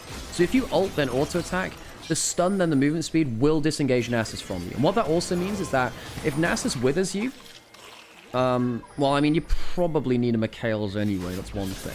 I think if you get withered by Nasus, I think you're still probably because the movement is slow. Oh, hang on, flash forward to the miasma, gets the Q on target. Stun maybe coming through from Shanks, and I think he's just dead. Solo kill for Knight in the mid lane, killing the bot lane too. BLG gets stunned, but they do land the root. Q goes wide, but it won't matter. The lanes explode into life, mid and bot lane. A call to action, and they answer. Tarzan goes mid and Q's a cannon minion, so he gets a +12. That's actually, by the way, if you're a Nasus jungle player, legitimately do this. If your lanes are dead, do greed for a Q on a minion. Genuinely makes a difference. Wembo uses that W out. Ultimate coming through from the Ragnarok. Not great from Breathe, actually. Uses that ultimate for free. Tarzan's coming top lane now. There is a flash and an ultimate. He uses that all out. You missed the W. He's gonna have to use the flash. Dodges the Q, the undertow. Still in the all out. Not bad combo there from Breathe, actually. He got that Tiamat active, building towards the Stride Breaker. Tarzan killed Knight. Oh, sorry. Yeah, Tarzan killed Knight. So sorry. Yeah. Knight's died a second time, so Tarzan got the kill onto Knight as well. So not only did he get the cannon, also got the kill on Cassiopeia after the solo kill in mid. Well played. Might walk towards top lane. There's no flash on Wembo now. Grub's going down. I think this will be... I think this is all 3, to be honest, because there's an Ashe arrow that can fly up river as well. BLG do have Dragon. They have Grubs. They have a 6... Wembo, why are you recalling that? What? Aren't you diveable now? Isn't this diveable? Okay, Shun's coming topside. They spots the roam up here. I think with Subjugate, I actually think AL should call this off. Yeah, Subjugate makes this too dangerous. Cassante, W, and E, and then the Subjugate, I think would be enough threat and everything else to be a problem. Okay. Well, Syndra uses the stun. Slow misses. There's no CC left. Cooldown's up for Cassiopeia. Flashing and kill. That's a misuse of an E and the W from the Syndra. Uses the ult, but nowhere close to killing. So what happens after this point? Because the solo kill happens. This happens. What? Yeah, but what happens in mid lane? Shows what happens with the Nasus. Because does he just walk mid lane? I guess he just does. I guess Knight was trying to push in the wave. Oh, and then he flashes for it. Right. He flash withers and kills him, I think. Yeah, he flash withers and kills him. Yeah, we didn't see that on there. I guess we don't get a replay of that either. Knight's still happy in the individual matches, though, as we're saying.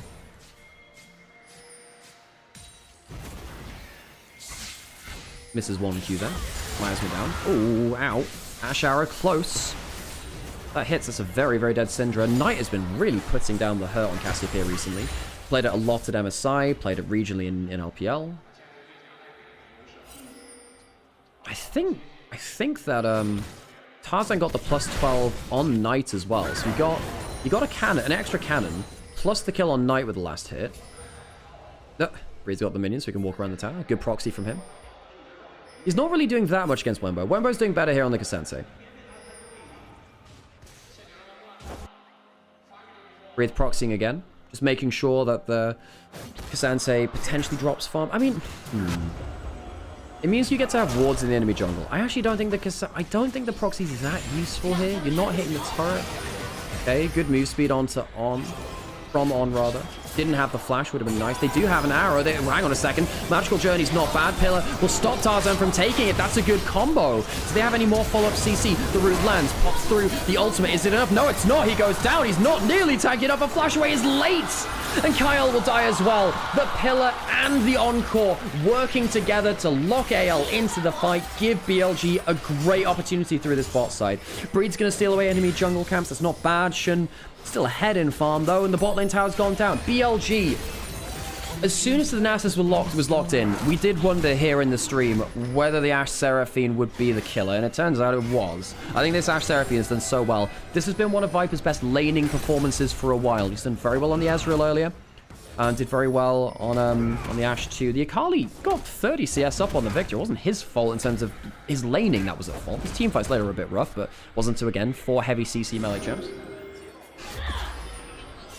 Ashara flying down mid lane. Is that on target? It's looking pretty close. Deflection tickling the backside of Shanks.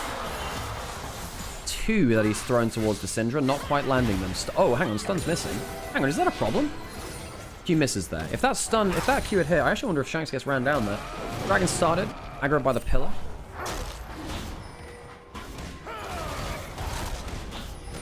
I don't see what AL do now. I think that the Nasus is going to die to the Cassiopeia and the Seraphine. I think that you just get rooted in place and you die, no?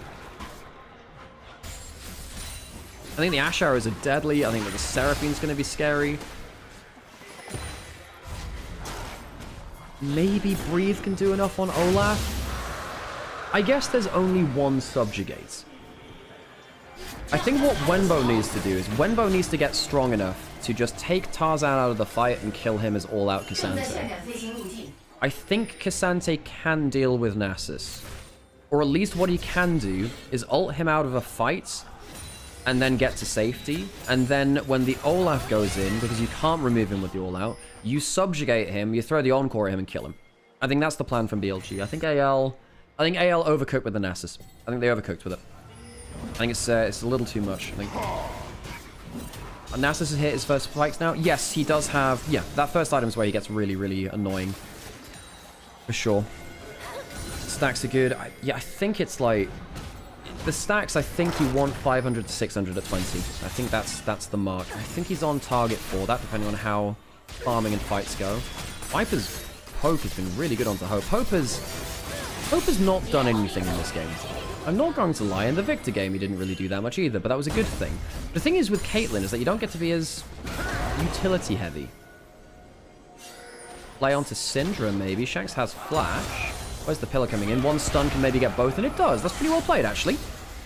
Stacked up a little too close together. There's Shun and Nuts. Shirelia's for on. I actually think he needs a Mikhail's. I think you need a Mikhail's to get rid of the Wither. Because one of the interesting interactions with Wither and Cleanses is that the Wither attack speed slow, which normally you wouldn't be able to cleanse because it's a debuff which Cleanses QSS doesn't remove anymore. Normally you wouldn't be able to remove it, but it's tied to the movement speed slow. So if you cleanse or Mikhail's the movement speed slow, then you don't get the attack speed slow either, so you can Mikhail's the Wither. It's kind of nasty. Late game is nuts though. In this game I don't think it is, because I think you get Trundle pillared into Ashar or a Seraphine ult, and I think that's kind of game over. If Caitlyn has a lead, I'd agree, but I don't think you're pushing people around the map, and I think that Ashe Seraphine really deals with Caitlyn well. Especially with the Trundle pillar. Hate Syndra Nasus is strong. I think that the pillar into the Ashe Seraphine is too much. They might Magical Journey here. They're going into melee. Kyle and Shanks do land some CC, but the play fails. Blastcone was actually a good angle. I thought that was nice from Kyle there. Using Carrier's Bard skin. It's had a pretty decent game. You know, it's not Kyle's fault this game's going wrong. Obviously, the laning phase wasn't great, but he roamed mid early quite well. Knight is maybe in some trouble here. Does he flash? He does. Respectful. Still 3 people on top side, not spotted by BLG. Shun, I don't think you want to stay in there either. No, Shun does not deal with Tarzan 1v1. He maybe deals with him... I think he can deal with him in a 2v1, maybe 3v1. I think subjugate value is enough, right? I think. Not that Tarzan's building that many resists right now, but it's enough, I think.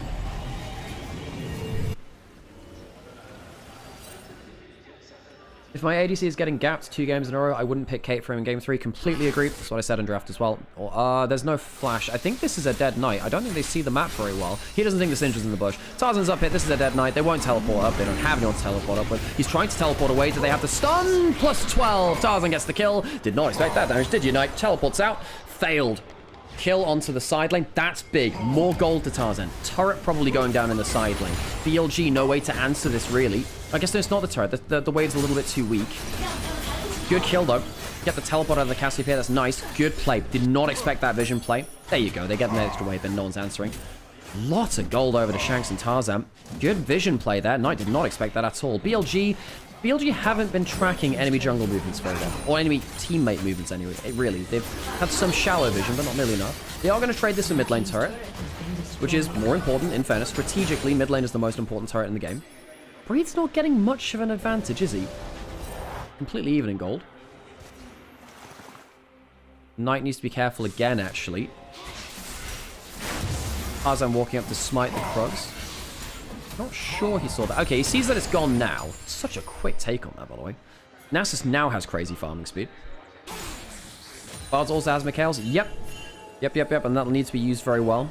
It doesn't help against the Trundle pillar, and I think that the Encore hitting multiple people, that's just going to be a problem either way. The Mikhail's is very much important, though, for sure. I agree.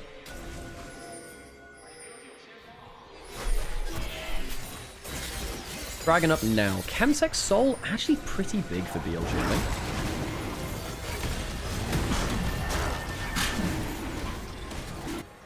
Mine sneezing off to the side there. Tarzan walking to the enemy top jungle. He's going for farm instead, actually.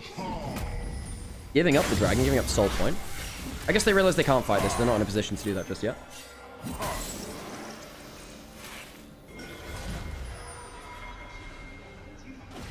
Knight answering the top lane farm. Storm Razor Phantom Dance for Viper. It's nice for him. Lots of move speed. He might need himself a QSS at some point, as we've been saying. He's running Ghost. Yeah, Ghost is pretty good versus the Olaf. You kind of need it versus the Olaf. The Nasus is a bit different. 2.9k gold lead for BLG. Tarzan on track to be at about what? Hang on a second. Viper pops Ghost. Flash for this. The ult's over the top. Can he flash in time? That's not a bad encore, but they don't have the damage. Kyle going low. Is he dead? I think he is. He has to flash for the chomp. No one else is coming. Cassiopeia is not going to be in range. Viper, did he have to flash first? Maybe. Good engage by Kyle, though. He's happy with that. 2 for 1. Viper caught out. Didn't expect the aggressive play. Knight's now in position. Not a bad encore. Could have been a lot worse. Stun lands on tonight, but they won't be able to take mid lane turret. Well played there by Kyle. Very good bard play.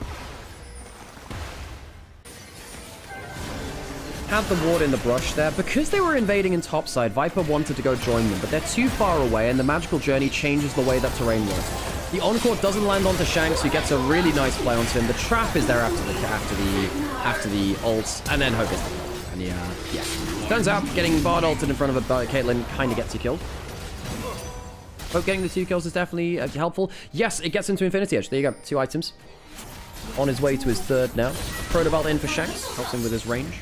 Shame for Viper there, actually, because I think Viper been playing this game remarkably well up until that point. If he hits another good arrow onto someone on a split map, I think that BLG can maybe snowball that into a Baron. The gold lead went from about 3k to 1.5, so, you know, halved gold lead. Yet to see the value of Breathe. I do think the Cassante can be a big problem for AL. I think that the Nasus can somewhat struggle to get onto the right targets with that. No, I think the Olaf can ignore him. I don't think the Nasus can. But maybe the Olaf is just trying to keep him away from the fight. Shanks no flash, walking over. Okay, trap coming through. Hope hit there, cleanses. He lands Anyway, Shun no flash, teleport in, jungler down, Shun too far forwards, and Kyle with another pick. Great Bard game from the support player of anyone's legend. That was a cleanse through from Hope. This Bard is working so well, and BLG are getting quite greedy with the positioning against these Bard ultimates. They're pushing too far up. Herald had to be summoned in base. Wasted now. It's just going to run down mid, and it's not going to do anything from that. And now suddenly, I mean, Hope's in a bit of a better place. Shun has lost a lot of gold. Should have been farming better. Not going to get to 2 items very quickly. Shield. Body block. Does this get to charge? I guess it does. Okay, they actually get the turret back. Gold goes to Shun. That helps him. Now we get to the second round. So because he got the gold there, he's actually gone out of base, running straight back to it, and he's going to go back onto the map. He's got a spirit position now. Dragon in 2 minutes. Now, there is a soul for BLG. I think it is quite hard for anyone's legend to approach BLG if they're on an objective. Ashe will be run down by Nasus and Olaf. I'm actually not sure that'll happen. I actually think with Stormraze and Phantom Dancer Ghost, I think there's a chance that Viper outplays with the Shurelliers as well. Now, if he gets withered, I think it's game over. He doesn't have a cleanse, and there's no cleanse coming from On. Maybe looking at Tarzan here. Going on to On now. Hope's got to place something in place there. The trap's in. Protobell away from the Encore. On takes in a hilarious amount of damage. Here comes the Cassante. Knight's into the play. And actually now we see a bit of a problem. Magical Journey. Knight going forwards. Maybe the Cassiopeia can cause the issues here. Ragnarok coming through. Q3 back on to Kyle. Dead Bard finally. AL can't deal with the Cassiopeia and the Cassante in that fight. On. Very nearly killed by the Caitlyn. Gets himself decent healing from the fruit. There's no ultimates really to use from AL now. They have the unleashed power. That's it. What do they do? Tarzan trying to heal off of the wolves. The Baron is going down. It's a good amount of damage from the Baron, actually. Shanks looking for a stun. Doesn't hit Viper. Might come down to a flip. There's no flash on the Nasus. I think we're looking probably at a bit of a flip. It'll go to BLG off of a misread fight from AL. They miss position, and Wenbo and Knight turn the tide. Now, I think BLG give up Dragon for this. I don't think they can fight for this. They are contesting though, aren't they? Kyle's back on the map. His ult's not back up just yet. They're going to walk into what looks to be a pretty nasty position. There's a flash. There's an ult ready from the Syndra. Not awful disengage. Viper's going into the backline. Breathe, taking him low with Hope, but not enough. Arrow goes wide. Shanks is down on resources. Doesn't have a flash. The Bardol's not enough. Knight flashes forward. Yes, Viper will die, but BLG have figured the key to the puzzle. They've managed to pull AL across the map, and really Wenbo and Knight are the two which make it happen. The Cassante's too much of an issue in these fights. AL, they're fighting without their tools. They're taking it too fast. They're not sitting at range. Tarzan can't do enough. It's well played by BLG across the map, but you gotta feel AL fumbled the setup.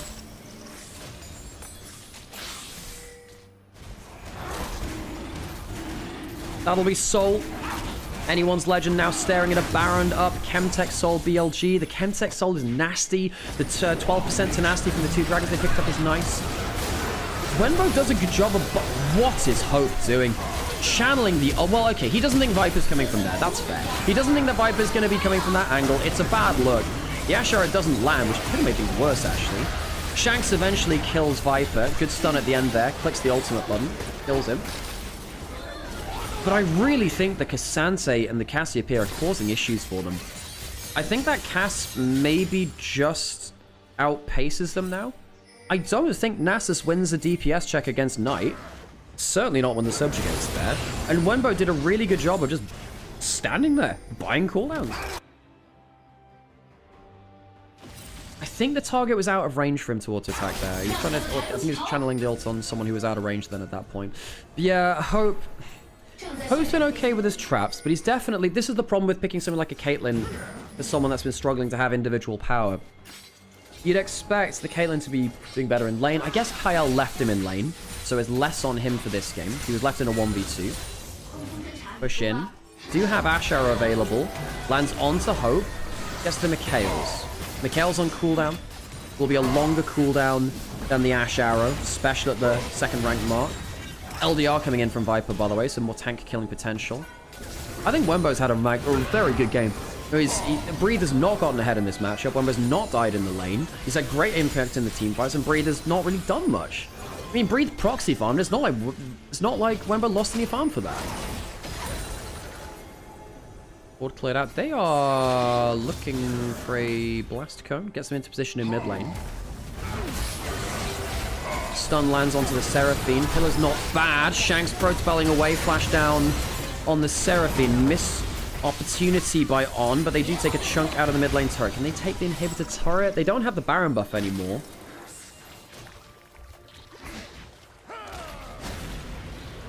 No wolves to take. Decent Baron power play from BLG. 7k up. Wembo had a bad game 2. Game 1 was also a bit meh. Game 3's been a lot better for him. But I'm like, BLG should... If they want to train Wembo up to be their starting top laner, well, that's a problem for their plans for the year anyway. I don't think they can win Worlds with Wembo. I just don't think that's possible. Not against the level of top laners out there. Did he not get the blue buff? Oh, Knight stole it. Oh, right. That's why you can't get it. Lol.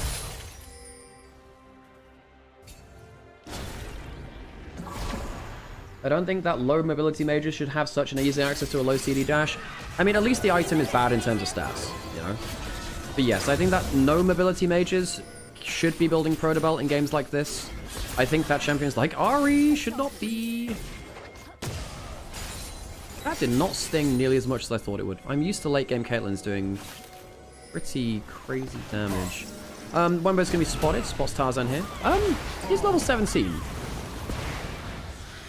I guess you can do that if you're a Cassante. I guess you can. Wither is nasty, but hey.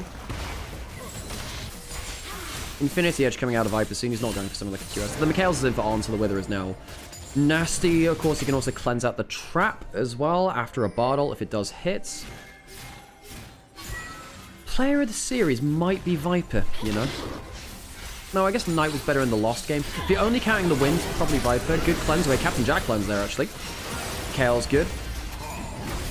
The Q hitting meant that Knight had enough movement speed to walk away from that Bard ultimate. Headshot not doing nearly as much as you want. Shun, quite low HP there, actually. Tanks a couple of turret shots. The Locket, was that a Locket? No, it's the W shield. Wenbo gets ulted, does have flash, is withered. Might have to all out, actually. He needs to be careful. The Q doesn't get him. Does he get the all out? Tries to get the healing from it. Oh, left kills him instead. Okay, overstep from Wembo. I think most of his game's been fine. That was too far. You need to be careful in these split lane push scenarios. Freebie that.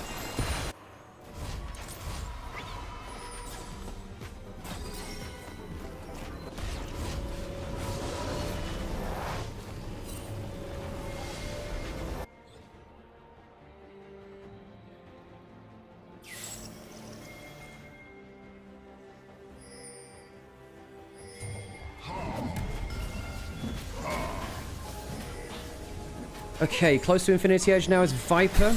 Breathe got that kill in top lane. Still 500 gold behind, actually. Has Hexblade and the Stride Breaker. I don't... We get it. Okay, Elder in a minute. Can anyone's Legend win an Elder fight? From 7,000 gold down against a Chemtech Soul, which gives the heal shield power, which is very good for Seraphine. Very good for Cassiopeia. And the tenacity as well, which is also underrated. Dude, 12% tenacity is good. Especially if the Knight has already got the Merc Tread, stacks up with that too. Won't stack like in the same way, right? Red buff for Viper. Dragon in 40 seconds. Tarzan, best not... I was actually wondering whether Knight would bush bait that. He could try and blow the Mikhails now. Shun's farming up. Oh, he's trying to get level 6. Oh, no, he can't get level 16. What's he doing there then? Breathe on top side, Syndra in the river. I don't love Shun's positioning here. Shank's looking for a Fog of War stun, going on to Hope, missing there. Okay, the Assault misses. Wembo TPing in, has the roll quest shield. Tarzan can walk towards Knight. He's actually going to try and all in him. How is the DPS check? Knight gets it. Mikhail's onto Tarzan. Knight did get the ult out. Mikhail's down. Tarzan pops the ult too. That's a lot of fight potential from the Nasus down. The Nasus, I think, makes a mistake there. And even with the Honey Fruit in, the Knight's going to be fine. The healing is actually increased, I believe, by the Chemtech Rift itself. Elder is alive. Tarzan, no ult. It's not the longest cooldown, but it's still a cooldown. Cassiopeia used the Protobelt, didn't use the Flash. The ult is down too. That is important. This Petrifying Gaze is very important there. Viper, ult 3/4 off cooldown, level 16. Caitlyn's recall. If they start it now, Caitlyn is on a recall. She has to cancel the back. I think she was looking for an item completion. Couldn't do that. Shanks shows in mid lane. Has a teleport. Will have to teleport in. We're getting into a point where Knight... I mean, if Knight gets a good play, he could actually kill Shanks before he gets here. He doesn't have teleport. Knight is looking to try and kill Shanks if possible. Shanks is wiser for it. Spots him there. Breathe on the flank. Spotted. Viper looking for the Stormrazor. This is getting a little spooky. Knight knows that Shanks could be around. Doesn't want to dart hop too far out of vision. Shanks probably knows Knight's in one of these bushes. Backing off. Knight's actually going to push out mid lane. If they push out mid lane far enough, AL will have to recall and send someone mid. Oh, walking up, auto-attacking the wards. Shanks going bot lane now. Knight's still off of vision. He loves his vision plays like this. Has flash and ult available. Tarzan's ult is back up. Ghost is down from Viper. That's important. Wembo, don't want to go too far there, buddy. Walks into 3 people, actually. Pillars on target, forcing them away. Ashar goes onto the target with the Mikhails. If they kill him, he won't be able to Mikhails anyone else. The Bard's down. That's the Engage down as well. And the Mikhails goes with it. Any other CC is going to hit like a truck, and they don't have a magical journey. It's looking remarkably mundane. Wenbo takes some damage there. Shun does as well. Hope has to cleanse, hit by the pillar. The Encore is not flashed away from. He's got a front row seat. BLG problem solved their way out of another late game. BLG earlier in the year was known as bad late game, particularly in 2025. They have worked so much to try and get themselves better in that area of the game, and it has worked out. BLG better around the objectives. Flash forward for the Miasma. The Proto Belt carries Shanks to near safety. I think he's okay now. Loses half his HP. Inhib down. Elder is actually still alive. They didn't claim that. They want the fight before Hope and Tarzan are around. Wenbo goes on to Shanks. He gets the all out. The Syndra is dead. Olaf gets into melee for the first damn time this game, and he will carry the fight against the Ashe. The all out is still there from the Olaf. The Ragnarok is worn off. Breathe goes down, as does Kyle another time. Ends as it begins. Turret goes down. Hope just not impactful in this game. BLG will walk forwards and take a 2-1 victory.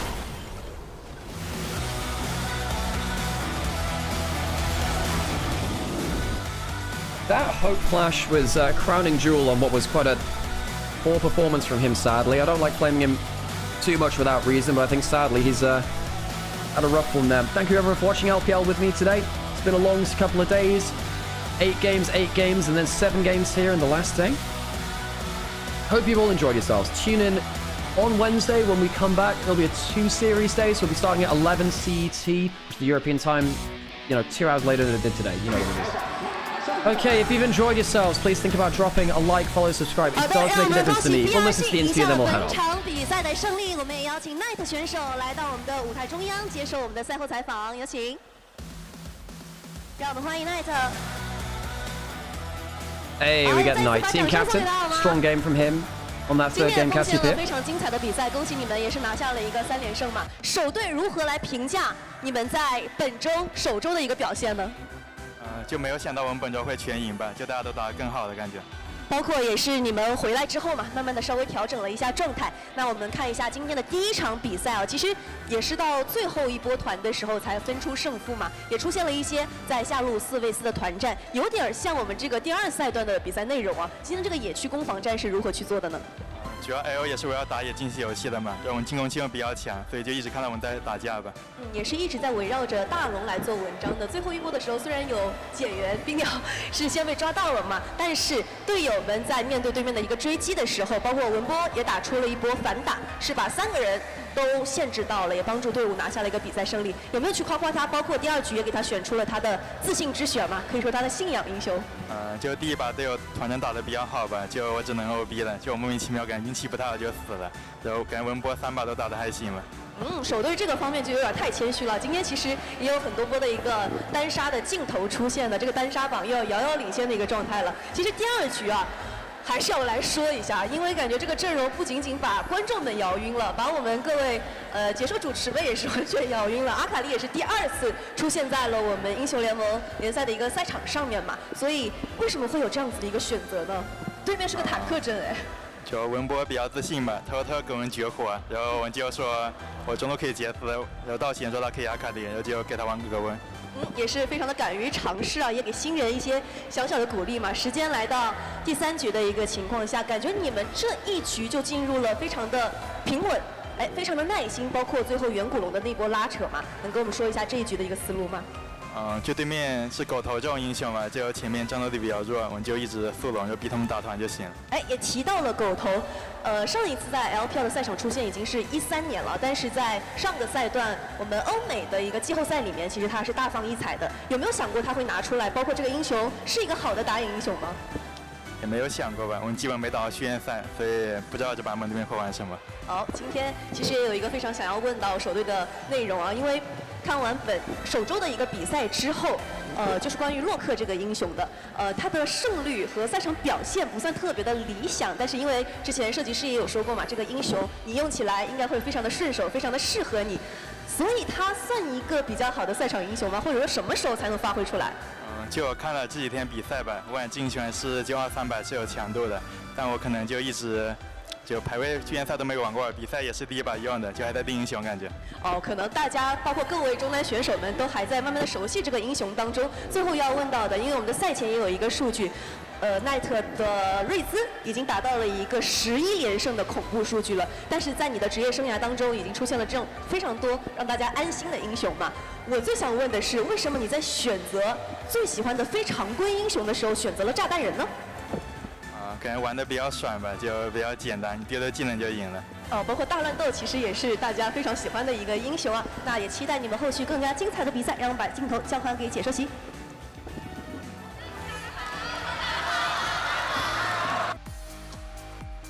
Okay, folks, thanks everyone for joining me. I'm not gonna lie, it has been a long couple of days. I've been solo casting yesterday and today. We had like 8 game days. It's been really fun. I've been loving the drafts. I've been loving just the craziness of the games. Been very entertaining. The drama off the Rift does make it more entertaining in some ways, but I'm quite worried for how our teams are going to settle. I am actually going to head off now. Normally I'd stick around for player of the game and player of the series. I'm just tired, folks. I'm going to take a couple of days off. If you've enjoyed LPL, tell your friends. If you've had a favorite clip from the stream, please think about posting that on socials as well. One of the best ways to market a stream like this is doing some social media and stuff, which I've actually really dropped the ball on in the last year, really the last half a year. I got a little bit burned out on posting on socials, but hey, it is what it is. Thank you everyone for joining me. I wouldn't do this without you. You all mean an awful lot to me. If you want to download our projects, if you haven't done already, it makes a big difference. I will for Hydrate Fairy Tale as well. I'm going to do that as well. Here's the post-game stats. I'm going to radio over to someone and I'll say goodbye to you. Thanks everyone. And we'll I'll head off. Let's see who's online. Rated pick. Charlie's online. Marta.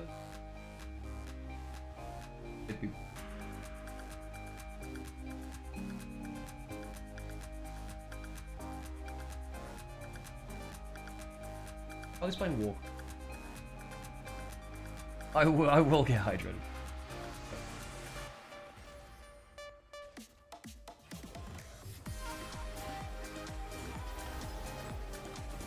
Okay, I'm gonna send you over the Pixie again. Wait, is she offline? Did she just end?